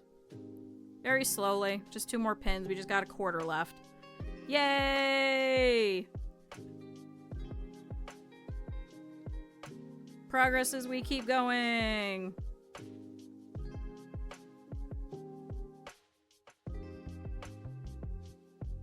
Oh, and go through here. Alright, so this is going to be a pinpoint.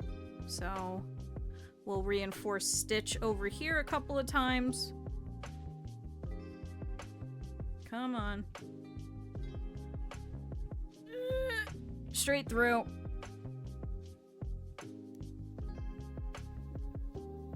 It's making a lot of angry sounds because it's going through like 6 pieces of fabric. This is hard. I should be wearing that thimble I showed off, but I'm lazy. Sometimes if it gets really bad, I'll actually use the little hemostats and just grab the thread and pull it. But I think we should be good. We just got a little bit more.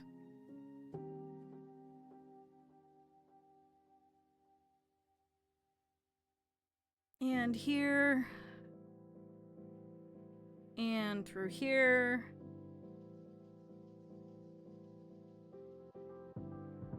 Alright, another pinpoint. We'll go through here a couple of times. Stop making angry sounds, you're fine. And here. And here. Okay. Now we're back at the back of the head. I'm gonna put a couple of extra loops here. Going all the way through so we make sure that there's absolutely no gaps. And we'll put a knot. Chat. Everything should now be together. The worm boy is now gonna look like a dragon boy, I swear. Come on. Okay. We'll keep the thread for later because we are gonna have to pull everything out. Alright, chat. It looks like a mess in here. It does. I will admit that. However, now we're getting to the fun part. So, we have closed everything up with the exception of this little butt part right here. So we are going to start pulling. I think what's probably going to be easier... Chat, Saribot says it's time to have a break. Everybody go have a break. We'll be here for like another hour-ish. Until we're completely 100% done. So, I'm gonna pull. I've grabbed the snout. As you can see. We're gonna very carefully shove all of this through. Very, very carefully. It's a very small opening. Okay, that's a leg. There's the head. Where's the other leg? Here's a leg. Oh, wait, there's another leg here. Oh, and the tail. So we got the leg and the tail right here. Okay, here's the tail. So now I should be able to this is rough. Push all of this through. Come on, buddy. Work with me. If I pull this, okay, we got the wings. We got one of them. There should be another one somewhere in here. We got, for some reason, an extra thread. If you remember, I said I'm going to have to actually fix this wing, so we'll be able to do that. And here's the other wing, which is currently causing a lot of this bulk. There we go. Hey! Chat! There we go!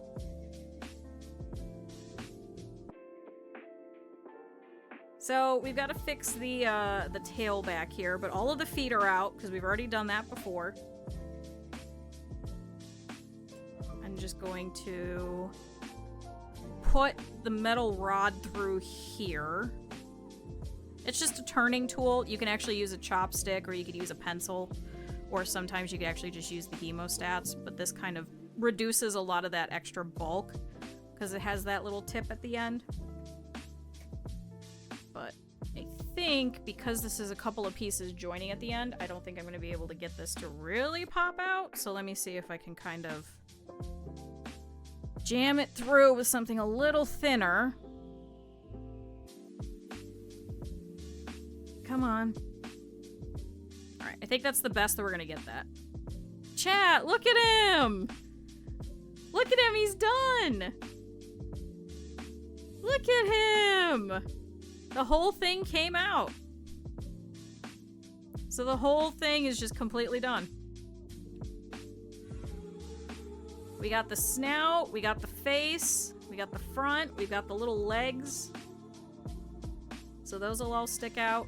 So, and then we've got the wings. I'm gonna fix those a little bit later. It's actually gonna be easier to fix once he's stuffed than to do it now, because then we can actually use everything that's stuffed to actually adhere to.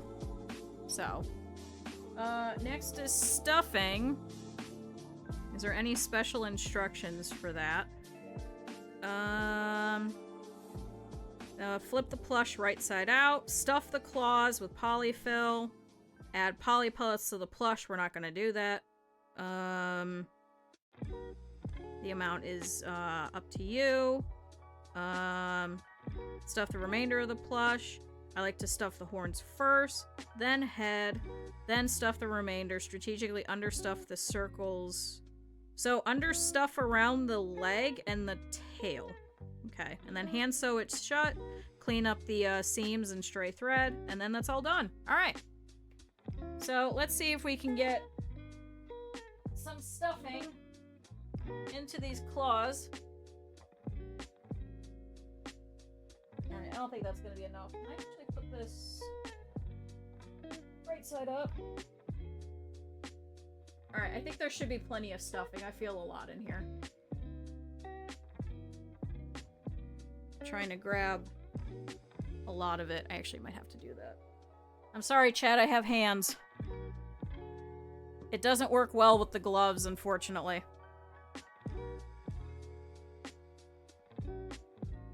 Oh wait, does this say what poundage it is on it?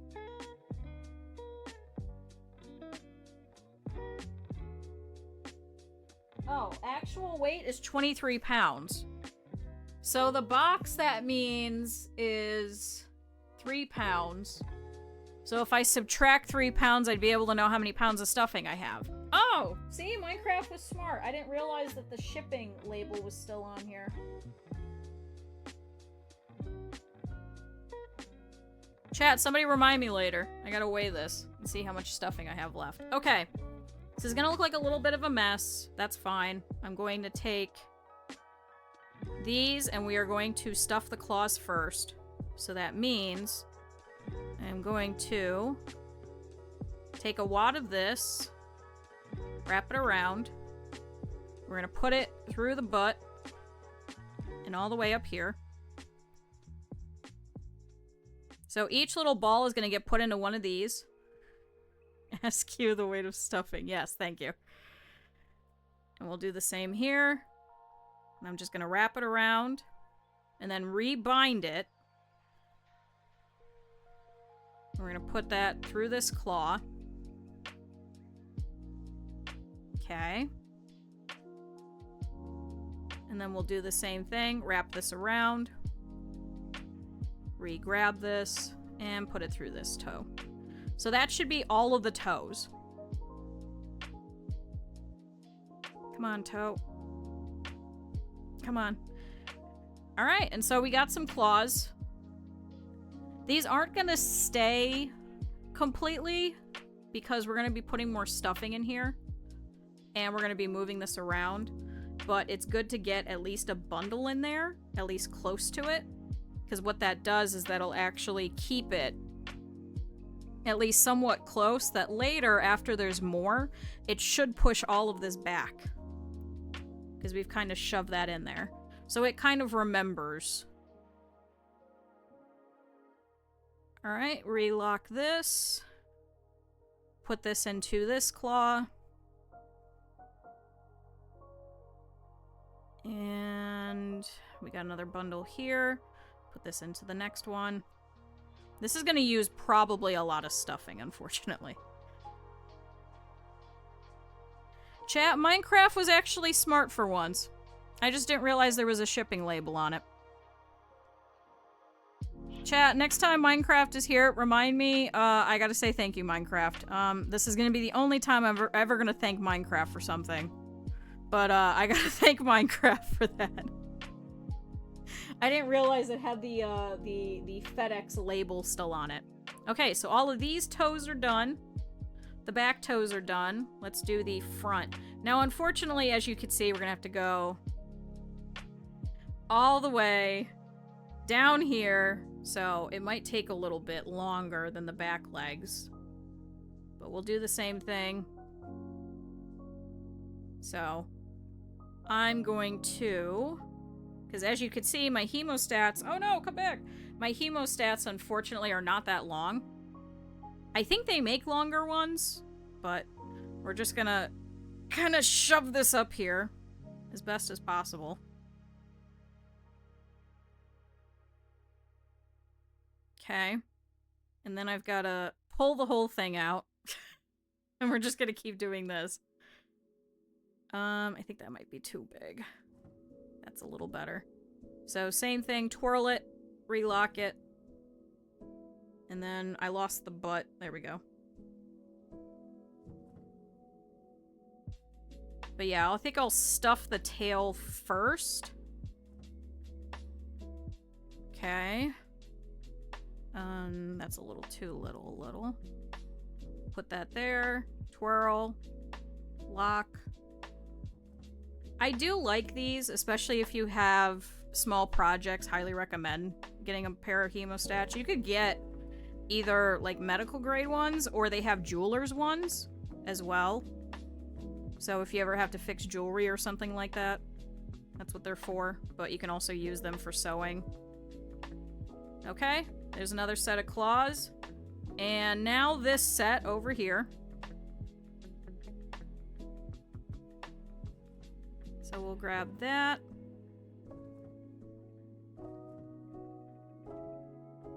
And then same thing, I've got to really shove this in here. But we'll do the horns, we'll do the tail, then I'll do the face, and then the rest of it. You are welcome. They were the last messages I see. Minecraft, you're smart. I still have the FedEx label on here, and apparently it was 23 pounds. Meaning that the box is approximately 3 pounds. I didn't realize it still had the FedEx label on it when I bought it. So FedEx sent them this giant box. They didn't take the label off to the Joannes they sent it to. They left it on. It literally says, send to Joanne Fabrics and Crafts. What weird cotton candy. No, this is just plastic polyfill. So I can't actually, because the store was lazy and didn't remove the FedEx label, I can actually measure this. So you were correct. I can actually figure out the poundage. And just do -3 for the box. Alright, chat, that should be all of the tiny claws. So next, let's put some into the tail. You can't even time me out for being useful. I can't. That's why I said I have to thank Minecraft. This is the only time you're getting thanked for this. Alright, let's go ahead and put some stuffing into the tail. I'm gonna use my finger for this. The reason being is that I can kind of destroy the clumps a little bit, because what'll happen is it'll clump in weird spots and then we'll get a very lumpy tail. So I'm trying to get, so there's one clump right to about here. If I put a second clump, then I can put it through here. And then it should not clump together. They should instead stay, because as you see with this one, it kind of clumps to itself, and it won't clump with the others, so you can kind of stretch it out a little bit. So it's weird, but that's a good way to do this without it being lumpy.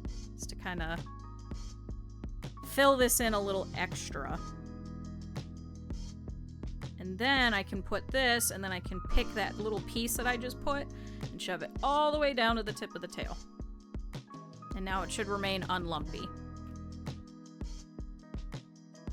Oh, and I should probably fill the feet too. Okay, so this should mainly be the tail. Okay. There's still a little bit extra here, so let me see if I can push some of this a little farther down. Okay. We'll do the same thing here. Kind of put this underneath the tail. And there we go. Chat, we got the tail. We got the toes. So let's get a little bit more of the feet. Now, this is going to push down all of those little toe pieces that we threw in here.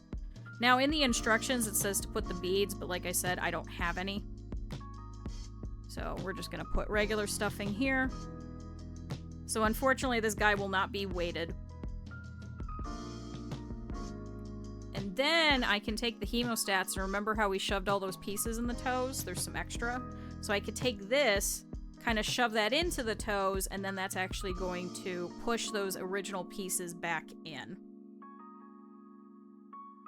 Which is then going to fit those out a little bit more, which is then going to make it so that all of this stuffing fills out in this bottom bit. So we're just trying to fill as much as possible. Hey, you remember all that stuffing I pulled out? Do you remember, chat? It's all gone already. It's been shoved into the toes and the tail, and that's it. That's all that it's been into. And 1 foot. So when I said this was gonna take a lot of stuffing... Yeah. So let's kind of put... Oh, I just flung some scissors. I'm gonna put those away, just in case. I'm gonna put a little bit more of this into the leg. This is gonna kind of fill out this little hind quarter here. So now this leg is completely done. So we can leave that. Alright. Let's try and get this guy. We need to pull some more.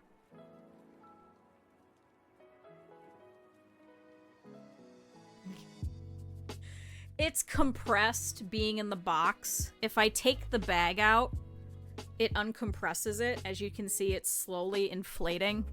They, to send this, they kind of crunched it to make sure that they could fit both bags in here. It's like, there's so much. We're gonna go through all of this.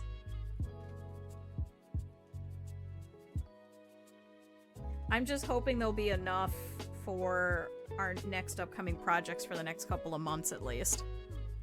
So, Chad, if you got extra money, throw $1 or $2 towards the Q stuffing fund on Throne. It'll last me approximately a year. If you remember, I bought this box approximately a year ago, right? Does it have a date on it? Yeah, ship date was 2023, so yeah, I bought it in 2024. Yeah, $1 for a whole more year of content, what? So we're gonna do the same thing. We're gonna try and pick some of that stuffing that I just put in here. We're gonna use the hemostats. We're gonna throw it into the claws a little bit. So that it won't weirdly clump. And now we can do this foot. So this is the other back leg. We'll have to do the front. And then after that, we could do the face and the horns. Because I did crowdfunding for it. So if you want to throw $1 in there, that's fine. I'll deal with shipping myself. And if I run out at any point, I'll try and pay for the rest. Slowly but surely, chat. We'll get more stuffing. There we go. Yay, look at those toes! Look at that! I think that's also why I've said there's a couple of plushes that I'm going to do to, like, give away to you guys. So, one of those is for the chair. So, chat, if you guys want a donkey one, try and fundraise for the chair. If it ends up taking a while, I'll just go get a shack chair instead if I could find one cheap. And then I'll pay it out as if it was the other one. Especially if it's cheaper. Alright, there we go. So here's the other leg. Okay, so we got the tail and we got both legs. Look at that! Uh-oh, this popped. Okay. See, this is the only problem while stuffing is sometimes things will just pop. So, I knew we wouldn't be completely done because I knew there's probably going to be things I'll have to fix. But let's do the other 2 legs really quick.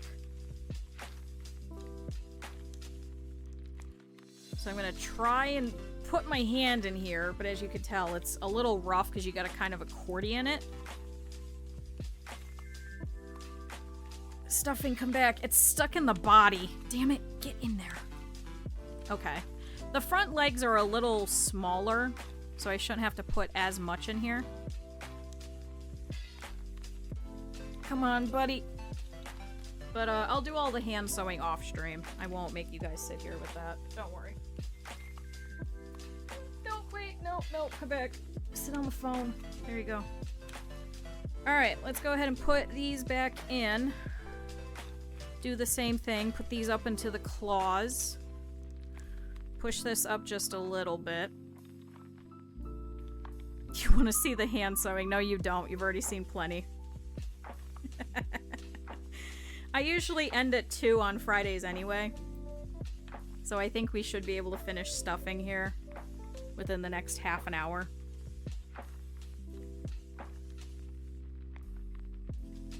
Especially because it's really not that exciting. Come on, buddy. Nope. Get that out of the chest cavity. Excuse me. I think it's also because the weather's dry. And I don't think I'm drinking nearly enough water. Give the chat what they want. They got a whole week-long sewing stream. I don't think you want any more. There's a diminishing returns in terms of views after a while. Okay, so now this leg is done. So now we got one more leg. So we're gonna do the same thing. We're gonna put this up here.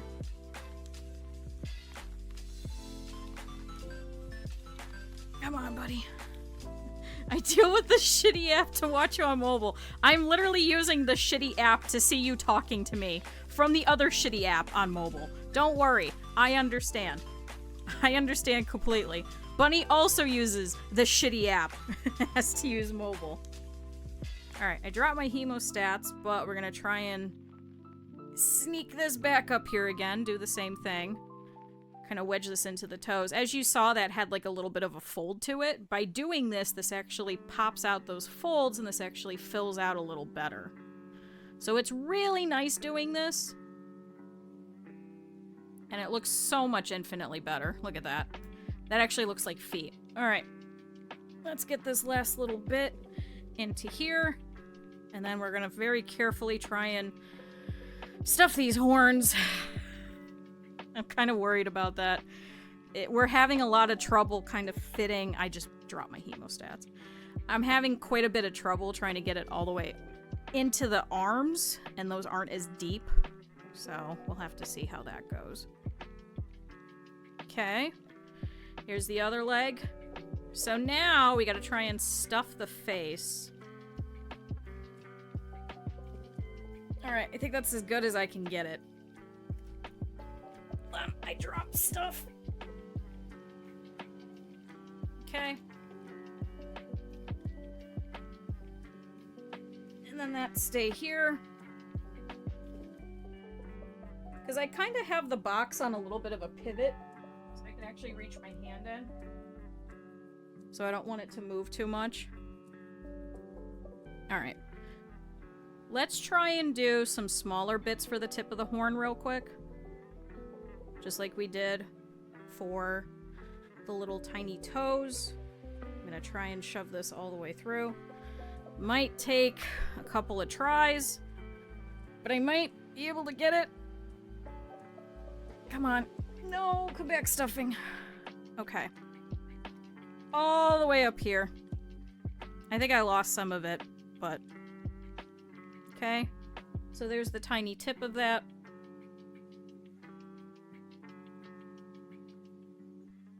I'm gonna do a bigger bit going all the way up here. It just takes a while.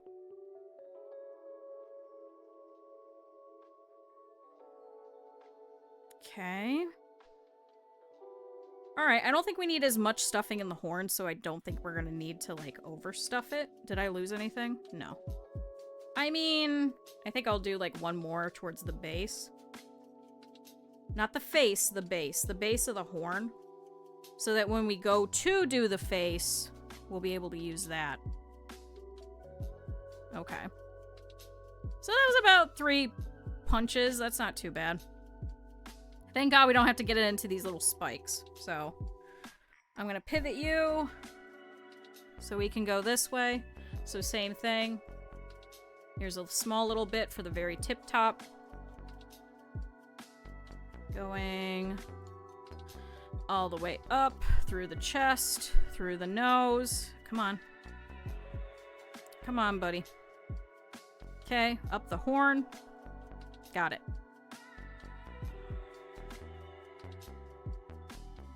think I lost the stuffing? Hello? I did. I can feel it down here at the bottom, I think. Uh-oh. I think it got caught on the leg one. Hold on. So let's just grab just a little bit of it again. Let's relock this. So I really can't lose it. Go all the way back up. Back through the head. And up into here. I'm gonna push this up into the tip. Okay. I could definitely overstuff these a little bit more. But I also don't want to waste a whole bunch of stuffing. Considering we got more projects to do. And this is just for me. I think it would be different if this was for somebody else. But it's just for me. He could be a little floppy for me. Okay, up into the horn. Shove that through. We'll put a little bit more at the base. And then the horn should be done. So I'm going to do the same thing. Here's a ball. Sometimes what people will do is they'll actually take this, they'll wrap some string around it, and then put it inside, especially if you want something to be really, really stiff. I don't think we need to do that. I kind of like the fluffy nature of it.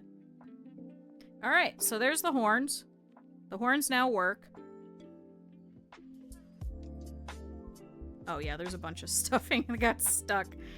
Alright, let's fix the leg a little bit. So, horns are done, toes are done, feet are done. Let's start doing the face. I wish there was an opening right here, right underneath the face. I feel like that would have made it easier, but... Okay. Let's try and get the nose first. So we're gonna push this all the way down. Come back. No, come back. We're gonna push this all the way down, going this way. I swear to God. You know what? You're getting shoved in here now. We're gonna shove 2 balls first, because the other one refused to stay. Alright, we're here in the chest. Keep pushing this all the way down into this face. So we want to try and preference the nose first. So I'm just taking this. I'm putting my fingers to the back of the head, and I'm just pushing it forward. And what that's going to do is that's going to create this mound right here. So that this is actually going to punch out properly. You are getting so twisted. So let's put a whole bunch back in here again. Here's a bunch more. And here's the rest. Remember how I said we're going to use all of that? We are surely using all of that. So we're going to do the same thing, but we're going to punch this all the way up the neck. All the way down the back of the head. And we're going to super stuff that. I can actually put my entire hand in here too. It is a sewing play-by-play. Hi, Eb, and welcome back. We were just talking about how terrible mobile is. And see if I can shove some here into the cheeks, because that's going to give us a little bit more of a rounded face.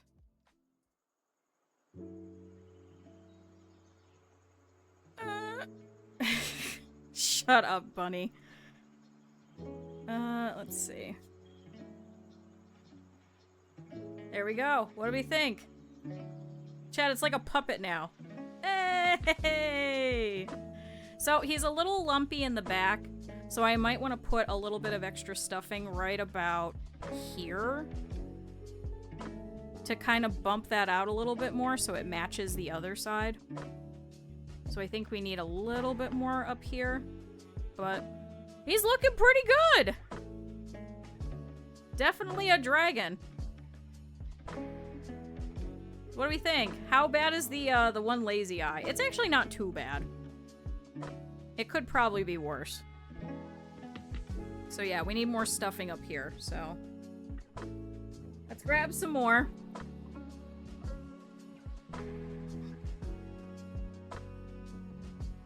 Come on.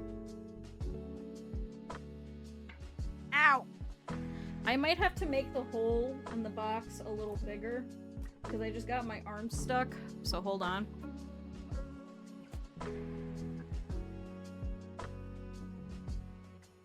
Come on.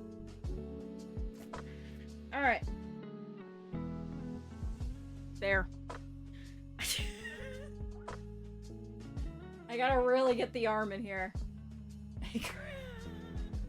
It sucks because I could pull out the entire bag, but the entire bag will then inflate. So the way that they put it into the box is they remove all of the air. So if I pull out the bag, it's gonna double in size because then it's gonna be exposed to air and it's not gonna have something that's kind of crunching it down like the box. So I don't want to pull it out of the box, but we're at the point where I'm running out, and so I gotta really dig deep into the box.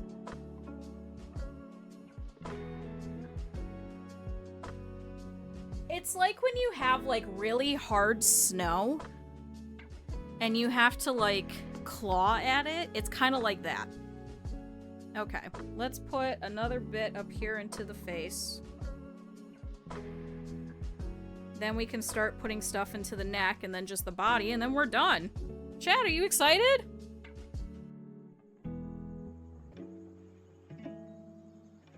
I'll also put a picture of the whole thing on Discord too, so if you guys gotta go, it's okay. Or if you guys weren't here for the grand finale. Alright, let's put all of this into the face. I'm gonna kind of punch out these cheeks a little bit, and then a little bit on the other side. And a little bit here into the snout. There we go, just so it fills out a little bit better. So that's what all that extra was. How does that look? Should we add more? What do we think? From this angle? Isn't he cute? The back of the head looks better. It's definitely uneven on this side. This side is kind of going down a little bit. So let me see if I could put a little bit into the back of the neck. Come here, buddy. I hate to say it, because I have one more paid-for project that, if I go to stuff that, and I'm out of stuffing, I'm probably gonna rip this guy open and take out his stuffing. There we go. We got a little bit more in the neck, so now it's gonna bulge out a little bit more this way. You're not gonna be able to tell as much that, this one kind of curves down a little bit by doing this. So it kind of fills everything out. Look at him! Alright, we'll go ahead and we'll do the neck, and then we'll get the body, and then we're pretty much done. And I might have to put a little bit extra into the tail just so it'll kind of form a little better. And we might have to put a couple of pieces into some of these legs, because I think some of them lost them, because this one's kind of atrophied. Alright, into the neck. Right about here. Getting gutted for his insides. Well, I mean, if in terms of importance is the things that I have versus the things that somebody else is paying for, I think the things that somebody else is paying for is a little bit more important than the dragon that I made. That's staying here. So, I guess that bad? Probably. Okay. So that foot is fixed. And we'll put some more in here. I'm gonna try and put this into this leg over here. And shove the rest towards the neck over here. So we're starting to get a little bit more 3D. It's okay to have stuffing that kind of fits into multiple cavities, and that actually is better. Because what that'll do is that'll prevent it from bunching a little better by having it, instead of it being a ball, that instead it's kind of,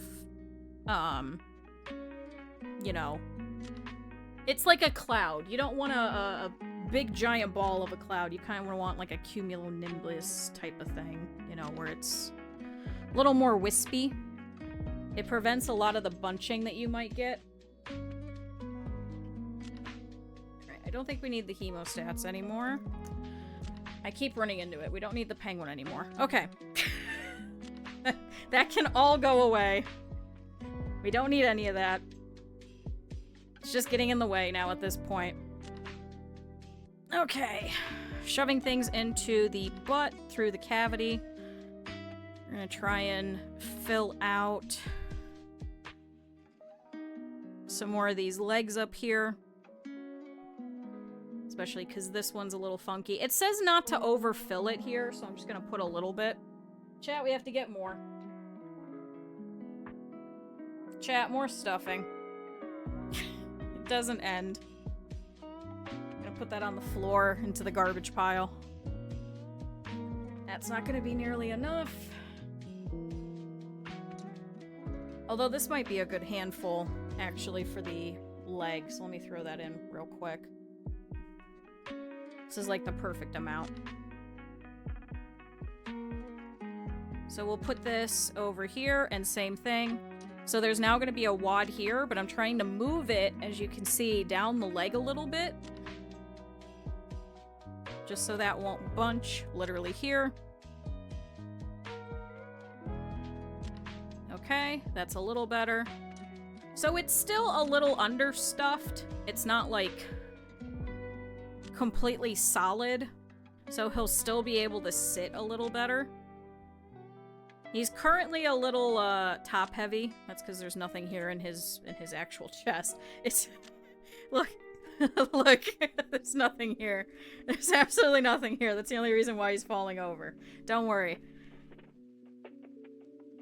So we'll put this right here.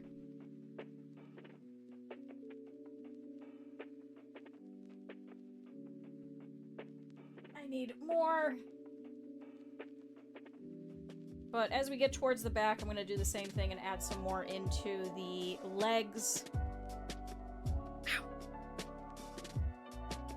I'm just going to put it directly in here so that I don't pull out too much. Because we're starting to get towards the back. Looks like I need some more right there. So I'm going to shove that underneath the bit that I just pulled.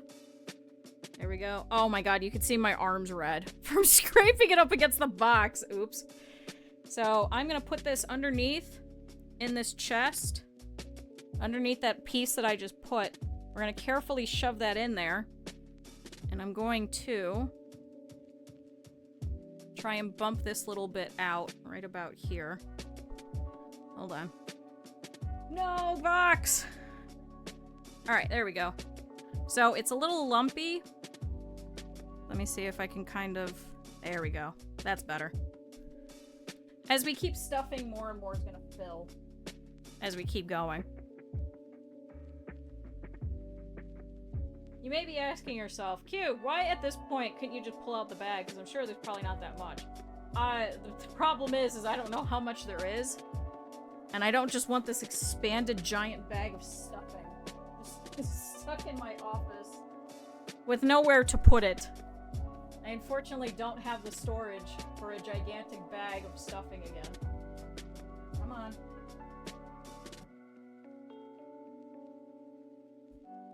And now it keeps falling over.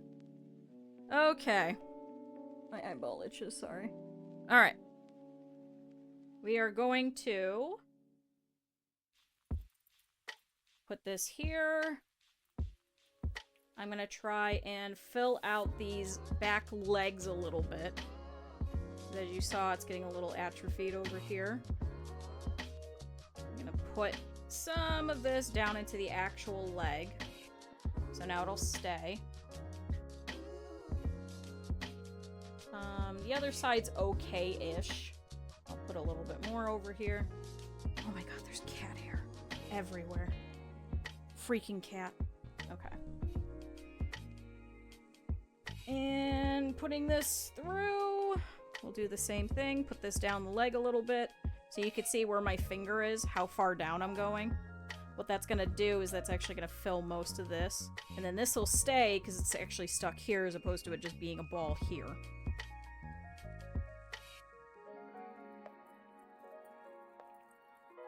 Okay, put that here. That's gonna hold the leg pieces in place. And then I'm gonna start actually putting some of this into the tail. So half of it's going up here, the other half's going here. And that's actually gonna help as well with all those pieces that we stuffed into the tail earlier. Hi, Doomer. Okay, I think we only need a couple more handfuls, and then I think this guy is done. Chad, I think we might have it. We have successfully dragoned.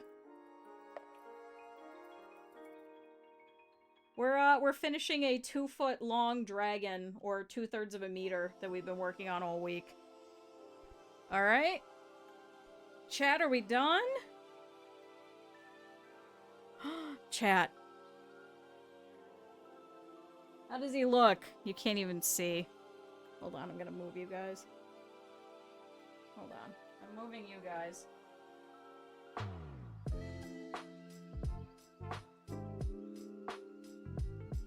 Chat. A little more. Dragon face?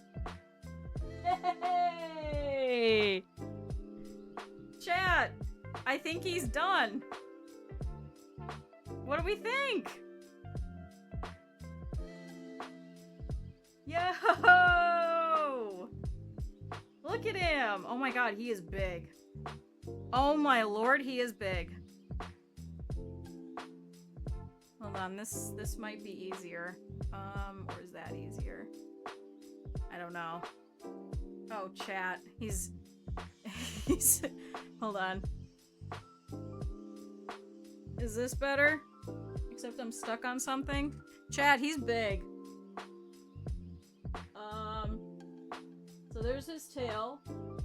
There's a foot. There's the head. Let me see if I move out a little bit. There we go.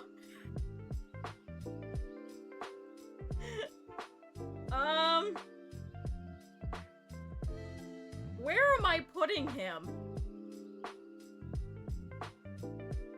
Where does he go, chat? Oh boy, let me put you guys back. Where does he go? Where does this big thing go now? Oh my god, he's big! Oh my god, I knew he would use a lot of stuffing, but holy Christ. Chat, he's huge. He is, he's doing an official sploot. He's got all of his legs just everywhere. So, I have to fix his wing. So this one's busted. I think this one has a little bit of a hole too. I think we had a hole in the back of the tail, and then I think we had one somewhere around over here in the face. So I'll have to fix that. But Chad, he's done! Chad, he's so big! Holy Christ! This was a lot bigger than I thought. His wings look really good, as you can see over here. So that looks good. We've got his actual face, so we've got the nice purple eyes here. We've got all these little tiny scales everywhere. We've got his little mouth. We've got all of the scales back here on the tail. So that's all good. We got the scales on the back legs. We got his little tiny claws. So those are all set. And he just kind of sits and hangs out. Chad, I think we have done it. Chad, it took us all week, but we have done it. We did it! Yay! So I guess I have to finish sewing him up with some hand sewing, but Chad, I think he is done. I think this was a very successful week. We finished an entire giant project that I've never done before, from start to finish. Isn't he cute? Oh my god, look at that face. You guys are right. That does look like an axolotl face, doesn't it? That is most definitely an axolotl face here. Here, I can go back here a little bit. Oh, no. Wait. Yeah, that's an axolotl. That is 100% an axolotl, chat.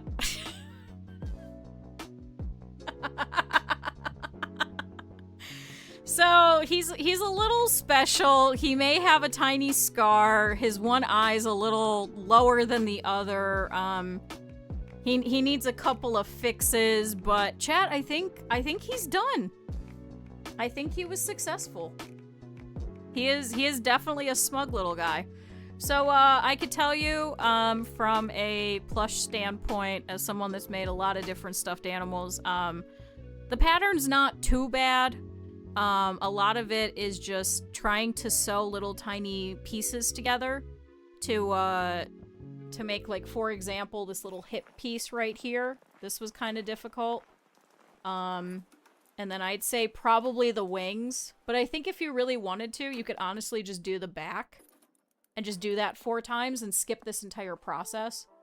And I think it would still come out fine.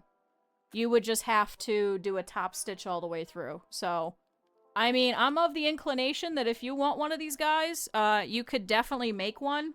And you could definitely hand sew it. As you saw, I mean, you're not going to have, like, the scales or anything like that, but I mean, that's kind of not the important bit. There's also a variation with using safety eyes. Which I wonder what size would look good. Maybe 14? Do I have 14? It's a little small.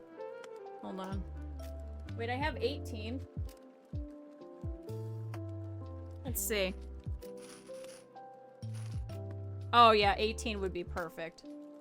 Chat, you too can make one of these guys with a size 18mm eye. Oh, that would look so cute. Oh, chat. Chat, you guys can sew this. It'll take you some time, but you could sew this. I mean, this was a week with a sewing machine. And, chat, I will put all of this on YouTube, so if you want to follow along. But Shifty also put, videos, too. I skipped them, because obviously we were trying it. But, chat, you could. So, also, thank you, everybody. Stretch.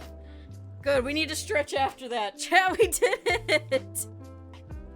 Chat, it took us all week, but we did it. Chat, he's so cute! Oh, he's perfect! Chat, I'm so excited. So, yeah, I'll take some pictures, some nice actual shots of him, after my office is cleaned, and, after I completely finish him up, and then I'll post it in the Discord, and, I guess we'll be back to some more games next week. So, yay!